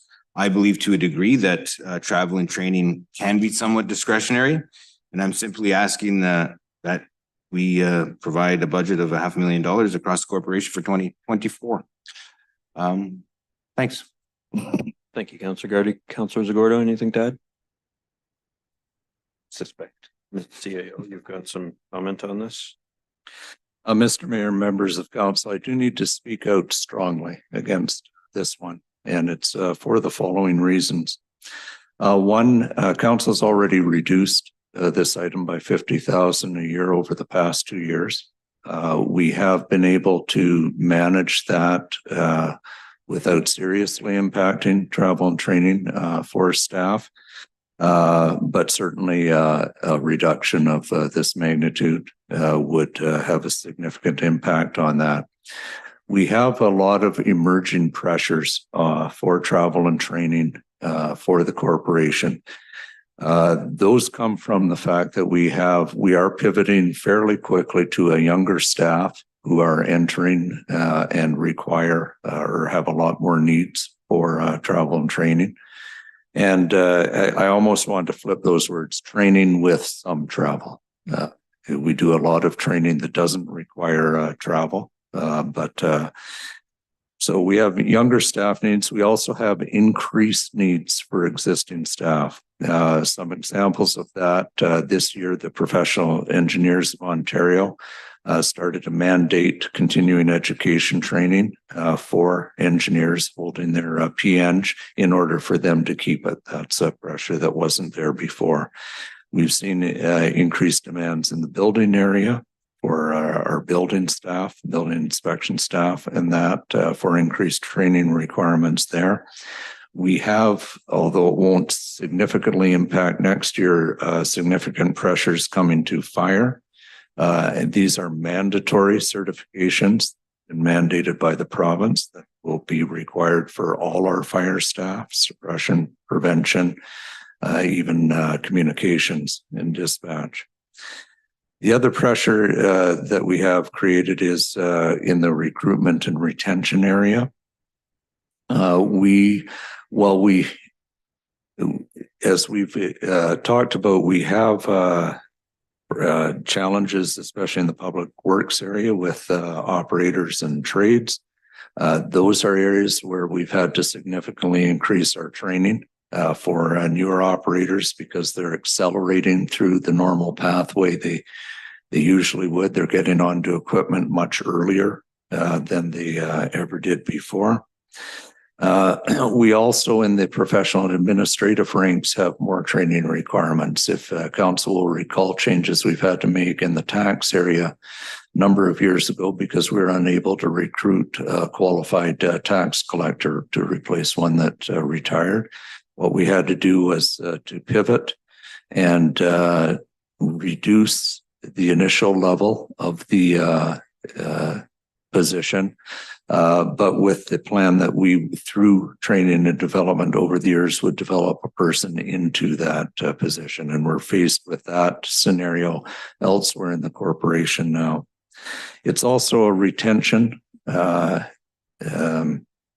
budget item, because with our hiring of new staff and bringing new staff in, they will want to see this city as an employer of choice that is going to support their training and development or their career.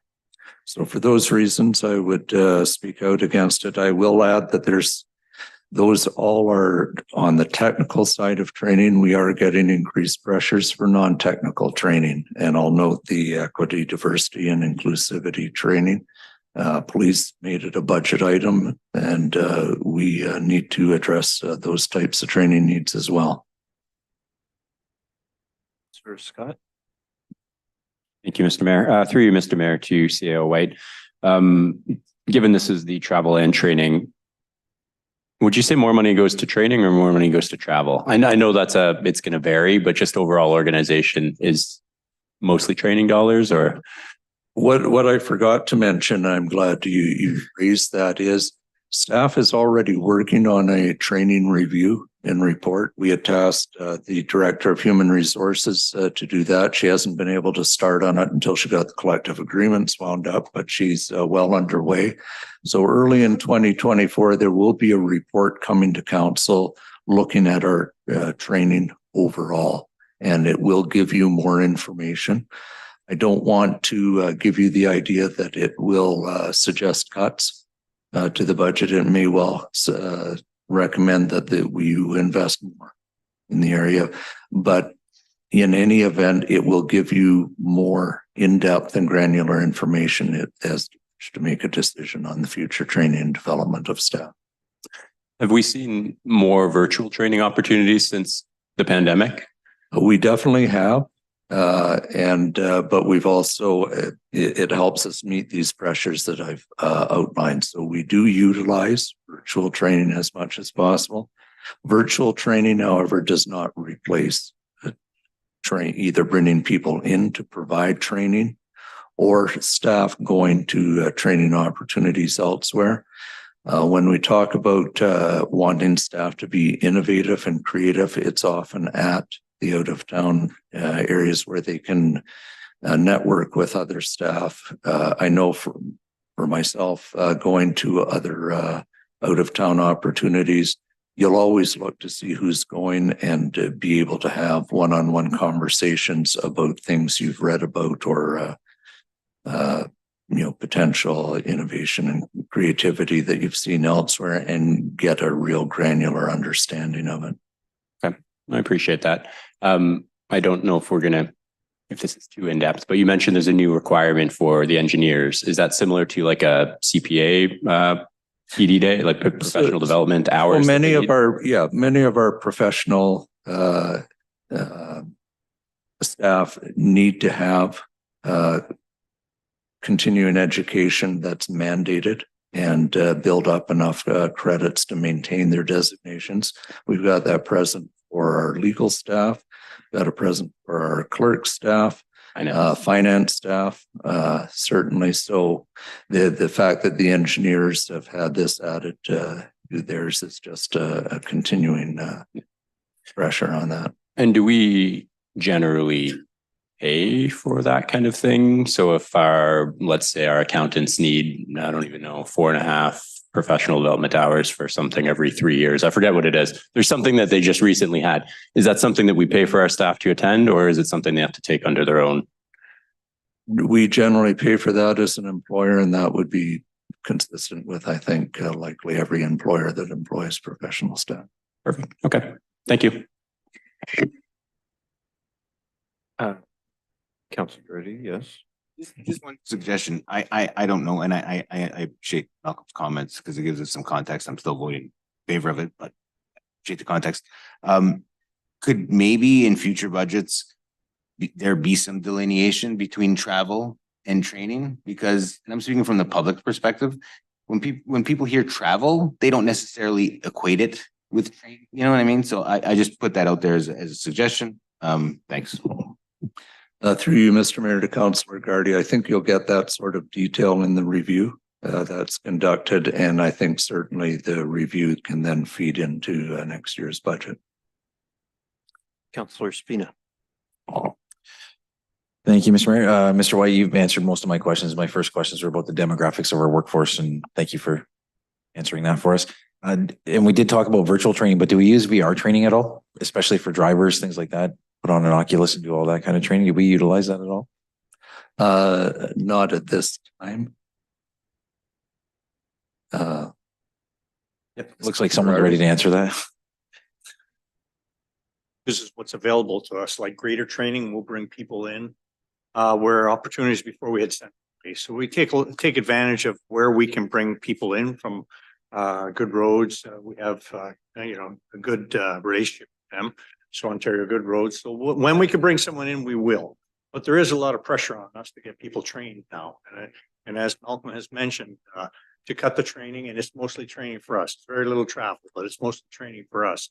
And we do, and I have to also attest to the fact that we do have a young workforce. They need a lot of training.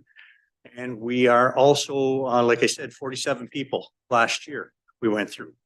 Think about how many more people we have to train. In the past, we trained maybe 10, 12.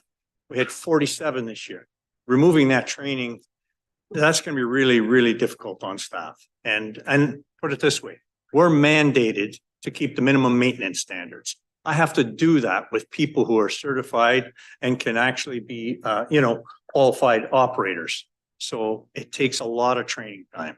So I know we talk about fire, police, and everything else, but Public Works has a lot of people on the road. They need to be trained. They need to be safe. So in your opinion, maybe CEO White or perhaps Mr. Girardi, is there any number? I think we looked at 104.5 here. Is there any number of reduction that you think would be responsible? Through you, Mr. Mayor, to Councillor Spina, to be candid, no, not at this time with the information that we have before us. As I've noted, there will be a review completed and back before council in 2024. And perhaps for legal, any reduction in this training may actually increase our liabilities? I certainly, on the face of that, I would agree. If the city solicitor wants to add a comment. Through you, Mr. Mayor, to Councillor Spina, I don't really have a comment except that where you're mandated to have training and you don't have it, obviously you're going to have an issue. Okay, good. Thank you. Councillor Caputo. Thank you, Mr. Mayor. Through you, I just sort of have a comment to council. I think in no way am I trying to disrespect anyone around this table, but it is interesting to me that we are trying to delineate between travel and training. Like traveling is something that is bad. I think that when we think about these things, we're like, oh, people are out enjoying themselves. I don't think that's a bad thing. They're doing work. They're doing work for the community. I think also that anytime we're investing in our own folks, that's a really great investment for us. Personally, as a business owner, I wish I had more funds to invest in my own people. I try and do that as much as I can. And I think that I'm really happy to see the corporation doing that. So for those reasons, I will not be supporting this. And I would encourage you all to think about that as well. Thank you. Thank you, Councillor Caputo. Councillor Zagordo. Through you, Mr. Mayor, to CEO White. When we look at the $600,000 budget, is any portion of that non-mandatory training? In other words, do we offer training on a volunteer basis, or is the entire amount allocated to mandatory training? I think that's important to know. That I don't think anybody is opposed to. And of course, we have to have mandatory training in terms of, operators and things like that. My experiences are that sometimes we budget for things that are volunteer or optional. So is any portion of that considered, optional training? Through you, Mr. Mayor, to Councillor Zagordo, I can't really answer that definitively tonight. I would say that for the most part, it is technical training that staff require to do their jobs. Again, I would say that the training review report that will come in 2024 will give you a much better understanding of what is mandatory. Personally, I would not categorize training that isn't mandatory as not needed. I mean, we've had council come before asking us to do customer service training with our staff. And, is that mandatory? No. Is it a good idea? Yes. Likely. So, but I think you are all raising important and valid questions, but I think it needs to be answered in a different form with an actual report before you. Council, can we have a vote on this matter? All in favor of the reduction of the training and travel budget? And Councilor Gardy. Any opposed? That fails. In favor, Councilors Segurdo, Gardy and Scott, and opposed, Mayor Shoemaker, Councilors Hollings, Spina, Dufour, Bezoal, Caputo, Bruni, and Kinnick.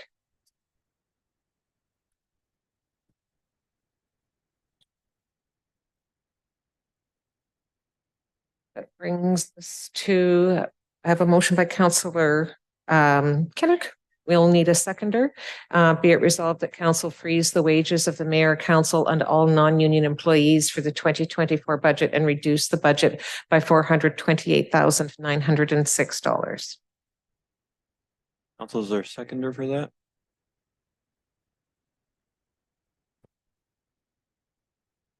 Saying seconder, that's to get on the floor.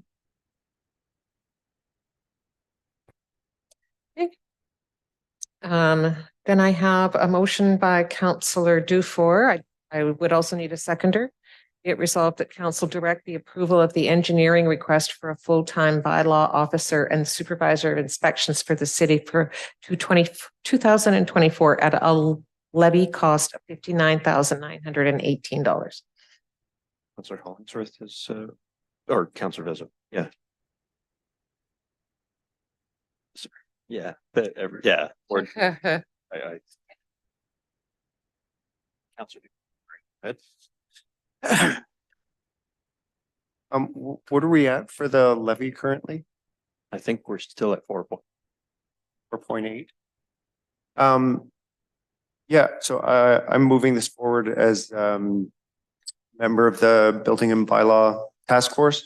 Having spent that time there, I've some work in the industry, so I've gained some valuable experience seeing the work that the engineering and the building department does.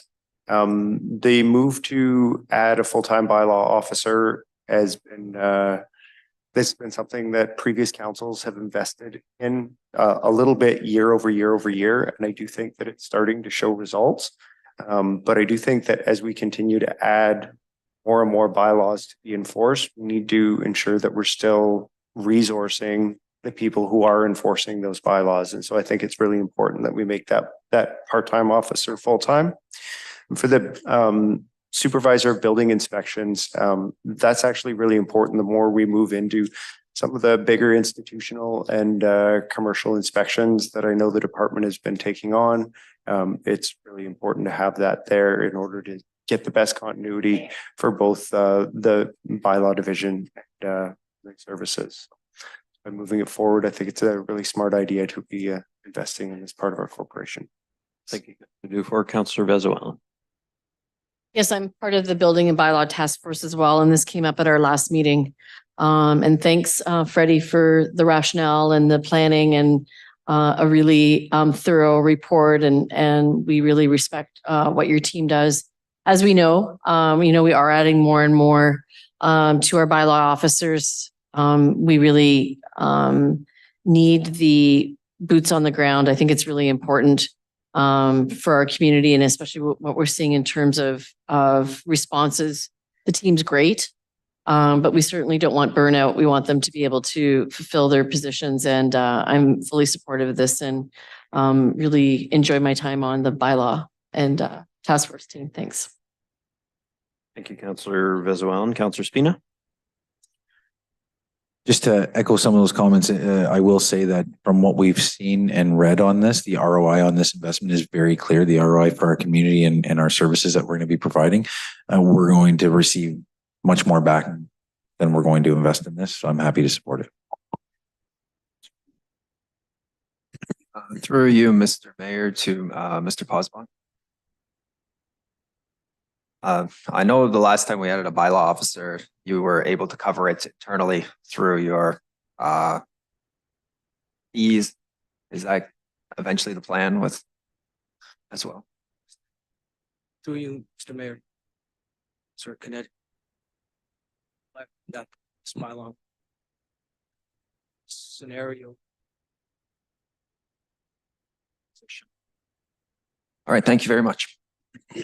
Mr. Osborne, if I could just ask you to tell us from a cost perspective, for 59,918, you're adding 2 positions, correct? Right. And 2 positions that in cost, forget where you're funding it from. What will those 2 positions cost if you didn't have otherwise a funding source allocated for them? Service level. It's 100,000. And 7,000. So $200,000 for the positions. We're paying 59,000 and getting $200,000 of service from staff members. That's correct. Yes. Thank you. Council, any other questions on this? Being none, we can have a vote on it. All in favor? That carries.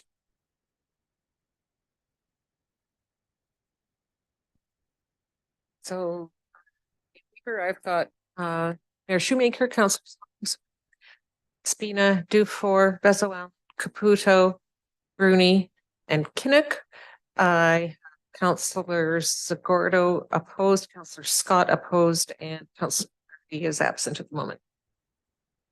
So that carries. Thank you.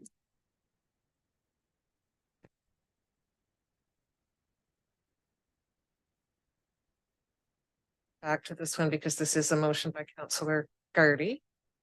We can Councilor Bruni is the mover of that. Is there a seconder for the So Bruni, so perfect. Problem solved. Gardy and Bruni, be it resolved that staff be directed to increase the budgeted revenue for the GFL Memorial Gardens by $50,000 based on the 5-year average from 2015-2019. Councilor Gardy. I'll be quick with this one. Just when looking at the budget over the weekend, community development and enterprise services, there was nearly a 14% increase for the Memorial Gardens at some point, which caught my attention. I talked to Councilor Bruni about it over the weekend. And then he and I exchanged some messages. And then you were good enough, Mr. Mayor, to kind of chime in and kind of direct us. So I'll let you speak to this a little further if you like. But Councilor Bruni, obviously.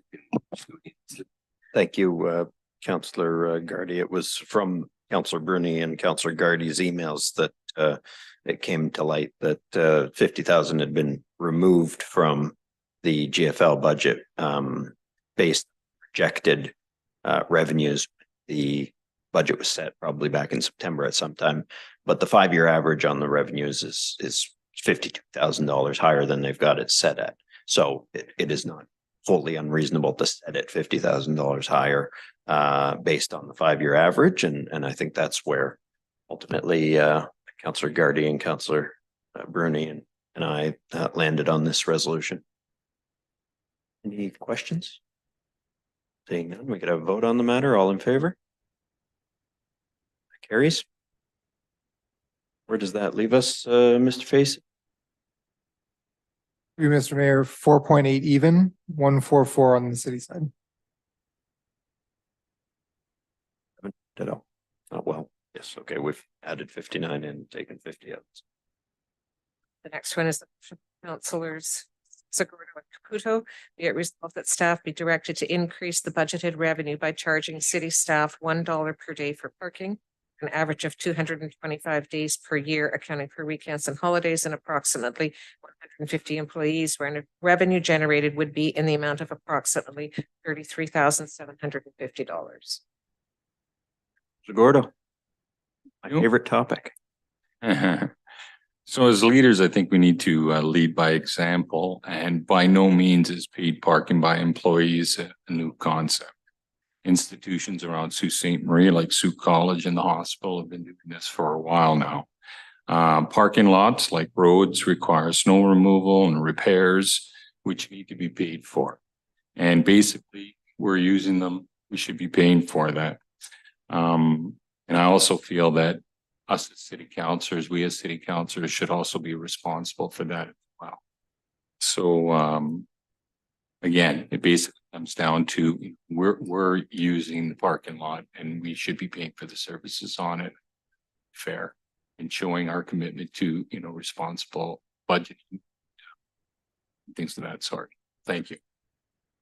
And thank you, Councillor Zagordo. Councillor Caputo. Thank you, Mr. Mayor. When Councillor Zagordo brought this to me, it was something that I was happy to second, to look further into.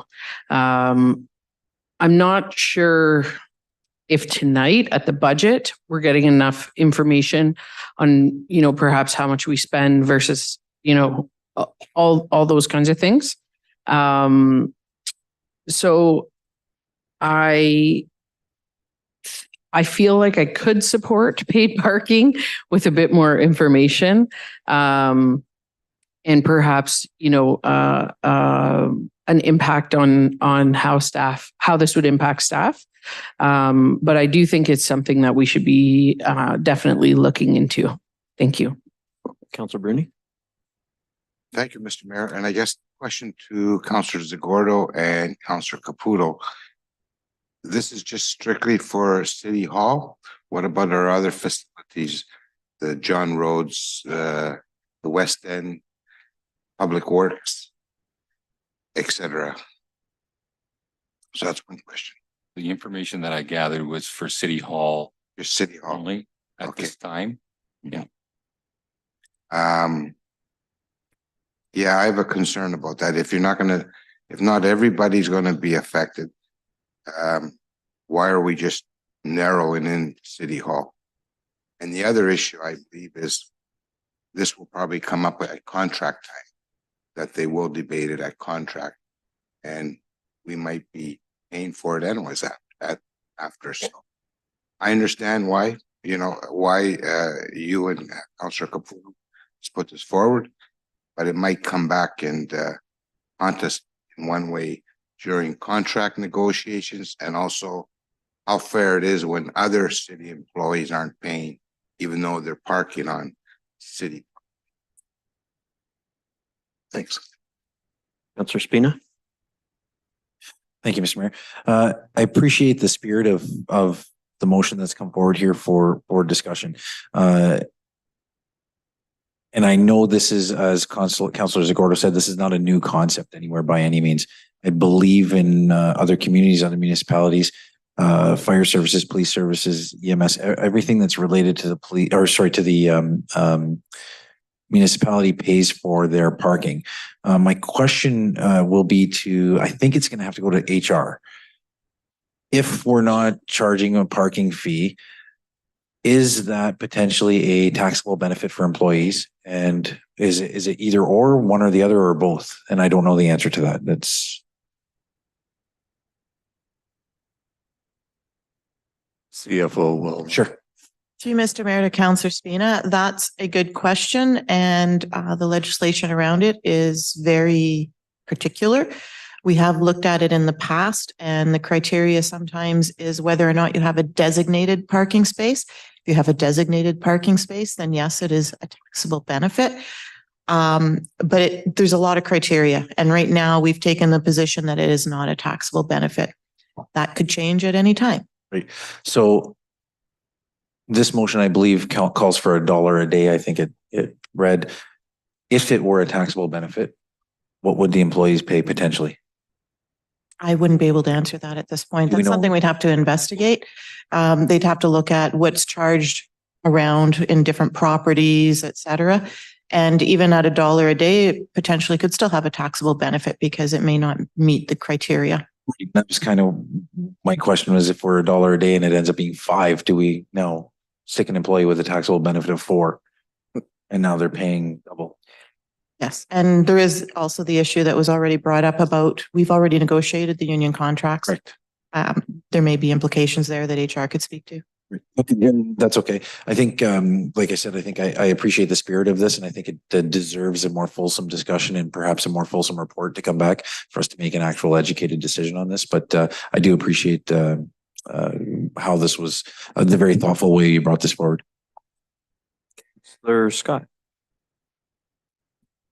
Thank you, Mr. Mayor. I just have some comments on this. If we go, I see there's an amendment as well to the motion below it.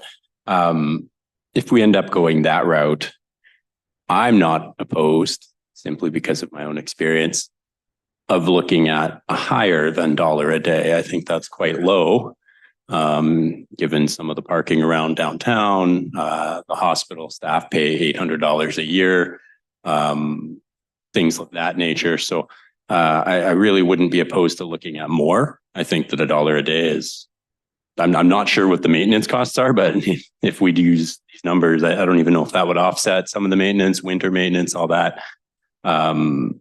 So I just wanted to put that out there. Either way, I'll support the main motion and then the amended, regardless of that. Sir Hollingsworth. Thank you.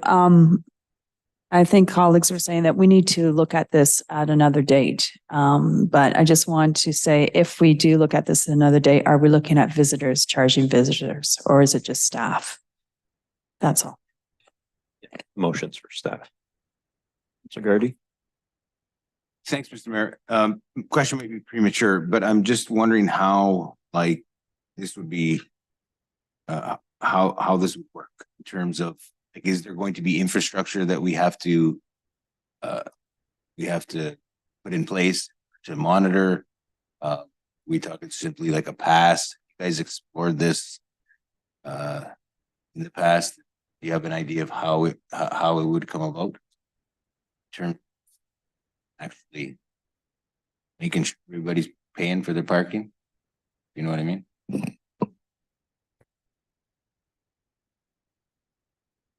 Through you, Mr. Mayor, to Councillor Gardy, it's an amendment brought forward by council right now by Councillor Zagordo and Councillor Caputo. I think from my vantage point, the issue's been before the two previous councils, and they've dealt with it by reviewing a report.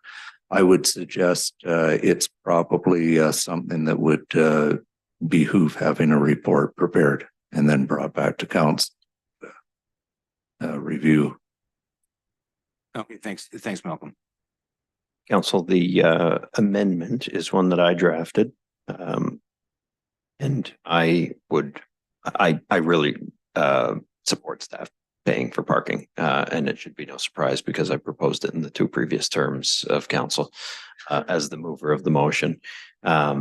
I don't think this is actually the way to implement it by bringing a motion at council to simply implement it. I think you have to look at what civic properties would pay it, whether or not there'd been any exemptions, whether you charge full-time staff and part-time staff or just full-time staff. All of that is stuff that I think could be and should be captured in a report, and what the rate is. So I would prefer if council would amend the motion to the amended motion that's drafted on here. If there were a mover and a seconder for that, Councillor Spina. And are you lifting your hand to second? Okay. Okay. So the report could consider that. We can add that word in. I would not support that, just to be clear, but we can review it. Yeah, we can review it. I understand. So we've got an amendment on the floor with Councillor Spina and Councillor Hollingsworth. So resolved that council direct staff to bring forward a report and recommendation on paid employee and visitor parking at the Civic Center, including consideration of full-time and part-time employee rates. Further, that staff use comparators from other organizations in Sault Ste. Marie to determine the rate at which employee and visitor parking might be charged and whether other city employees outside the civic center should be charged for parking. Council, can we have a vote on this? All in favor? On the amendment, yes. That carries unanimously. Oh, first time that's happened in 9 years. Just the report, yes. Yeah. That's still the first time that's happened in 9 years.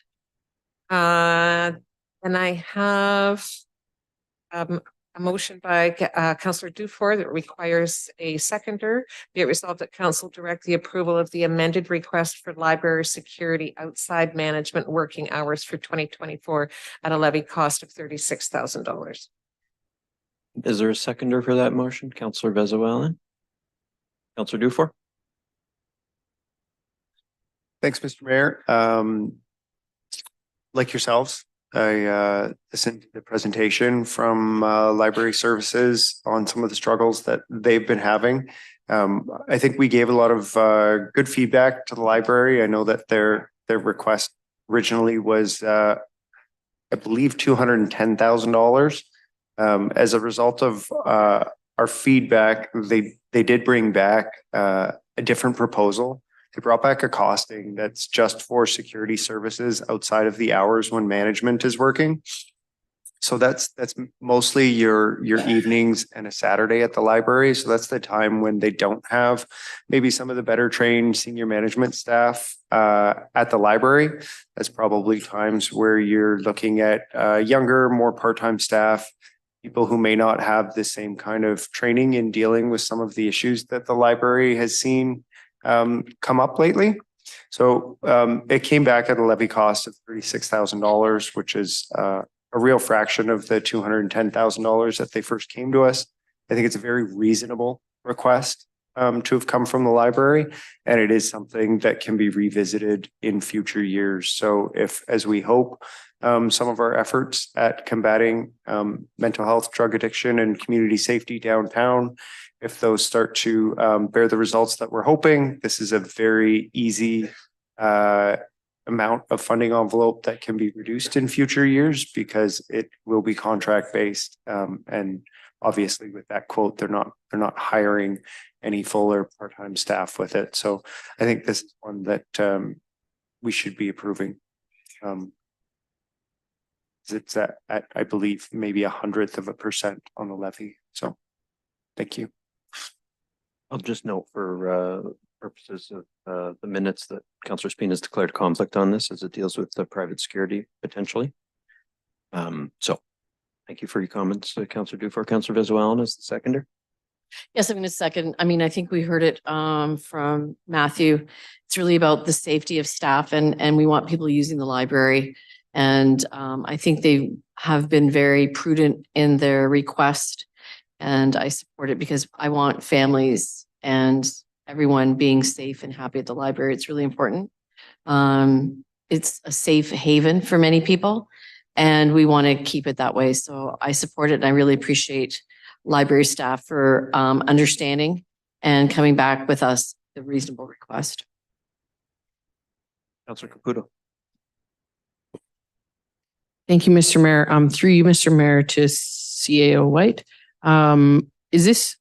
Would this be considered a one-time cost or are we putting this in as a recurring cost?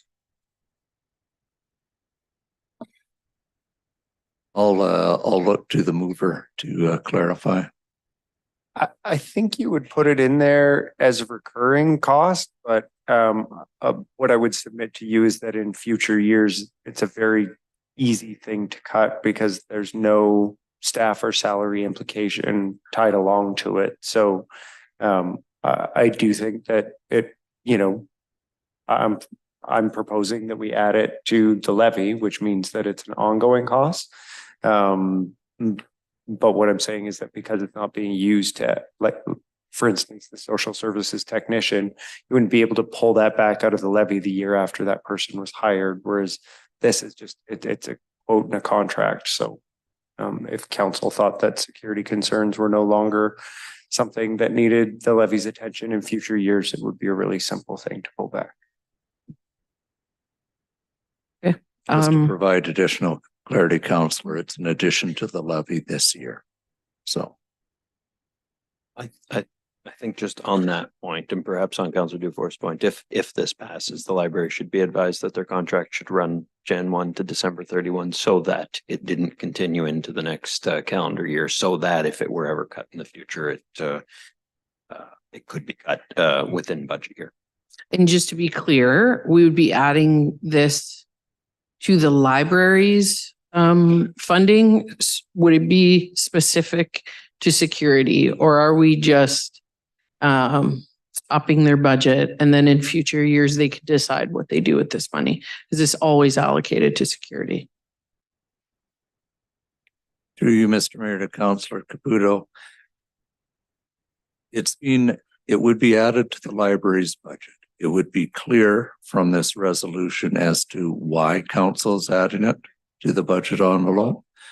And really, as Councillor Dufour has indicated, it's likely something that you would revisit at least next year, maybe on an annual basis. And if you made that corresponding reduction in future years, the library could in fact choose to keep security services after you reduced it and cut somewhere else. They've got that authority. Okay, thank you. That's all my questions. Any other questions, Council? Seeing none, all in favor? Any opposed?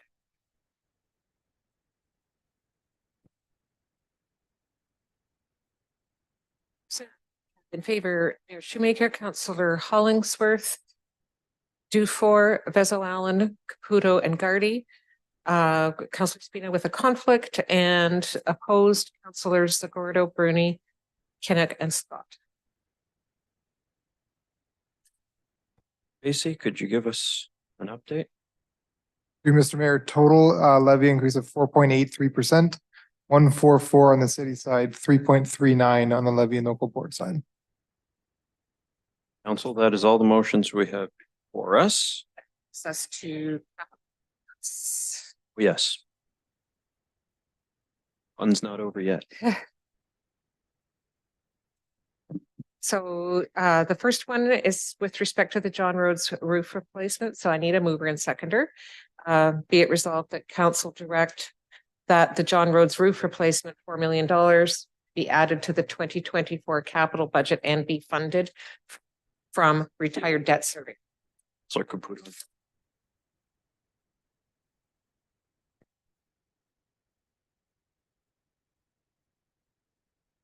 Spina? Council, no levy impact for this. Is there any questions on it? All in favor? Any opposed? Carries unanimously.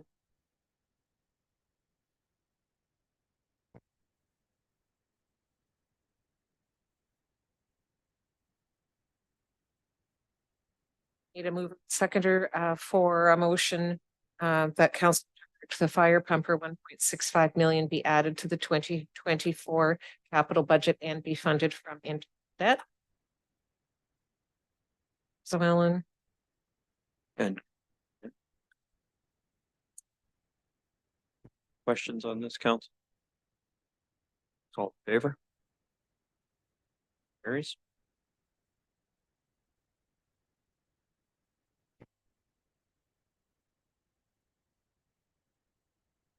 And a motion be it resolved that council direct that the MG 911 computer aided dispatch $1.5 million be added to the 2024 capital budget and be funded from internal debt. Gardy, Councilor Dufour.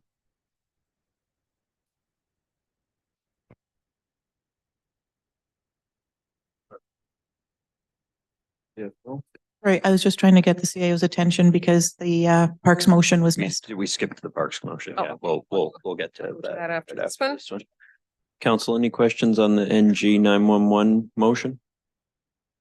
All in favor? That carries.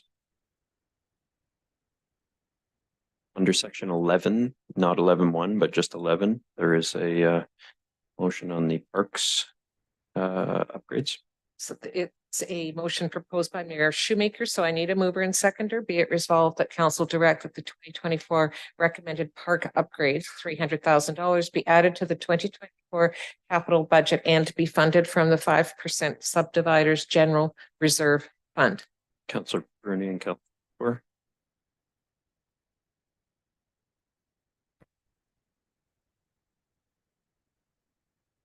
Council, there's just before we vote on this, there's some amendments from the province that require that we use at least 60% of our subdivider yearly. 65% of our subdivider is 295,000. The request is 300,000 from staff, so I rounded up to 300,000, and that's how we landed at this number. Any questions? Seeing none, we can have a vote on the matter. All in favor? That carries.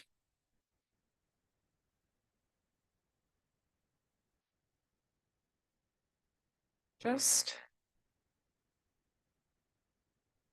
So, I have a question about supplemental budget items. We'd be able to bring it to the floor. Yep, absolutely. Is now the time or? Yep. Okay. We probably ought to have done that in the operational section, but if it's capital, we'll. Yeah, I was waving, nobody. It's all good. So I would like to bring supplemental budgetary item number 9.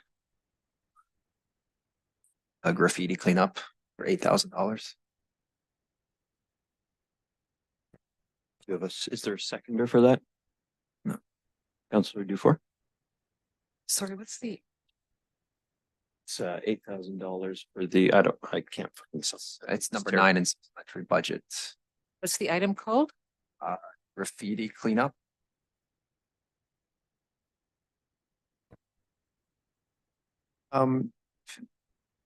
Maintenance to graffiti dam.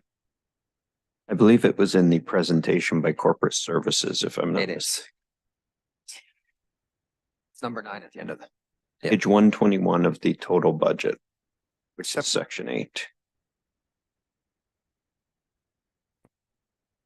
Tom, just Mr. Mayor, through you to Mr. Ver, is this graffiti cleanup in general or graffiti cleanup just specifically when public art like murals are tagged? Through you, Mr. Mayor, to Councillor Dufour, the service request was related to the repair of murals and public art primarily, yeah.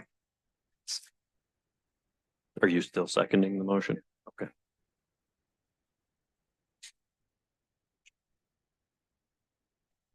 Clerk is just putting the wording together there. Any other questions while we are waiting that? No, seeing none? Okay, well, So it's a motion by, sorry, go ahead.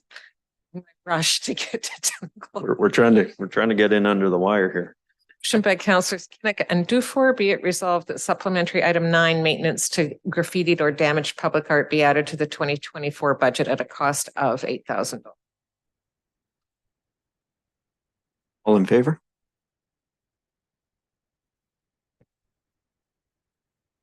Five, any opposed? I got 4 and 5 there, which means we missed people. Okay, let's have that vote again. All in favor? That carries. So I've got Mayor Shoemaker, Councillors Spina, Dufour, Vezo, Allen, Caputo, Segurdo, and Kinnick in favor.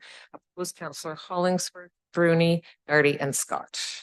Mr. Facey, does that change our number at all? Through Mr. Mayor, changes it to 484. 4.834. And the city's share is still 1.44.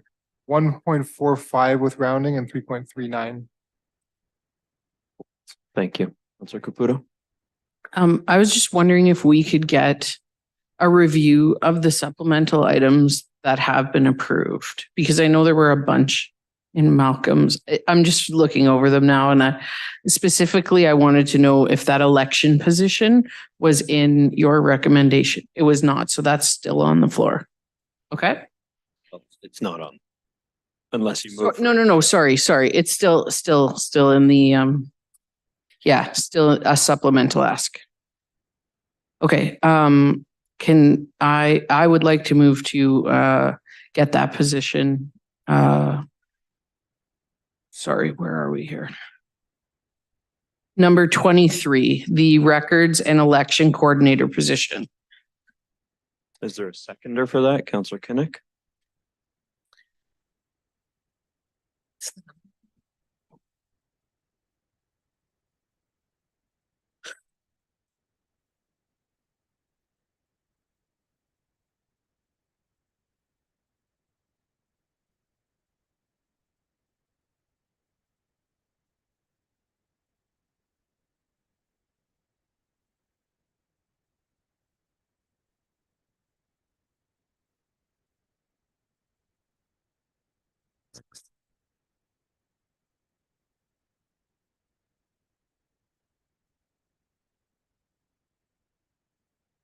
So I motion from Councilors Caputo and Kinnick, be it resolved that supplemental item 23, records and election coordinator be added to the 2024 budget at a cost of $50,896. Before we vote on that, we should vote on a time extension. Which 1 minute, but I don't think we'll be through our debate. So I'm going to cancel this.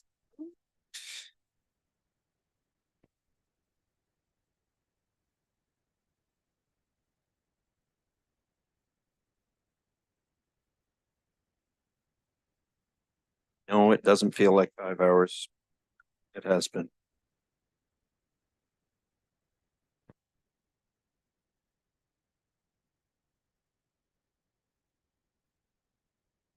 So I have a motion. Or a mover and seconder for, be it resolved that the rules of procedure be waived to allow the meeting to exceed 5 hours in length. Councillor Dufour and Councillor Caputo. This has to pass by a 2/3 majority. Council, all in favor? Any opposed? That carries unanimously. All right, Councillor Caputo, that brings us back to your motion. Anything? Actually, I'm sorry, the procedural one is open. Oh, sorry. Oh, geez, sorry.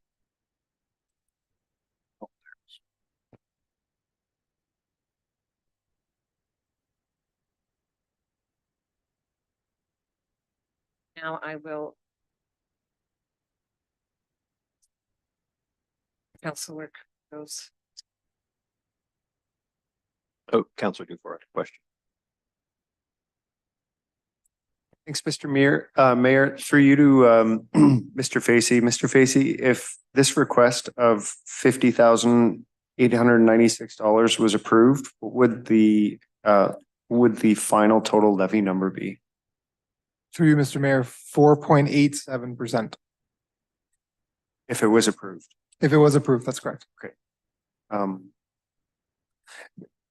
For my part, Mr. Mayor, I do think that this business case was one of the more compelling ones in the supplemental list. I think that freeing up our higher value lawyers to not have to do lower value FOI work is something that there's a reason why most cities have it structured that way. And I think it makes a lot of sense the way the clerk's department has structured it for us.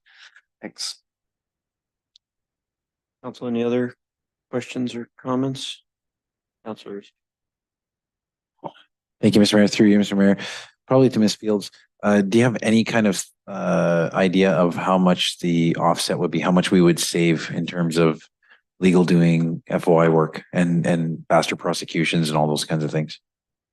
Through you, Councillor Spina, just added the 2 new people to bylaw tonight as well. Right. Which means the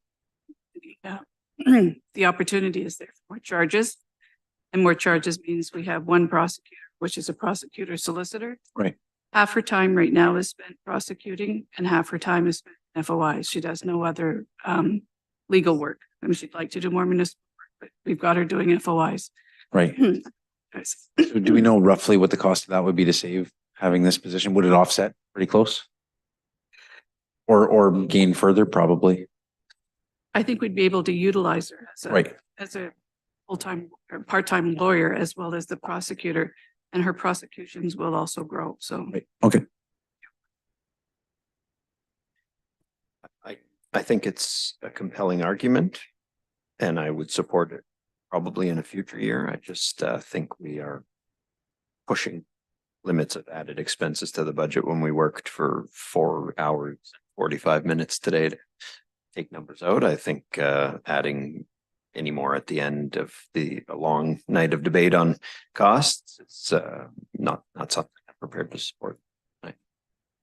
So any other questions or comments?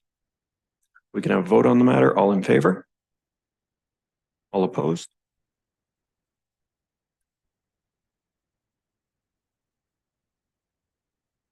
So in favor, Councillors Spina, Dufour, Vezo, Caputo, and Kinnick. Opposed, Mayor Shoemaker, Councillors Hollingsworth, Segordo, Rooney, Gardy, and Scott.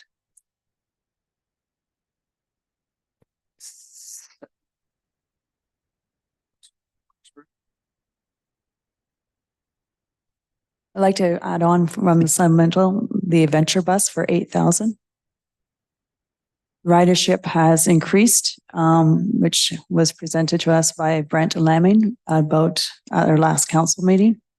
And this adventure bus allows a number of people that do not have cars or bicycles to still enjoy the outdoors, especially for those that are on challenged incomes. For a seconder for that motion? Councillor Vezo.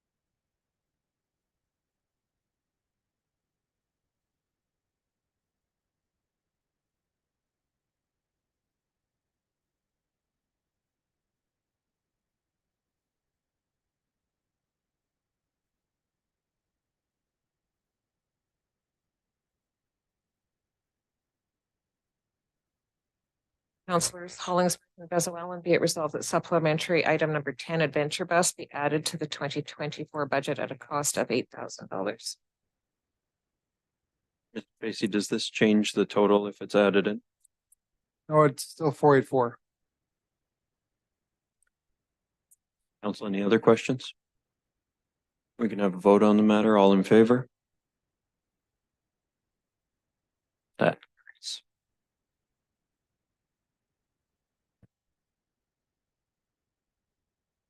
So in favor, Hollingsworth, Spina, Vezo, Caputo, Rooney, Gardy. Opposed, Councillors Segordo, Kinnick, Scott. Any other opposed additions, council? All right, say, oh, no, okay. Seeing none, we can move on. Councillors Segordo and Spina resolve that the committee of the whole council now rise and report on the matter referred to it by City Council 2024. Council, all in favor? Carries. Give me a minute. I'm just going to insert the numbers that Mr. Facey.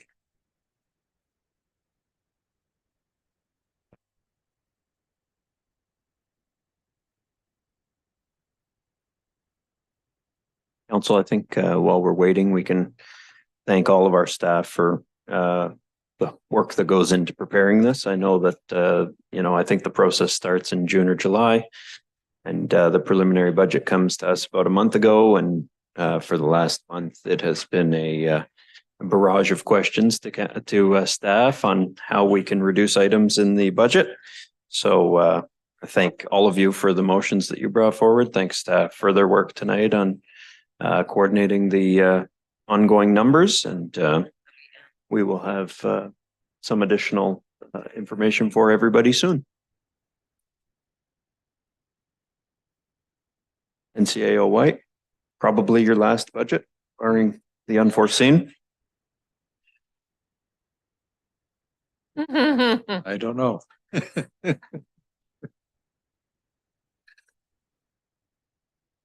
It's what else is on Monday night.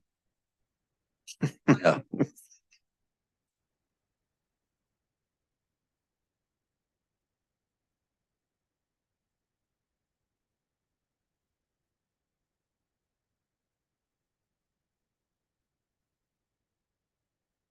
We are not. Nope. Yet, We have to vote on the budget still.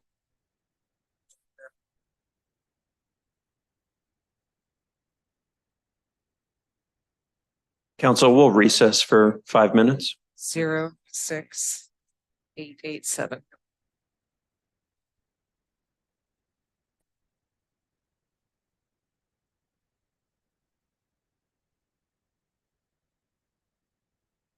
Council, we didn't need 5 minutes. We needed 5 seconds. So perhaps we can reconvene and get out of here earlier. Council, Matt Scott. Matt Scott.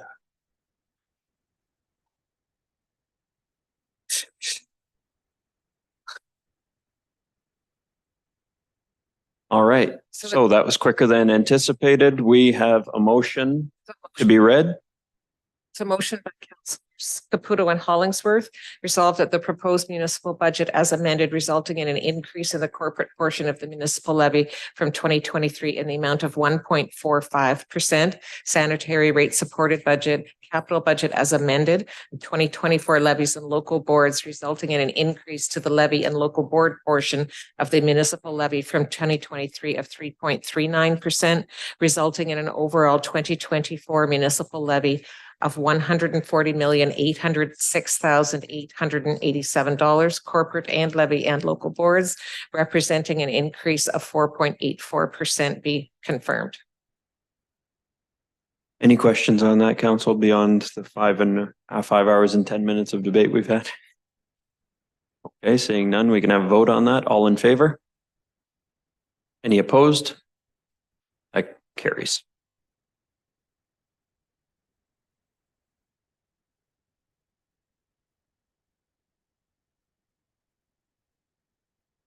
And I have a motion by Councillors Zagordo and Spina that this council shall now adjourn. All in favor?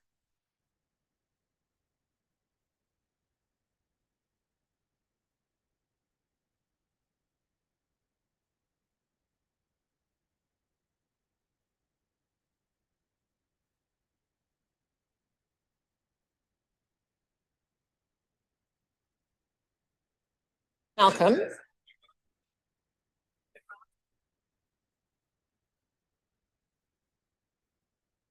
Bye, Randy.